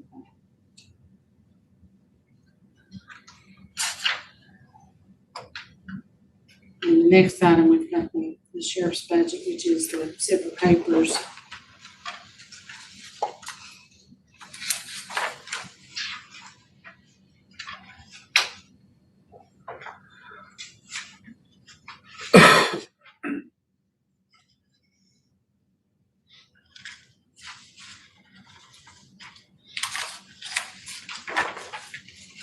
Rhonda, I have to explain if there's questions. This is part of that overall funding reduction to the sheriff's office. So it goes across all his budgets with the exception of the dispatch, which was not touched. I thought you were cutting out the overtime in those positions on there. I think there was not all the overtime cut. This one shows 20,000 reduction. That's secretaries that serving civil papers, they do that much overtime. That's what I Serving can understand. paper. Shouldn't have any overtime serving papers. That's your secretarial and civil paper serving. That's, of course, that's what it is. People down here in the, What, sheriff's civil paper? And, okay, and court security, so that's my bad, so. Witness court security somewhere else? Yeah, they should already be court security. And I was gonna say, would they have overtime? They close every day at 4:30. You talking about- And sometimes Then you talk about this person gonna go to the courtroom security, well, they have it already. They have it there in the halls and down. I mean, they'll close court and they'll go down and sit down. Well, now they're told to go upstairs and sit. But too many people were noticing them sitting down there. Complaining about it, but they- Bless their hearts. They Yeah. have no place to hide. So let's go over it. I believe that's fun stuff, don't you? Well, I do know it was noticed. People would ask stuff about it. I mean, in reality, it should be considered that we don't budget any overtime. We don't get reimbursed for it. That goes for every department. If you're not getting the job done, then you're going home. And it's there for you the next day. I take that completely out that I mean, that, we have a lot of overtime at the landfill, so that's another thing to consider there. But I'm not in favor of budgeting any overtime, personally.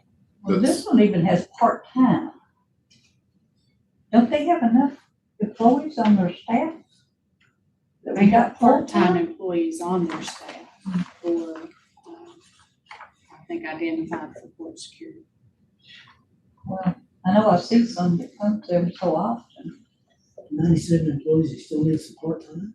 I think that's it. I don't know if that's included, but I think it may be included. In the numbers that we gave you it included part-time. I know we have some part-time with our dispatch as well. So these guys will work, sit down, CTAC, and get time in down there, they'll come up here and get overtime sitting downstairs. That's kind of stuff needs to be cut out. So that's 30,000. Take that out. What are we cutting now? Over to The 30? Overtime, 30,000 cut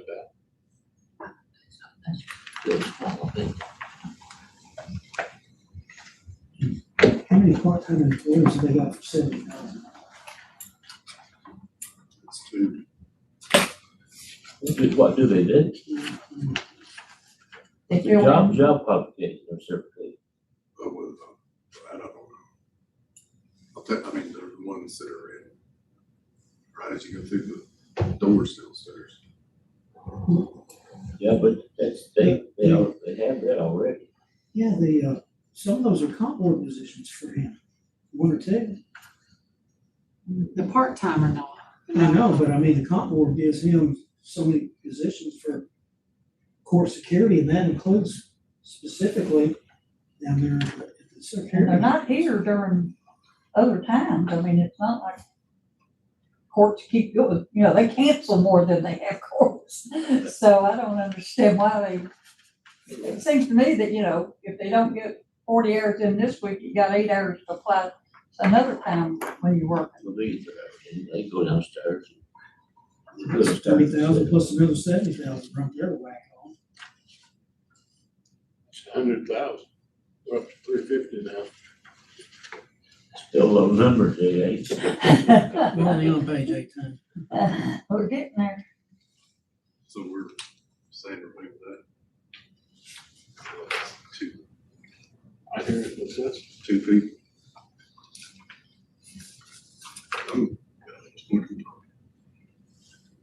I think with some better scheduling, if they've got people coming from other places and We stuff. set that all up. Yeah. It's all about the scheduling. When court releases, like I said, if they come out 8 hours early on one week, then that's 8 hours somebody could serve somewhere else. So we've also get the been point. here at 8 or 9 o'clock at night with court and jury upstairs. So it works both ways Well, when we have Yes, people. I know it has happened, but I personally couldn't count on one hand how many times either. Can you? Both on one hand. I mean, the times that they've left early and Yeah. and had to stay late. So. I'm just saying averaging out 40 hours a week. We don't have, let's see, They don't, admin, there's no overtime. Yeah. hardly ever. We've been here at 7, we were here by 7 last night. Well, I said it was. Here till But 9 they the just night leave before. before, Now, again, you gotta recognize that as we go through these numbers in this budget, there's already approximately $2.2 million taken out of the sheriff's portion of what you're gonna be watching through here. So this has already been cut out, you said? No. No. Now, this would be in addition to the 2.2 that we put out It's really there. on screen. So, Just have to update you, what's it? I mean, we'll be able to have a bottom line number pretty easily to Do you say, think here's. he has to have some part-time, or overtime for some of this court stuff? But I don't see we have to pay some of this other stuff. You count on one hand at times that they probably had to stay out before. One of the things that I'm usually the last to leave. Yeah. What I'm we've saying. talked about with closing the courthouse down, our maintenance department has to schedule that and schedule staggered times coming in to close that. But I guess what the discussion has been, if there was somebody that was not supposed to be in the building and our maintenance is doing a sweep, find somebody in a bathroom, what are they gonna do with them? And we felt like that should be court security responsibility to You do want that. that gate at 4:30 down there? Don't they? Well, maybe they should do that, sweep the bathroom before they go. That'd be a simple thing to Maintenance do. does it, cause I'm here and they'll knock on my door, so, they used to, they knock on the door. I would just check the restrooms and see. And if there's nobody there, if there's something to find them, they won't be there, what Yeah, once they lock the gates downstairs and stuff, shouldn't be anybody coming in. We can make that request, a formal request. when Yeah. we have That would work.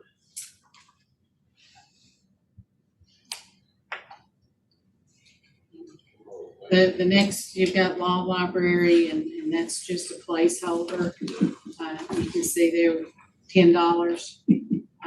Magistrate's office, We don't really have any expense, very limited expense there. I think they're all funded through the state. Is that right, Andre? I don't know why you keep that $10 on that library. They have money in a separate account. And usually you just put in their budget to budget that amount they have in that special revenue fund. I don't know why we've done this the old way of doing it here in the general We expenses. used to But pay. $10 is just kind Part of of it is we didn't want to put, that there was a lot more money in the collection account. And it was actually, there was a budget of what would be done. We paid, for the copier, we paid for, the books, we paid for, several different things. Over the years, we do not do those now. Nobody has books anymore. Everything's online. They didn't use the copier, so it's just set down there. We had internet. Wes is taking care of that now, through the county, providing that area so we don't have separate costs. So That's what I'm saying. I just Maybe- don't know why we don't get rid of this, because we do have the special revenue fund. If something does come up, we just take it out of that special revenue fund. Instead of transferring money to general fund, paying it out of general, we have a lot of library checking. Andre accounts. says that'll save us $10 right That, there. well, it ain't $10, a lot of paper time you keep written these things. And I don't think there's any objection. It was there because, and we didn't know if it would need to be used again. We're Yeah. actually It know, don't, because I've we're got it in special finally revenue. getting that side of the courthouse back together and hopefully be able to start using the law library again and getting it cleaned, Yeah. and everything. Well, like I said, all they have to do, if they're gonna pay something out of it, I have the account set up, they hit the checking account for our library instead of it going through the general fund. Then we get into, you've got the Commonwealth Attorney's budget. I would take that $10 out and cut that out, because that says that we as a group, we're looking at everything, even that amount of money. I would just do away with that. That'll do away with the page when we print it and post it. The next Exactly. budget you've got is Commonwealth Attorney's budget. Well, you got magistrate in there. Well, and I don't again, think with you the do anything magistrate, to it, there's very little Yeah. control that we have, and we have to have that budget, so. I was trying to cut out another. Hang it there, you will find. I keep trying. You'll find you one. Page 21 then is the next with Commonwealth Attorney's budget. And again, we did meet with Commonwealth Attorney. There were positions that were county funded. And this is a position that were able to be backfilled by grants. And we felt that was of savings to the county. So we did not, again, we've looked mostly at the efficiency of the office with personnel and not on all the smaller items. Big tickets we've looked at.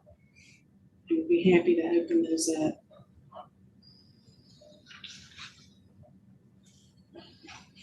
Well, they got 10,800 in telecommunications. Seems like a lot. 8,500 in travel, but they spent 15,470 in 25. They get rid, well, that's, That's more of my budget for telecommunications. What county doesn't get reimbursed? Yeah, they get reimbursed all the criminal defense, not the criminal defense, but the prosecutors. There's a special program they all go to that's like a week long, maybe. I don't know if that's part of that. We'll pull that up and look at it.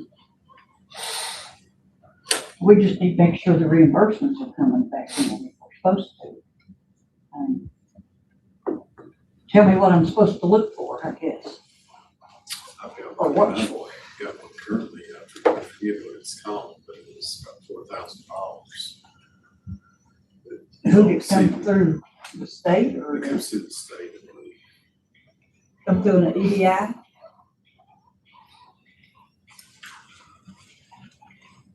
I was wondering No. where I'm putting it at. It's coming in. Oh, yeah, actually, yeah, I think it is. What? EDI.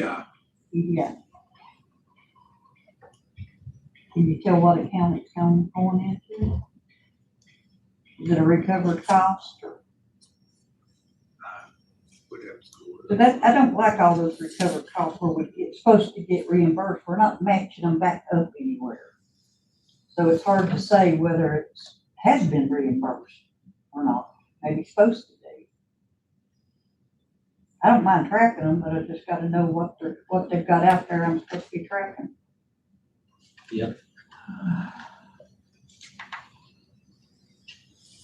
JH, what we up to now?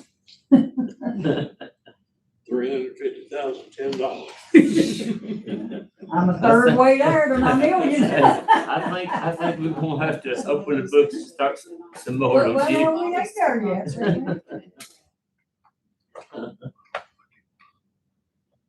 That $10 got more attention than it. Yeah, I think that's true.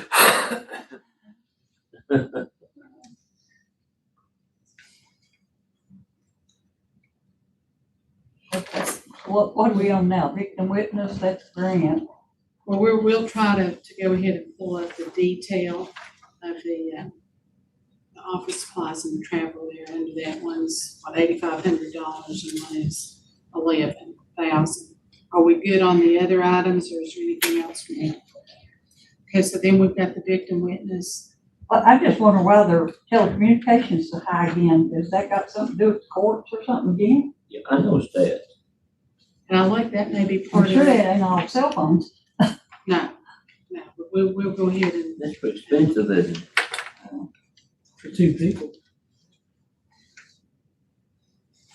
And again, once you get there in that department, you've got a larger group than what we've been dealing Right, with any other departments. Well, that's why I was wondering. Otherwise it'd be your phone. Nobody's got more phone lines than I got. No matter how many people they got in there. They got secretaries to answer. We're all answering. So you got the victim witness program. Well, they also play, Thompson Reuters out of telecommunications. Which is the research program I have that myself. for, Thompson Reuters. for, all the Virginia cases, federal Oh, cases. Mine's a research tool. I pay one night of that out of my budget to have the It's access. $460 a month. Total. Does that include each For one? what they're- So Any- it's $5,600, so that's getting charged to the telecommunications. So That's that- per user. That's their Verizon and Encore charges, so I mean, those are legit. Okay. Victim witness. Not a lot of room in there. We went down through that to cut. You get to the next one. Did they get an increase in their grant money, Andre? I see the wages went up by 12,000. I just wonder. It's only one person, isn't it? Or is that know?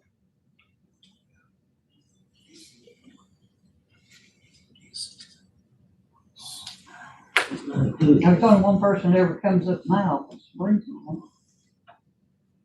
Can't think of their name.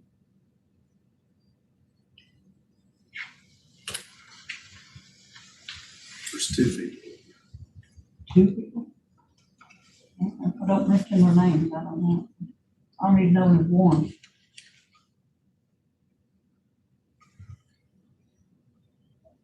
We can share with you the That's individual fine, yeah, names. I had to sign paper, I had to sign the grant paperwork. I just didn't know. Now we can jump into the next one on page 23, 24, 25 is sheriff. Or if we want to, we can go to, then you've got fire and rescue, some of the others that you'll move through quicker. We can do it however you want.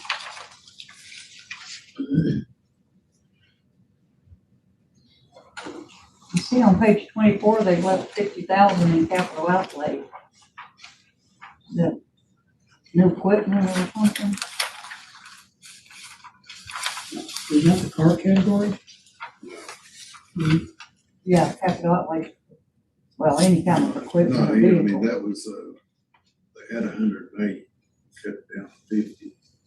We kind of moved some of that around to fuel, as we talked about, vehicle power equipment that may or may not come through. That's- So they didn't cut it, they just moved it, is that what you're saying? They didn't do We anything. I moved. did. Oh. Because we know You that, moved it around. right. But again, if you can go ahead and look, all of these departments total, they already include a 2.2, right around $2.2 million reduction. Mostly everything on page 24 is all grants. We pulled those out, to put them in special revenue. That's why they're all negative over there. If you look at page 24. One thought I have is, I think all capital outlay could be put under administration. Why do we want to put capital outlay under the sheriff, capital outlay under the library, and capital outlay somewhere else? Why is it all in one place? And I don't know what happened, but it modified. That facility out there, exercise and gymnasium, whatever you call it. We could have some say if it was someplace, say, if this money was placed in another category. Well, the way capital outlay works is usually it's assigned to each department because they've got certain items that is going to be spent with that money. It's not they usually know whether they want to buy a vehicle or something like that. Then what happens at the end of the year, I take it all back out of their department and put it into one account for your audit report. It counts as capital outlay on your audit report, not by the departments. And then I have to take it and put it into your fixed assets when I convert it to gas. So it's like capital outlay kind of goes everywhere. But For that's why. instance, when animal control submits their budget, there's a capital outlay portion. Part of that, I can remember in prior years, we needed fencing. So we did fencing, we do the estimate, what that cost is. We usually look at it for a 5-year period. If there's a vehicle that's gonna be needed in 2 years or 3 years, we do an estimate and put that on there. So you've got kind of a 5-year plan to look at. Do we need pavement? That was one of the issues at one point, is we needed an area that was gonna be paved. Or if you've got needs that so you can kind of then, and again, Andre's not gonna know if they need a fence, but Beverly's gonna know You should know if there's a roof needs to be replaced, if there's an HVAC that's getting age on it, it needs to be replaced. Some of those items we should have a pretty good. and that may handle be on. in the maintenance budget because We he's, used to, ask for a capital outlay plan and have 5 years. 5-year Yes, plan's what we don't call do it. that anymore? We ask for it, we just don't get much in return. And traditionally, and as an example, the capital outlay we have in the registrar's office, we know that specifics that's needed. But I do agree, sometimes they'll say, we need this much capital outlay without a lot of detail, or it'll be things that they want versus what they need. We saw that a lot, and it became kind of, the only one that really, I think that outside of the registrar, if there's mandated equipment, there's probably in anything maintenance-wise that gets done to the building, and Justice Center falls under this.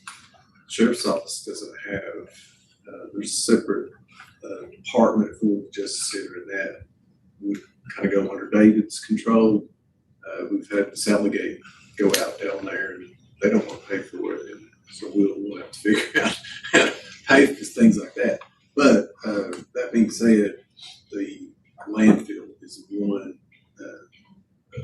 department that does have long-range goals, and we've said many times, Jack makes things go where it well belong their usefulness anyways, and he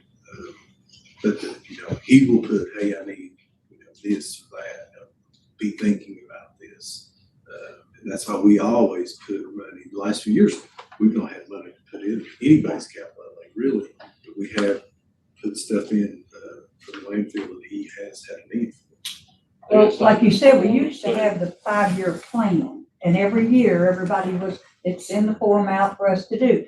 Then it got to be, well, if you want it to be paid for in a year, you don't put it on that plan. So Did then we not everybody just approve thought, that? so they put it in the year. Did we not approve a 5-year capital? We used to. We used to. I What don't know wanna anybody see feels now. this when it's in Department of Department, I don't wanna see it being used as discretionary fund. That's what what I happens a lot of times. Yes. That's why I'm afraid not to have Freedom to spend wherever. Yeah, forever. I think you're right. I think we put it in one. Well, like I said, it went to where if it was going to something that we wanted that year and didn't want to pay for it or do it over 5, we just we were told to put it in the 1-year budget. And then it became, well, I never got anything approved I ever put in the 5-year plan. So I quit filling it out altogether. You never had it. I did, but God wouldn't give it to me. You like computers. You were so bad, drinking you a didn't lot have- back Yeah, I was drinking a lot. I was with Scott Davis. But no, I think I had, I tried to get a vehicle that way to pay for it over 5 years. I couldn't even get one then. You got one. I did, but not over the 5-year plan. That's I knew I had asked, but I didn't get it. Well, let's work on getting back to having an approved 5-year capital outlay plan. Or even a 1-year capital. Let's what shoot for 5 You years. can put it all under administration or something. So we have it's a non-department capital. Safer. We can move that Yeah. 50 to there. We know what to Make spend them unless we come know to that. you and ask you for it there. Put it in the your 999 fund down there. Non-category. It'd be easier on me trying to find them and take them back out at the end of the year too. Okay, so we're gonna move that.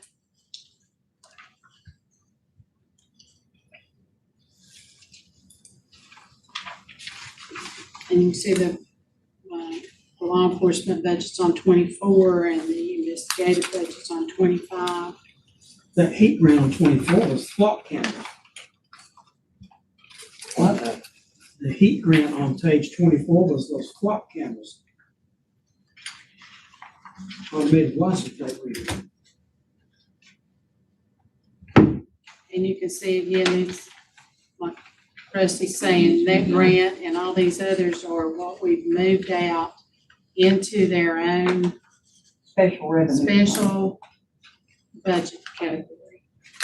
It's gonna be Fund 300. Find out any more about the flock cameras, we can talk about it. I honestly have not had a chance to look at that. It is on a list and, I will look at that. I would look at that just by knowing what's coming down the state pipeline on us with the DMV not issuing the little stickers. We've held it off for 2 years now, but we probably won't be able to hold it off again this coming year. And that will determine whether you won't have to have that little sticker on your license plate anymore. So when you said the license plate reader, that automatically tells you whether they're registered or not. That would tell the police. Otherwise, unless they get stopped in a traffic stop, they're gonna get by with it as long as they want. That's gonna really affect my doing the registration stop, the DMV stops. Because right now, you can register for 2 or 3 years, not come in and pay your taxes. But you can go as long as you can without having to worry about, because nobody's looking at those stickers anymore. It's gonna really affect the smaller localities, more rural. We're really fighting it hard, but Arlington and Fairfax and them are saying, no, it's no trouble. Because up there, all the police have got radar. They got the guns, the license plate readers, and you can't even park in a parking lot at your apartment buildings without having current registration. So, they're covered in those areas, but it's gonna kill us in the rural areas. So we're fighting it real hard, but like I said, we held it off 2 years, but the DMV is pushing it hard. We got a ticket from Fairfax County, said we were illegally parked. Yeah. And we said, we weren't in Fairfax County. Well, they used our tag number on a different car. Once we had to send the information, they took it off that day. Well, like I said, if you want to buy any equipment, that is going to be something in the future we really need to maybe look in the best. it'll help in more ways than one. That, page, what was it again?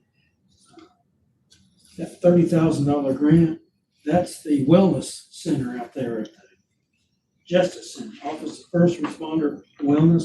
That's at $30,000 worth of gym equipment that we don't have access to. Where you at? Page 24. You have the Office of First Responder Wellness. That's that, I believe that's that, grant for that, wellness equipment. Yeah, that was where they bought the Hot tubs and massage stuff, chairs yeah. and saunas. Then you got the big, command center out there. Well, like I said, those are all in special revenue. We'll be tracking those. If they don't have the grant money, we will know automatically. If they spend the money and we don't get the grant, we're gonna know it. Before, it kind of got lost in all these departments on us, and we never could tell whether they had actually, we assumed they got the grants, but it wasn't something we could match. Now we're gonna be matching. So that 50,000 capital outlay is gonna go into the, the other capital outlay fund. And again, once we get through this, we'll make these changes before we post this as a draft, on our desk. And each of you can be able to take this if there's questions afterwards to call back in and we can look at the detail. So again, we've done the same thing on the 3103 with the sheriff's investigative budget with cuts. So if there are specific questions, we can pull those up. You gonna cut overtime out there?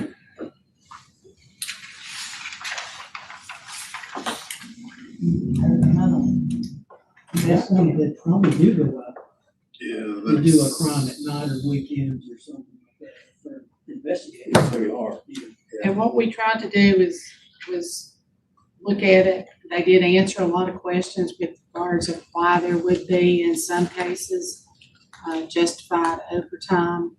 And we've tried to look at those and be responsive to their concerns. And again, and I'll repeat again, these cuts in here total up to the 2.2. So anything we add here is going to be in addition to that number, or take off here, or remove from here in any of the departments. So Then you come in. And the nurse balance. Yeah. And you don't have that. and you can see in the next two pages, 26 and 27, which is your fire and your rescue. You can see that they're budgeted at the 75. And again, we talked about this early on. That is, that was the max amount. There were no cuts there. And again, historically here, we've gone from 35 to 55, and we're funding them all at 75 here, and that was that number we totaled up at the. I have a general question. I can understand with fire departments and stuff, but with rescue services, why do we not have more for profit rescue squads in this area? I mean, there is money in it, but they're all over the place, but Or not in here. supervisors. Is it a certain, we don't let them in, or? No, anyone that wants, we're not restricted to only these organizations. They do have to petition the county. They do have to get a resolution of approval. But if they're certified in the Commonwealth of Virginia and have the proper licenses through Virginia, they would be able to operate here. All they have to do is make them. But if they were one of those, we wouldn't have to give them money. It wouldn't be volunteer. Well, you don't want a county rescue squad. They ain't enough tax money to keep one of them things going. Well, I ain't talking about a county. I'm talking about a business, a Yeah, professional. My son used to work for one. Are we talking about pro-med? We don't fund Yeah, no, pro-med. that's what I'm saying. We don't want to So, get rid but of if we had a privates. pro-med that was providing services in Big Stone Gap or in Right. Pound, or Pound's about to maybe lose their rescue squad. then probably we not want to do that. I didn't know if there was a restriction, if we had a restriction or something. Promed would do that. The ProMed wants to. They want to do Well, it. I understand. Well, why in the world ain't we knocking their door down? Saying, come on in. They're doing an awesome job over in the coat. Well, I seen big, I seen all around. I mean, right now, we're depending on, They're gonna do volunteers. We're gonna- They have top quality equipment. Yeah. They have qualified people. And they are doing a good job with this. Was it you said they got a call the other night, they responded within a minute of getting the call. And Why again, not? this My is son one of those works. areas that we probably need to, I know Randy and Tim, or Randy and Rusty sit on that, association, but we do need to be looking not just at this budget, but long-term, because we've talked over years, volunteerism or the ability to fund, that we may have to look at different options, but we need their input. And again, as I said before, I think maybe Andre did, when you look at these, we're giving everybody the same amount.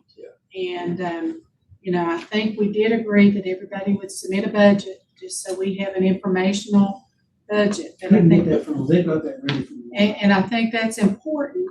But again, going forward, I think we could all agree if we looked at this, Appalachia's not the same as Big Stone, it's not the same as Wise, it's not the same as Pound. We've got to recognize at some point that their needs are different. Right now, we're just trying to keep them moving in the right direction, keep them in a positive situation. But we're gonna have to look at how we can help them because the needs are different for every agency. And just, Though they may not want to be helped. That's, yeah, well, and I think that's a dialogue we need to have, and I know budget time's not the appropriate time. We need to move that forward as we go forward, because every month their needs are gonna increase.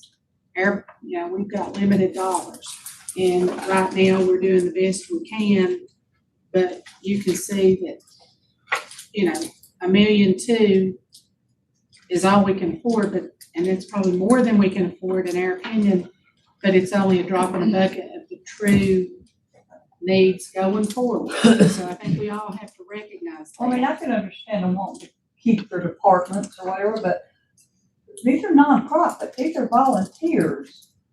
It's not like they're out there making money off of it. So why, Well, these why are not not all donate your volunteers. time to something else if something else could come, it just And a seems lot to of these me. now are Most of them quasi, charge and bill. Oh, are they? most of them are, I know a lot of them did bingo, but they don't. They I have- don't think, they don't do bingo anymore because the state made it so hard they couldn't do it anymore. But just people, or Most people of getting these are paid for paid these? staff and, Yeah, substantial pay. Oh, I'm sorry. and, I and didn't realize that. soft billing and different things. So it has changed over time. But every unit or every department is somewhat different. I would suggest we talk about preparing the budget before we disperse these funds to them. What's more important is I'm not sure exactly how it's more important for us to get the reporting for the 8 localities in the 4th of July. They want their money, but then we have to beg, borrow, and plead for them to get those reports. So we depend on that to get our reimbursement. I would think about time we will disperse this money, get solid prior year expenditures. Send us your report, and then that's, because we've got that coming up just in a couple of weeks, and we still don't have all our reports. We can get that, we can get that. And that would be And, great. and that's every year. I wouldn't It's- count on that. Yeah, we get talked it, about that. because they do depend on, that's the line item on bottom of page 27, and then the 8 localities in they depend on that money, but we have a really hard time trying to get that information back to submit the report in order to get the money for next year. no budget, no money. Well, like I said, the budget, in my opinion, is not as important as give us the documentation on this reporting for the aid to localities money, and we'll release The budget. not only that, but our local contribution tied to that, and then there's no question. I mean, a lot of these agencies want it as of July first. And so, and again, these reports are based on prior year expenditures. So that So should we not can be- let them know now that we're gonna need that report for the aid that we need to have to get our reimbursement back. If you give them the And some are notice. really good. We'll be meeting next Wednesday. We'll get. We'll make a I'll note make a note. for that. The next item on page 28 is our regional jail authority, and it's just the number that they provided that we don't have any choice on. Dispatch, again, is the next one on page 29, and you can look, the only cuts there or our modifications based on our insurance modification.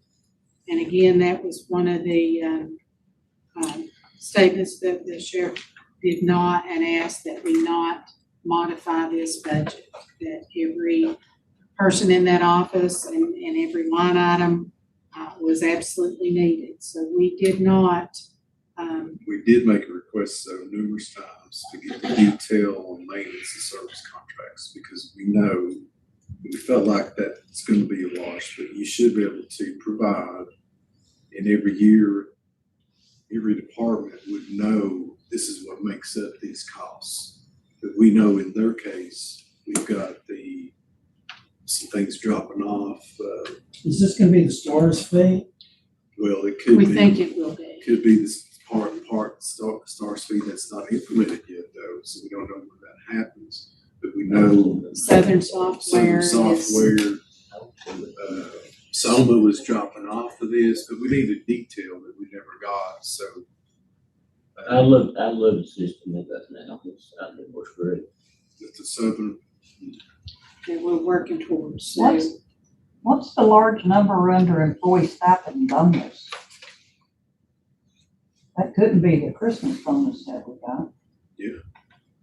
no, it's a PSAP grant. What? PSAP grant. That was actual this year, it was reimbursed, So that was a grant that came in? yes. that will not be there. Next year, but it's not known if they would do that. It came in this year, they got awarded, they got paid.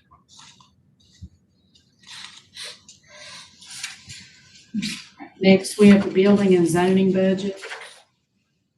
There's a little bit of, let's see, I think the only modification that we made there was with the salaries, wages, the insurance modification.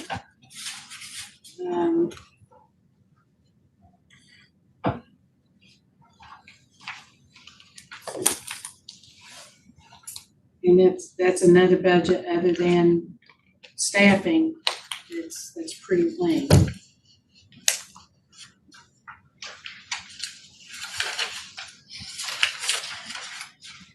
The next big budget we've got an animal control budget.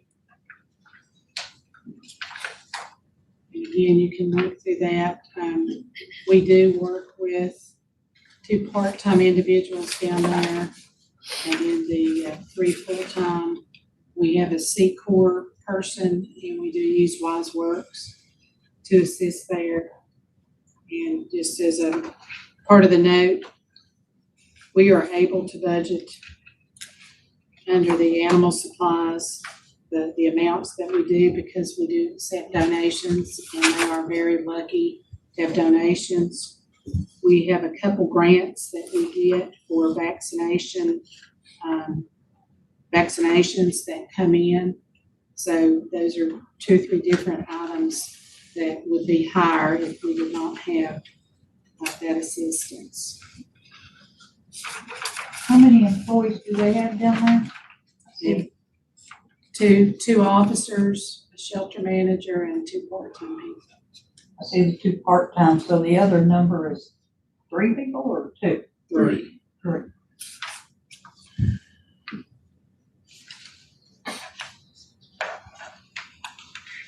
And that department has, has two vehicles.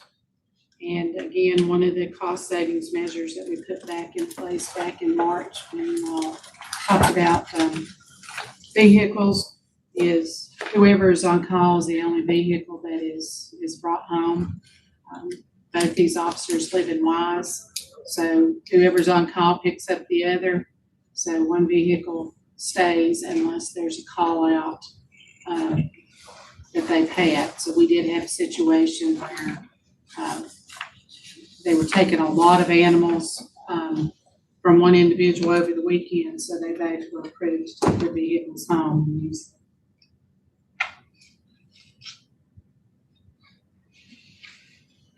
I think that salary increase is getting true into the living wage adjustment as compared to last year's budget.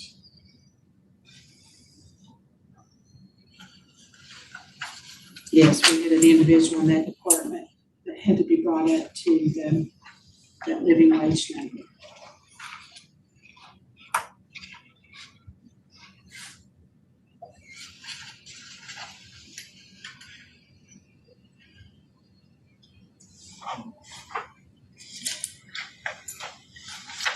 Your next two budgets, the emergency service and the Virginia Disaster Assistance Fund. And again, I guess on this one, Andre, can we not just the Virginia Disaster Assistance? Can we do away with that? That's Jay. So that's the grant funding that we got. Is that renewable? Is that, and I don't know anything about that particular budget. So if there's are there any questions on the emergency services budget? Most all of that is, has been passed through for grants.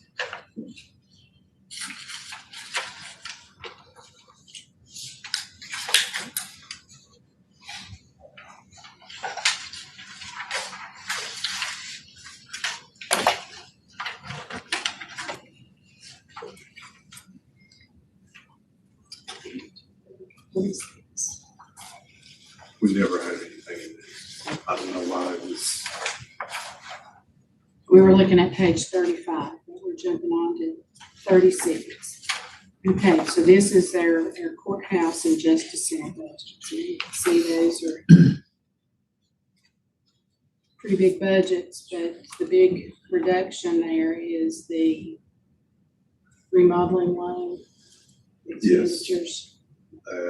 Dropped their capital outlay, and they have, we can move that into that non-department fund as well, that he normally needs that money, for things that break down. He's gonna break down some of the roof that he's gonna do. But we did do a reduction there in that $98,000, that would be reflective of the change from part of that fee for the cleaning service is being charged there. Now, again, under this, this is where what we did, and you saw earlier on that, the summary sheet, that we are going to do our own courthouse, justice center, all our cleaning requirements. We are redesignating one of the individuals in this department to supervise the individuals that we have to supervise. And then we'll be able to use our C-Corps individuals, our Wise Works individuals, to do this. That is the plan. And so we took one person from this department to be able to do that. Well, he's still in the department, but we have taken those job duties that he previously had. So they will, the remaining individuals will absorb those, so we can hopefully affect this cost savings and still be able to provide the services to these houses or these structures. And that would be the same thing under the next one on 37. It was the other big, that makes up or the total on the reduction on cleaning services. What was being charged in this? 37. Yeah, 37, and we also have responsibility for the court service office across the department line, so that's page 38.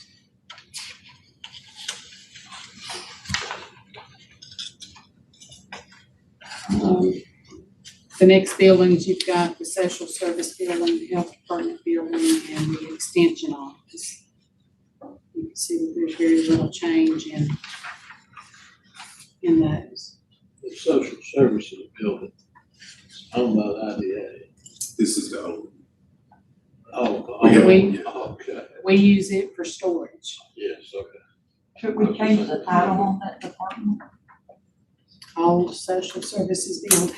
Well, we call it the old bubble now. The old- That's what how We old know I it's am. old, isn't it? That's the one we dropped the insurance down to just about. It wasn't safe for office space any longer, but we have been using it for storage space. So we can identify that better. Health department, extension building. And then again, next, you've got your community center. So if you'll look at those, you've got Dorchester, Flat Gap, Stevens, Tacoma.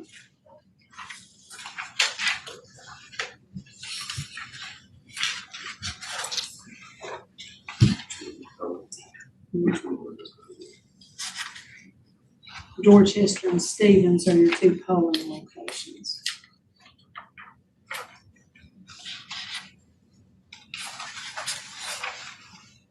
Where would we, what would we use for polling places if we didn't use that? It would depend if things do not change. Those were centrally located. You had to be so far from your precinct lines and different things. You had to, so there was a lot of thought that went into those. And so there was a thought way back when is if we use them as community centers, we can kind of get our money's worth. That's kind of come full circle now is maybe they need to be left as polling places, but they don't need to be used as community centers, because what is not identified here, I don't think, is the cost of cleaning these. So every time there's a use, and it may be $100 that we have gotten, our people have to go and have to clean and do that. Sometimes it's damaged, sometimes, they're there for quite a while. So again, this is not a huge dollar, but when we're looking for every dollar, 25,000 for 4 of them. I've never quite understood why we only have some in certain areas. It's not fair to the other areas that we do not provide one to them. I mean, even out on Poe Bridge, they have that historical one that they've done themselves. Came up, Nationals. the national. Don't mess with them. They've done a beautiful I job. know it, haven't they done? But I mean, we don't even provide them any money to help, for theirs. I just That's wonder. family. Yeah. Why we, I just don't know how we justify doing it for some areas, but not everybody. Now that you brought that up, I'm gonna put some money in there for Carmen's gym to fix stuff. Yeah. It's an old school. Mhm. Used as community recreation. The place is there. Yeah, but it's a pretty good old building last time I was in Down there. there Saturday, they had a craft show down there Craft Saturday. show. Yeah. Was it? You might be just one. That's a polling place. Well, that's what I'm saying. You're gonna do one place. I don't know why the whole county don't have community and the centers. only thing that would be a little distinguishable because it's in the town, and most of the, I think all of these are in the county. Count the people. Well, why? They still pay county taxes. Oh, yeah. Yeah. Probably about Tacoma. I told him about the electric. He said, that shouldn't be that much. His thought was that, I would relay to you that somebody used it in the winter, ran a thermostat up, left it, and nobody checked it for a month or two. The Tacoma said, well, the electric bill was $2,000. They do, and I did talk to them about that after talking to you. They can put that cage over it where it cannot be modified. They are checking to see if there are any other leaks. The attorney that was working there is removing all his stuff. It's not been used. I think he had used it years It's not ago. in good shape. No, but they are removing a lot of that. Because they went down and checked on it again to make sure everything was secure and safe in there. So that is something, whether we do it right now, I think that is something we need to be looking at going forward. If there are community groups, and back at the beginning, there were community groups that actually took care of these community centers, and they would rent them and they would clean them or they would manage them. And if there was any monies to be put back in, they took care of that. That's not been the case for the last several years. Even renting them at $100, that's a money loser. Yeah. We've lost sight that being the community center, people don't come out and take care of their local thing anymore. So we have the Once Upon Office on Youth building, that is ours. We don't manage that on a daily or weekly basis, but if there's a problem, there's a roof leak, there's a AC unit that has issues, we are responsible to do that. Why do we own that? I mean, those are own separate organization, why? We had coal severance money to them. Okay, Could we say I just wonder why we still, I mean, they can't I don't know, we can look Pay into their own that way. if we do rent willing. their own Yeah. building or, I mean, are we charging rent to them? we paid?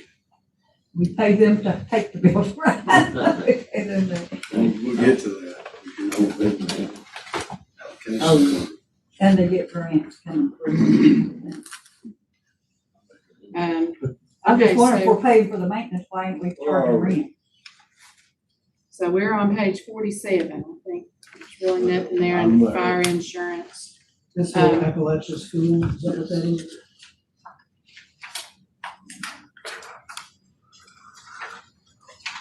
Page 48, this is our local health department page, and this is set by,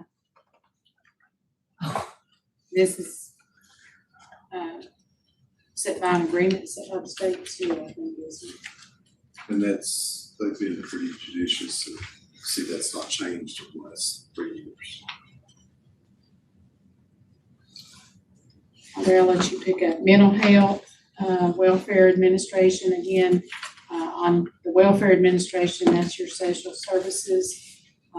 They get state and federal funding. They work with us, we pay a percentage.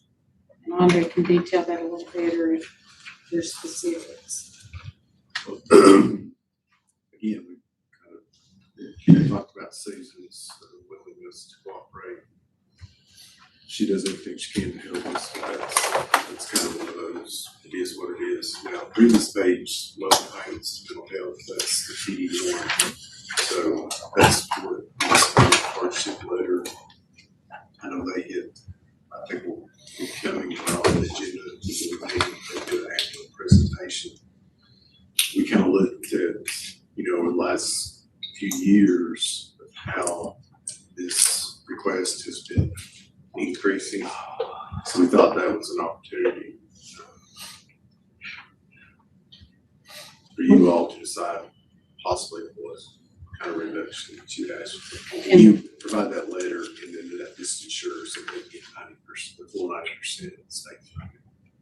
And there's other localities that do this. And so that's the reason we had that on your budget or on your agenda last month to send the hardship letter, which we've done.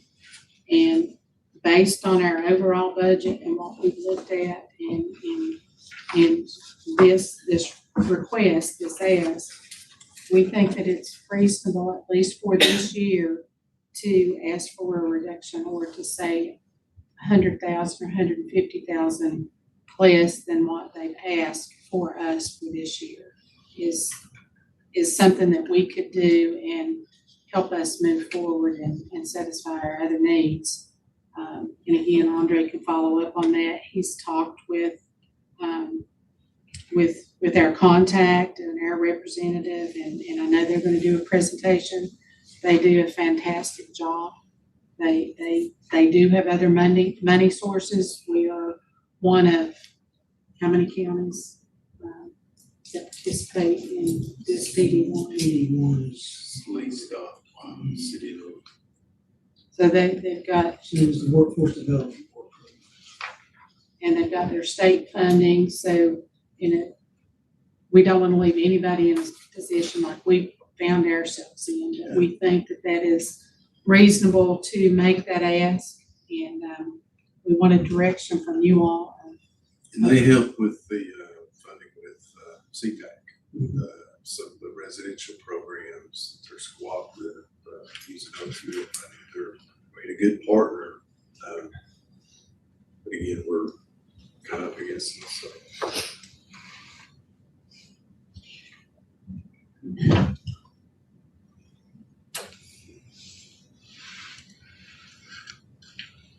Is there any recommendation on what this reduction would be?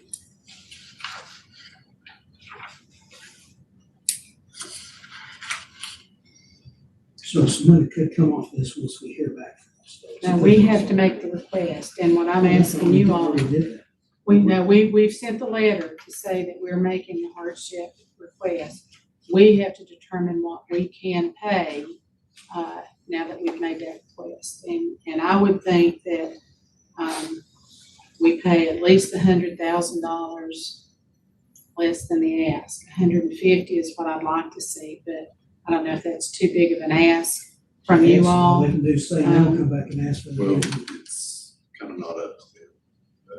With the hardship letter, that kind of ensures that the state will still provide funding. And again, we have neighboring, okay, not part of this group, but neighboring counties who do the same thing. And their reduction is that 150. So we need to bring this up and go on next Thursday. I think you can give us direction now. We've already done the hardship letter. We're now working on the number for our budget. So if 150. we'll make that, we'll give that notification. And again, that was one of the items that we put that we needed to discuss. The welfare administration on page 50. Again, as Andre had said, Susan has worked with us and we've looked at these numbers. The Comprehensive Services Act, if you all recall, that is, the Community Policy Management Board and what they call the Family Assessment Planning Teams. You recall just about every spring, they come back with a request for an additional $300,000 or $400,000. That has been the case. They've worked very closely. If Susan's social services budget is over, she has agreed to try to work so they don't come back and ask. I think she's given you some numbers and we've worked that in. So we think these are true numbers. But it is an increase of $455,000. And again, she's going to give us back those audit fees for this current fiscal year, plus no visitation.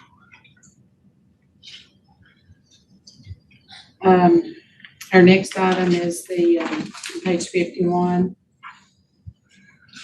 Area Agency on Aging. I don't think we have any change there. I don't see that there's any, these are grants in the CAC, so we're not recommending any change there. If you want to know about aging, I can tell you. I'm getting there. You get there.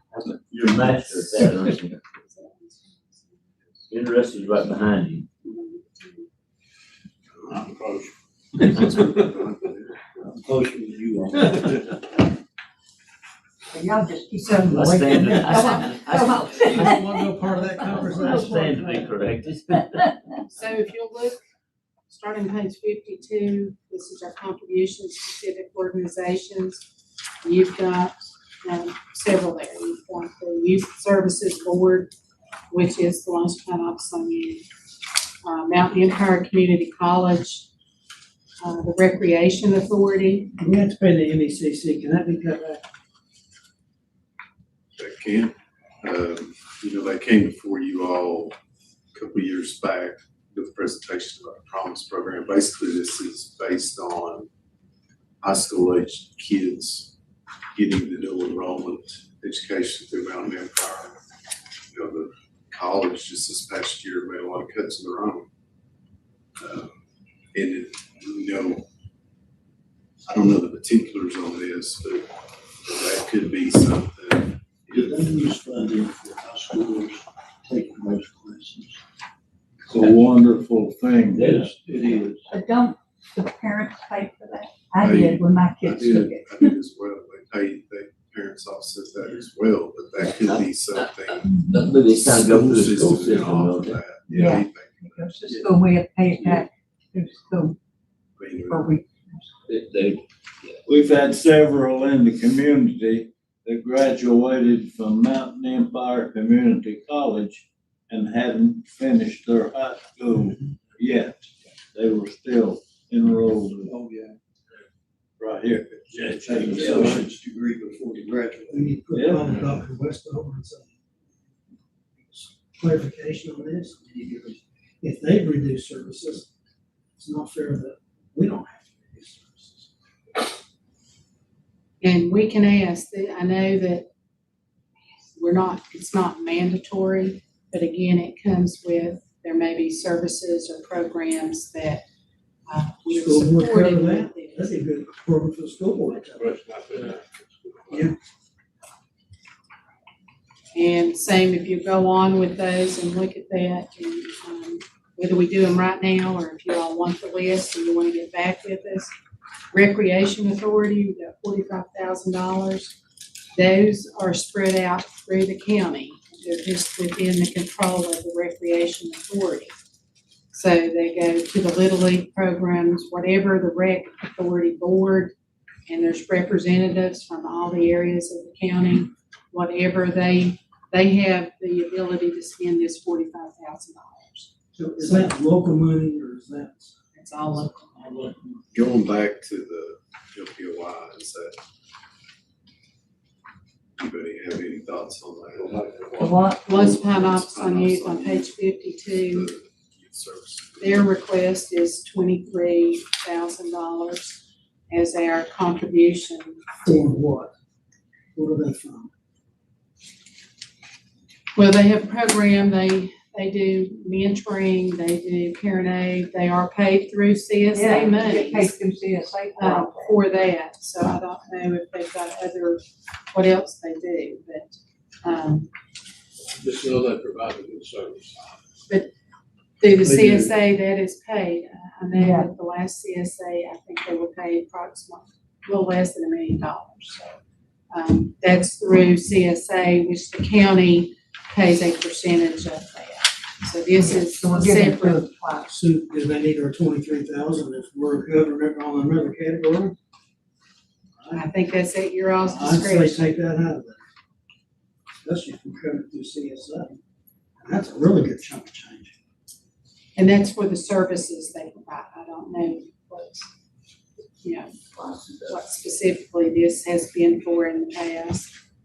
We can Well, ask They did used to do more programs back when, what's his name was down there? Mr. Cusco. Yeah, I mean, they did music tapes and all kinds of stuff. But I don't know, now they've kind of more focused in on that Planned Parenthood, not Planned Parenthood, but, Parent parenting, aid and parent aid. mentoring and. Yeah. I've not heard of a lot of other things that they do.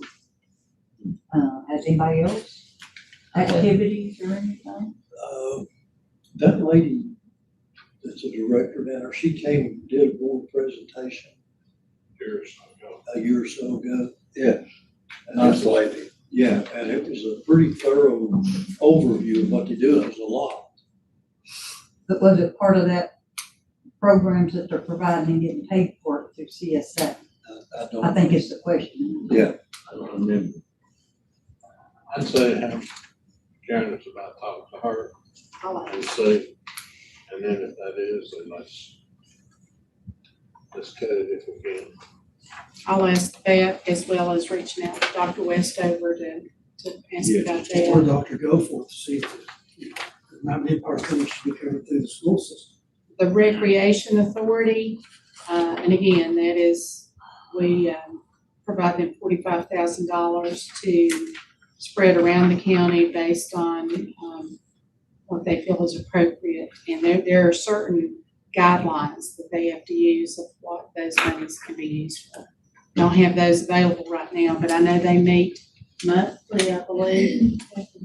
And this board appoints the rep. Is that the one that each town has a rep on there? Is this something, I mean, I know it's Little League and things like that. Is it serving the whole county though, or is it more concentrated in the towns? I mean, of all It the is things we're for having the to towns, cut, but it has to be a people's pay. community type organization. I know it does the Little Leagues. We looked up, actually, I approved just a little while ago some payments. And I know that it was Little League, it was, the Library Kids Program. Library Kids Program. Becky is, sets on the, all the different little minutes. leagues, recreation, basketball, soccer, the Marlins, railroad days. Central Clinch Warriors, River. Warriors Youth Cheer, Flat Gap Community Center, Dewey Community Center, Wilson Pine Regional Fairview, LF Addington, Clinch River Little League, Union football, East Side football, Lonesome Pine Regional. I guess sounds it's like library. hodgepodge of everything. Yeah, yeah, and I guess each representative, asks for something in their How much do each one, is it a uniform number, is it varied between what the? I think they work that out. There may be a project that's more countywide that they all agree to, if it works the same as it used to. And, I mean, it may be 500 here or 350 for here. So they've always been very responsible, and I think they've always used every dollar that Girl is allowed. Scouts. Again, going back to John's $10 thing, we probably ought to cut something to say that we're cutting some money. Well, when we're looking at laying people off, I just wonder if we need to look at whether we keep people employed or we cover Little League. I don't know. When you look at, that would be a person right there. And again, what Very good Becky point. has said is each of the towns is allotted $7,500 for the causes that they all must hear about and vote on. So, and again, the last several years have been 45. Again, this is discretionary with you guys. We've not gotten down into the details of these specific dollars. Yeah, 45,000 is a lot of money. And all they cut at least 40 or something, that way we show people, yeah, we've cut. I don't know how you listen to the hodgepodge. I don't know how you would decide which one you're going to give or not. I'd just say right now for this year, we can't give. Maybe next year we go back and look at it again. You could do that. It's not I critical. mean, if people, they realize we're in budget crisis. Flat Gap, there's an old Flat Gap High School's been there for a century.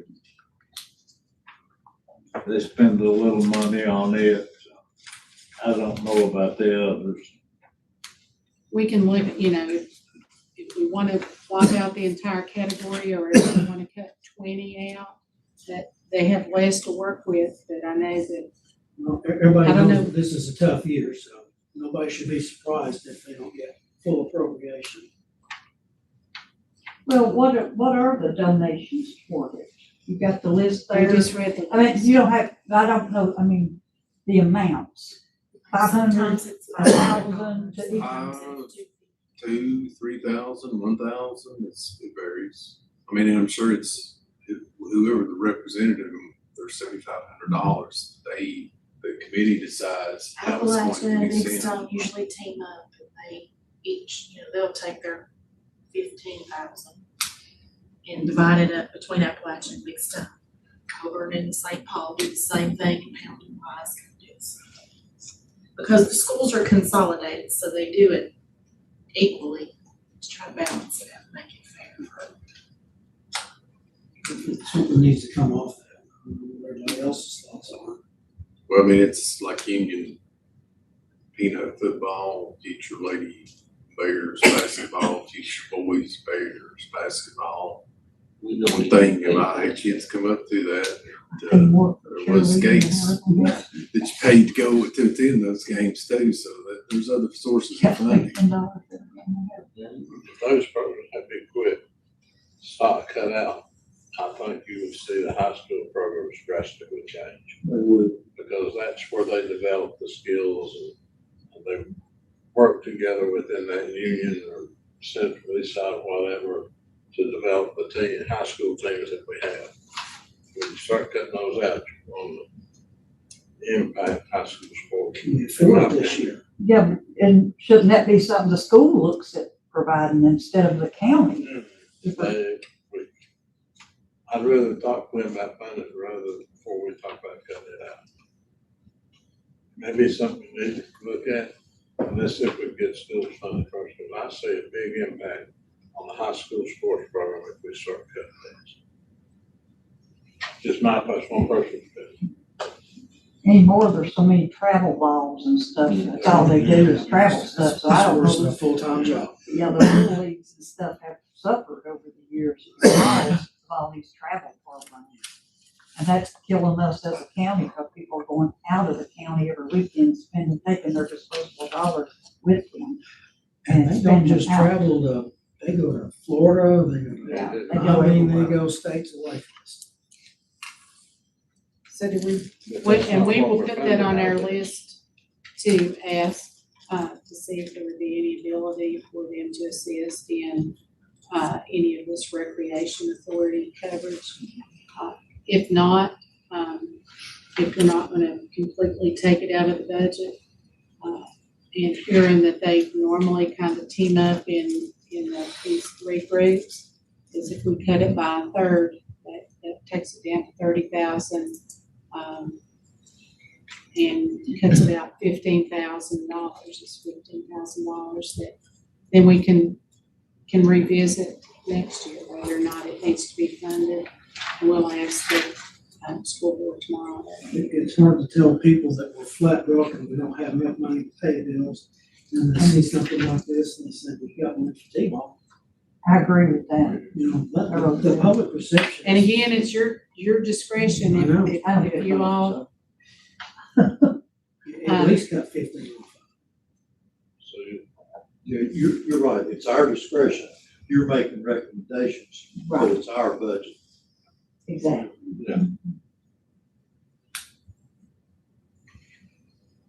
Somebody else.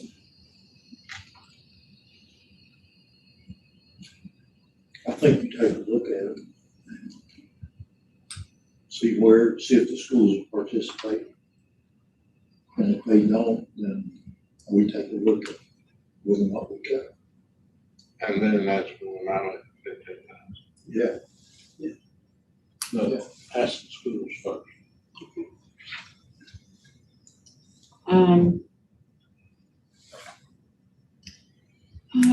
Then we've got $55,000. Andre, do you have the list? There are some, Does the county have any say in who's picked for president of Mount Unified? Because I know one faculty member would like me to be president and not the person after. Because that's why they're moving out of middle school there, or the elementary school in Appalachia. She's doing away with all vocational programs.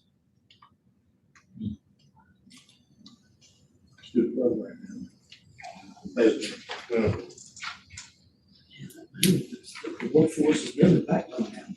Workforce is Oh, yeah? On page 55 now? She's not interested we in are on workforce page development. 55.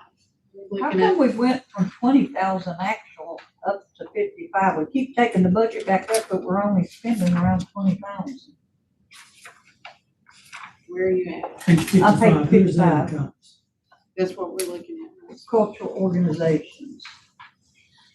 24-25, we spent 20,400. This year, we're only at 23,000. That's, yeah, that could be taken down for sure. What, we talked about the grant we get for the cultural arts, That's $4,500. $4,500. Yeah. 45, we have a match, we fund, Okay, so that's pro there. art, an additional 11,400. Taking on 55.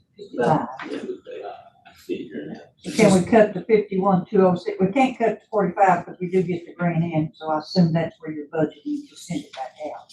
So we could certainly go to the actual of 19.4, that's what we paid. Probably. At least, yeah. If you make it 20, cut out 31,206 out of it. Cut it, leave it 20,000 instead of 51,000. So I said, cut it down to 19.4. 19,400. And that funds that, grant.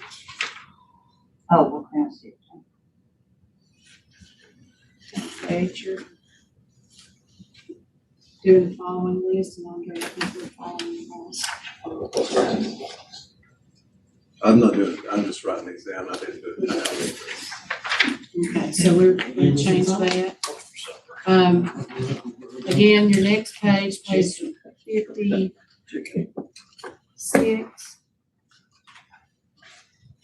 Line one needs to go. Page 56, line one needs to go. Yeah, the discretionary funds on 505, 804, 7201. So that's your, we've got things like, Fair, Feeding America, Shrine, Circus, kind of Appalachia for Railroad Days, Lonesome Pine, Soil and Water, Black Diamond RCD, Sequoia Council, Food Bank. I think there's not been a payment to them this year, but a couple of these which we identified and mentioned, being the fair, with Appalachia with Railroad Days, Fall Fling, High Knob Music Festival, Blue Highway, that those could be possibly funded out of the transient occupancy funds. Yes. So, certainly there's, so we give 2,000 to High Knob, 950 to the Fall Fling, 950 to Appalachia, so you're basically forward there, 9,000 to the fair, so you're about 14, 15. What would the Blue Highway, you think that would be? I'm not sure what that, I didn't actually have that one down. I know we funded that. Yeah. Guest River Rally, I know. Guest River Rally, so you probably, you could cut that in half easy. And you could see some of the actuals over the years. And 54 and 25. And some of that, like I said, was, the food bank, that's probably something that you would want to What, 30,000? What we need to do today? I think so. Maybe 9,000 from the party deal. Yeah, Maybe it didn't, no, take that out. so we're taking that Yeah. 39. Yeah. Probably, yes. Take this. And we did look Yeah. at the transient occupancy tax, and there are certain uses for that, I think, as we talked about in the past. And a lot of these community events that draw people in and fill up the hotels and everything would qualify for that as actually what it's intended to do. So Keep it I out, think, keep from using general fund. exactly, and as long as that fund is funding those items, then I think that I recommend we keep funding, because that's the whole point of that tax, is to fund these programs. So, I would say the whole 60,000. probably took out of. Well, we were looking at, we've got the RCD, Yeah. we got the food Most bank, of them look like things to bring people in, so I would have. but the food bank wouldn't No, qualify. The, I missed that. How much do we usually give? We give, we only for our older citizens, like 47, that's what we're $4,700. Yeah. So that one is. And the food bank was significant, what was that, Well, 12,000? also that Feeding America Southwest, 1,500 brain injury. That's, I think that's called brain injury, Southwest Virginia, but that does provide services for people in our area. It's based out of Abington. I think we brought that to you all before. That's it. So, I think 30 could take care of all those things. You know, we may not spend all of it. So we're taking 30. The next item, another big ticket item, and on page 57 is your Lunch Pine Regional Library. You recall the library director had come and did a presentation not too long ago of all the programs that they have, the programs online, the programs in each of the facilities. I've met with her and their finance person, and they have provided budgets for the last 2 or 3 years to familiarize me with everything that's going on. They get state funding based on what the county pays. There is a formula out there, and it's based on population, it's based on a multitude of things. If we cut this, for every bit we cut this, then they are cut from the state. So it's level funding to get the full amount from the state, which is what we've got here and what is requested. Now, we have the ability to cut into that. But then there is a state reduction, and I have the dollar figures if we do. We reduced it, I think, about 10 years ago. She actually had the last 10 years of information and funding. So that is an item that we did not touch, that you have the ability to look at if you choose. What's the minimum that they had to have? Last year was 750, this year they're showing 818, more than, Well, that's is there a current number year. in between? That's what we funded current year, the 750, 818. The funding is the same, would not change that. It has to be They've level asked- funding for them not to lose state dollars. So we cut the 818 back to 750? Well, the 753 is what we paid them so far. We pay them monthly. Right, we paid them $832 in the previous year. You're looking at the current to actual 750, we still got 2 more months. And that would be we paid them, I think, for actually 3 months, isn't it? We just paid them, did we pay them April? Anyway, $69,000. I just a month. paid 68 something and signed off during lunch. Right. And, they sent us So we their still got 2 staffing, months to go. and they cover all their facility. I mean, they do a pretty good job covering a lot of part-time people and mixing people. They, probably some of our departments could learn a thing or two from their scheduling and staffing. So, But there is a lot of programs that we talked about and that I don't think we take advantage of because maybe people don't know. I did have a discussion with her of how we can promote some of those. There is a lot of programs that our local school system may or may not take advantage of that I think could be of great benefit. You mentioned that we could advertise. Do we have anybody within the school system or the county here that has the responsibility of public relations? We do not. We need that. school We system. desperately need that because some of the issues that we've run into where we've taken the beating over, if we could have been out in front of those things and given some explanations and information, we may still have taken a beating, but it wouldn't have been near as bad. because people had a little bit of understanding about what's happening, why it's happening, and that sort of thing. We desperately need, between the school system and the county, somebody that's designated as a PR person.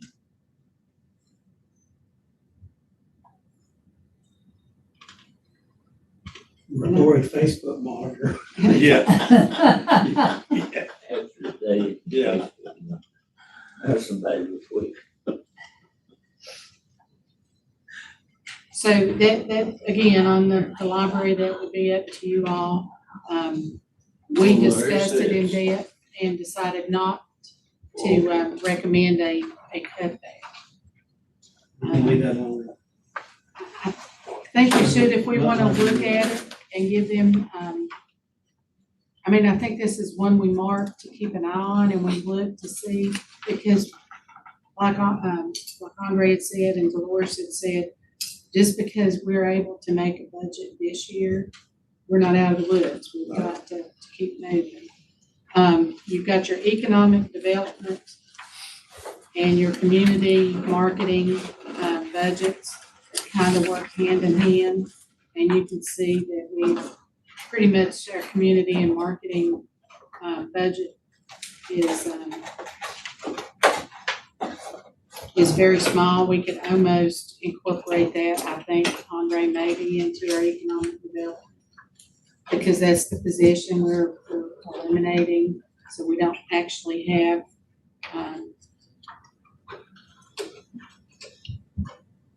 support in that program. So You know, this looks like that's economic development anyway.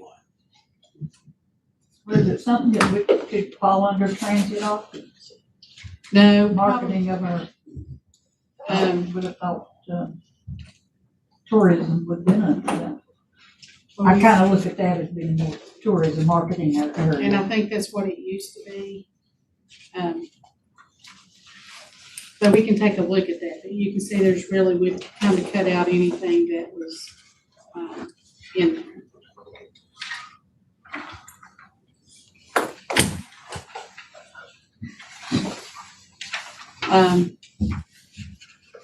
And I know it's 4:30, just, and that's why Becky's gonna move some of those things out. If we want to run through these last 10 pages, you've got your housing authority. Andre, what is that with their discretionary funds, do you know? They asked for, I'm not sure that there's a environment that we funded Wise County Housing. And I'm not familiar with it. We've not had a chance to follow up, but last night when we were going through here, we asked the same question, and we get a letter each year and we fund it each year. And I'm not sure I'm not aware of any requirement to do that. Could be going to.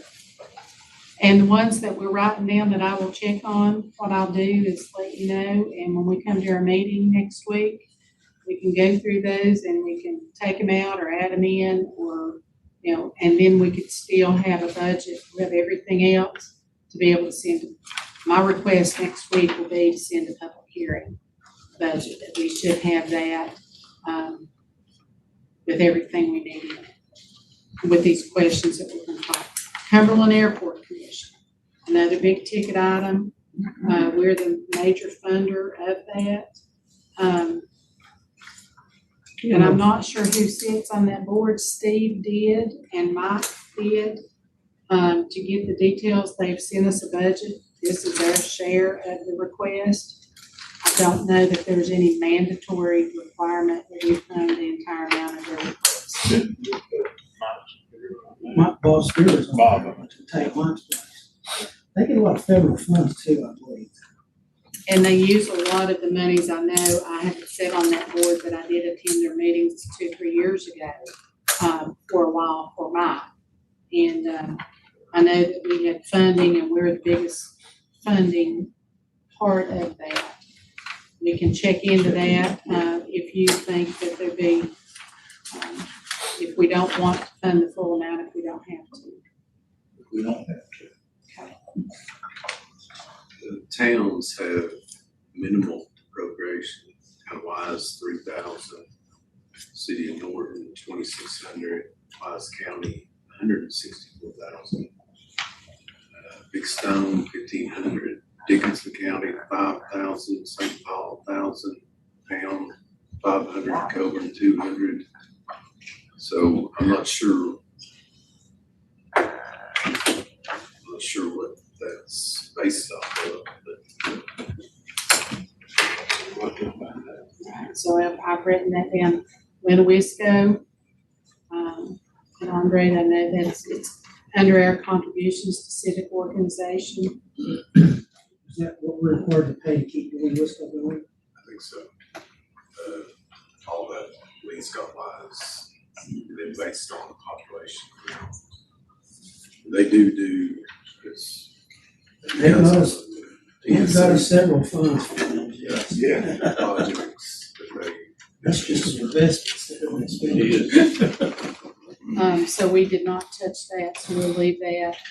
Commission expenses, these are fees for the attendance, so that is the total of all our different boards and obligations that we appoint to. Southwest Virginia Community Corrections, Andre, is that not completely a play Yeah. through? Both those next two pages, that's, that pretrial, that's Dan, Russell over in Lebanon, and that's completely fine. Extension office, that's kind of, yes, we do have a mandate there, so. Yes. And I think that's through, our contract that we have, through Virginia Tech. Now, that is something that we can look at. In the past, we shared an individual. I don't know if that's because, on their end or on our end, but we can look into that a little further. But I think that we've got to leave this the way it is now, and then we can look down the road for future. And then you've got your school transfers. And this is from the approved budget, and so this could change a little bit, Andre, is that whatever we determines as our school line item. You know, it's awful to be poor, isn't it? So are you gonna put that capital outlay I don't know into any this other way, on Bob. page 68? So what I heard. Pretrial services and, community correction. Yeah, those, Yeah, if you can take a look at travel on that. That's. we don't, that's not, control those. it's completely in and out. They get full funding on that. And so we've already talked about the capital outlay projects, and then, you've got the non-department. And Andre will definitely have to address those. There's So there questions. is, this kind of a nominal, not nominal, but an amount for leave buyout. We will be using that this coming year, of course. Our insurance, big items in here are transfers from other funds, landfill, 911. So, and that's where you see where the sewer has dropped this year, and even with in landfill has dropped a little bit. Told you I didn't drop that extra 200 projected in revenue over expenses right now in that landfill fund. So that accounts for that. Why's the 911 fund transfer going up? If we were cutting, We didn't cut anything. Huh? We didn't cut anybody out of dispatch or nothing. or where are we giving them more money? Out of general fund. Well, we've got some, I think the big thing on that was somebody selected a health insurance plan. It was, if you select family health insurance, all of a sudden, bam, you're 20,000 plus. 29. Yeah. The sewer enterprise that reduction, I thank the PSA for contributing more towards that funding. That helped a lot. So those are the items there.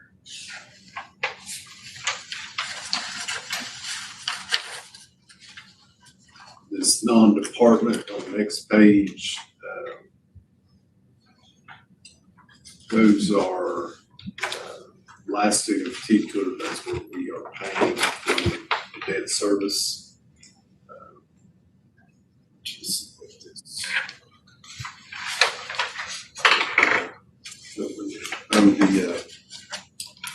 the grant expenses is the match or the revenue that we, recognize from the opioid direct monies that we pay toward, C-Corp to that labor, and then anything else that you all would think that you want to pay direct opioid.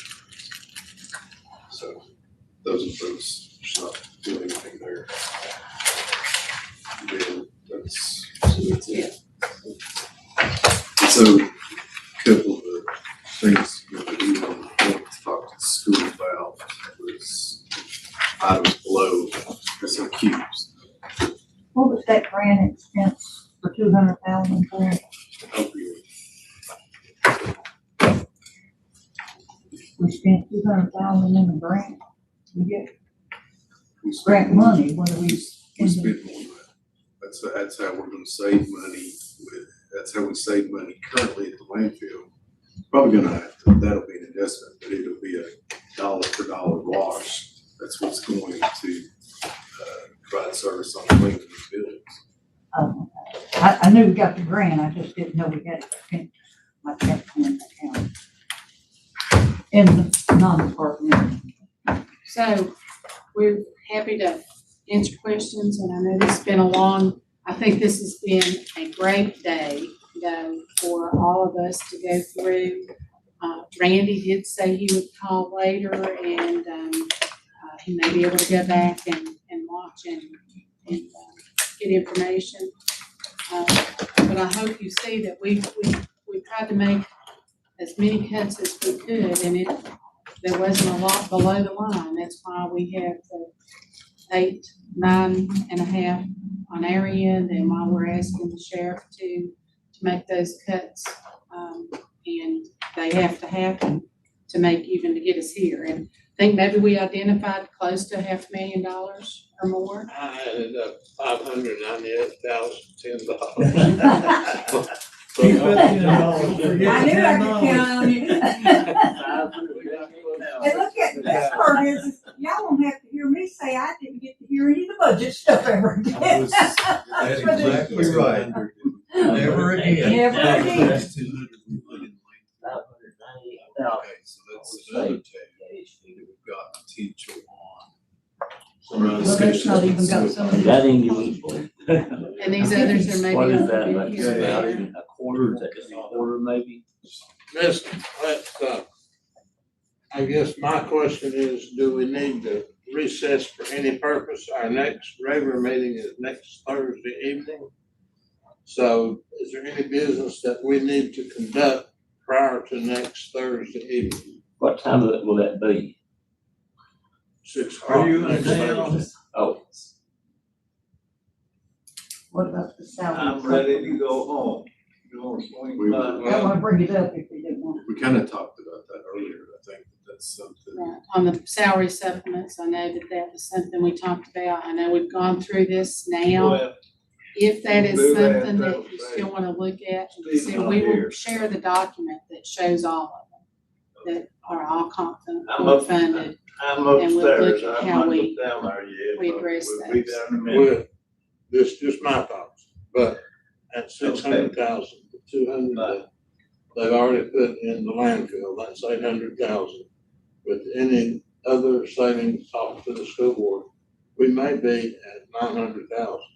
So let's leave that supplement alone until we know we need it. Yes, yes. That's my thoughts. Yeah, you can send us an email And we can sometime. always come down, we can't go up. That's right.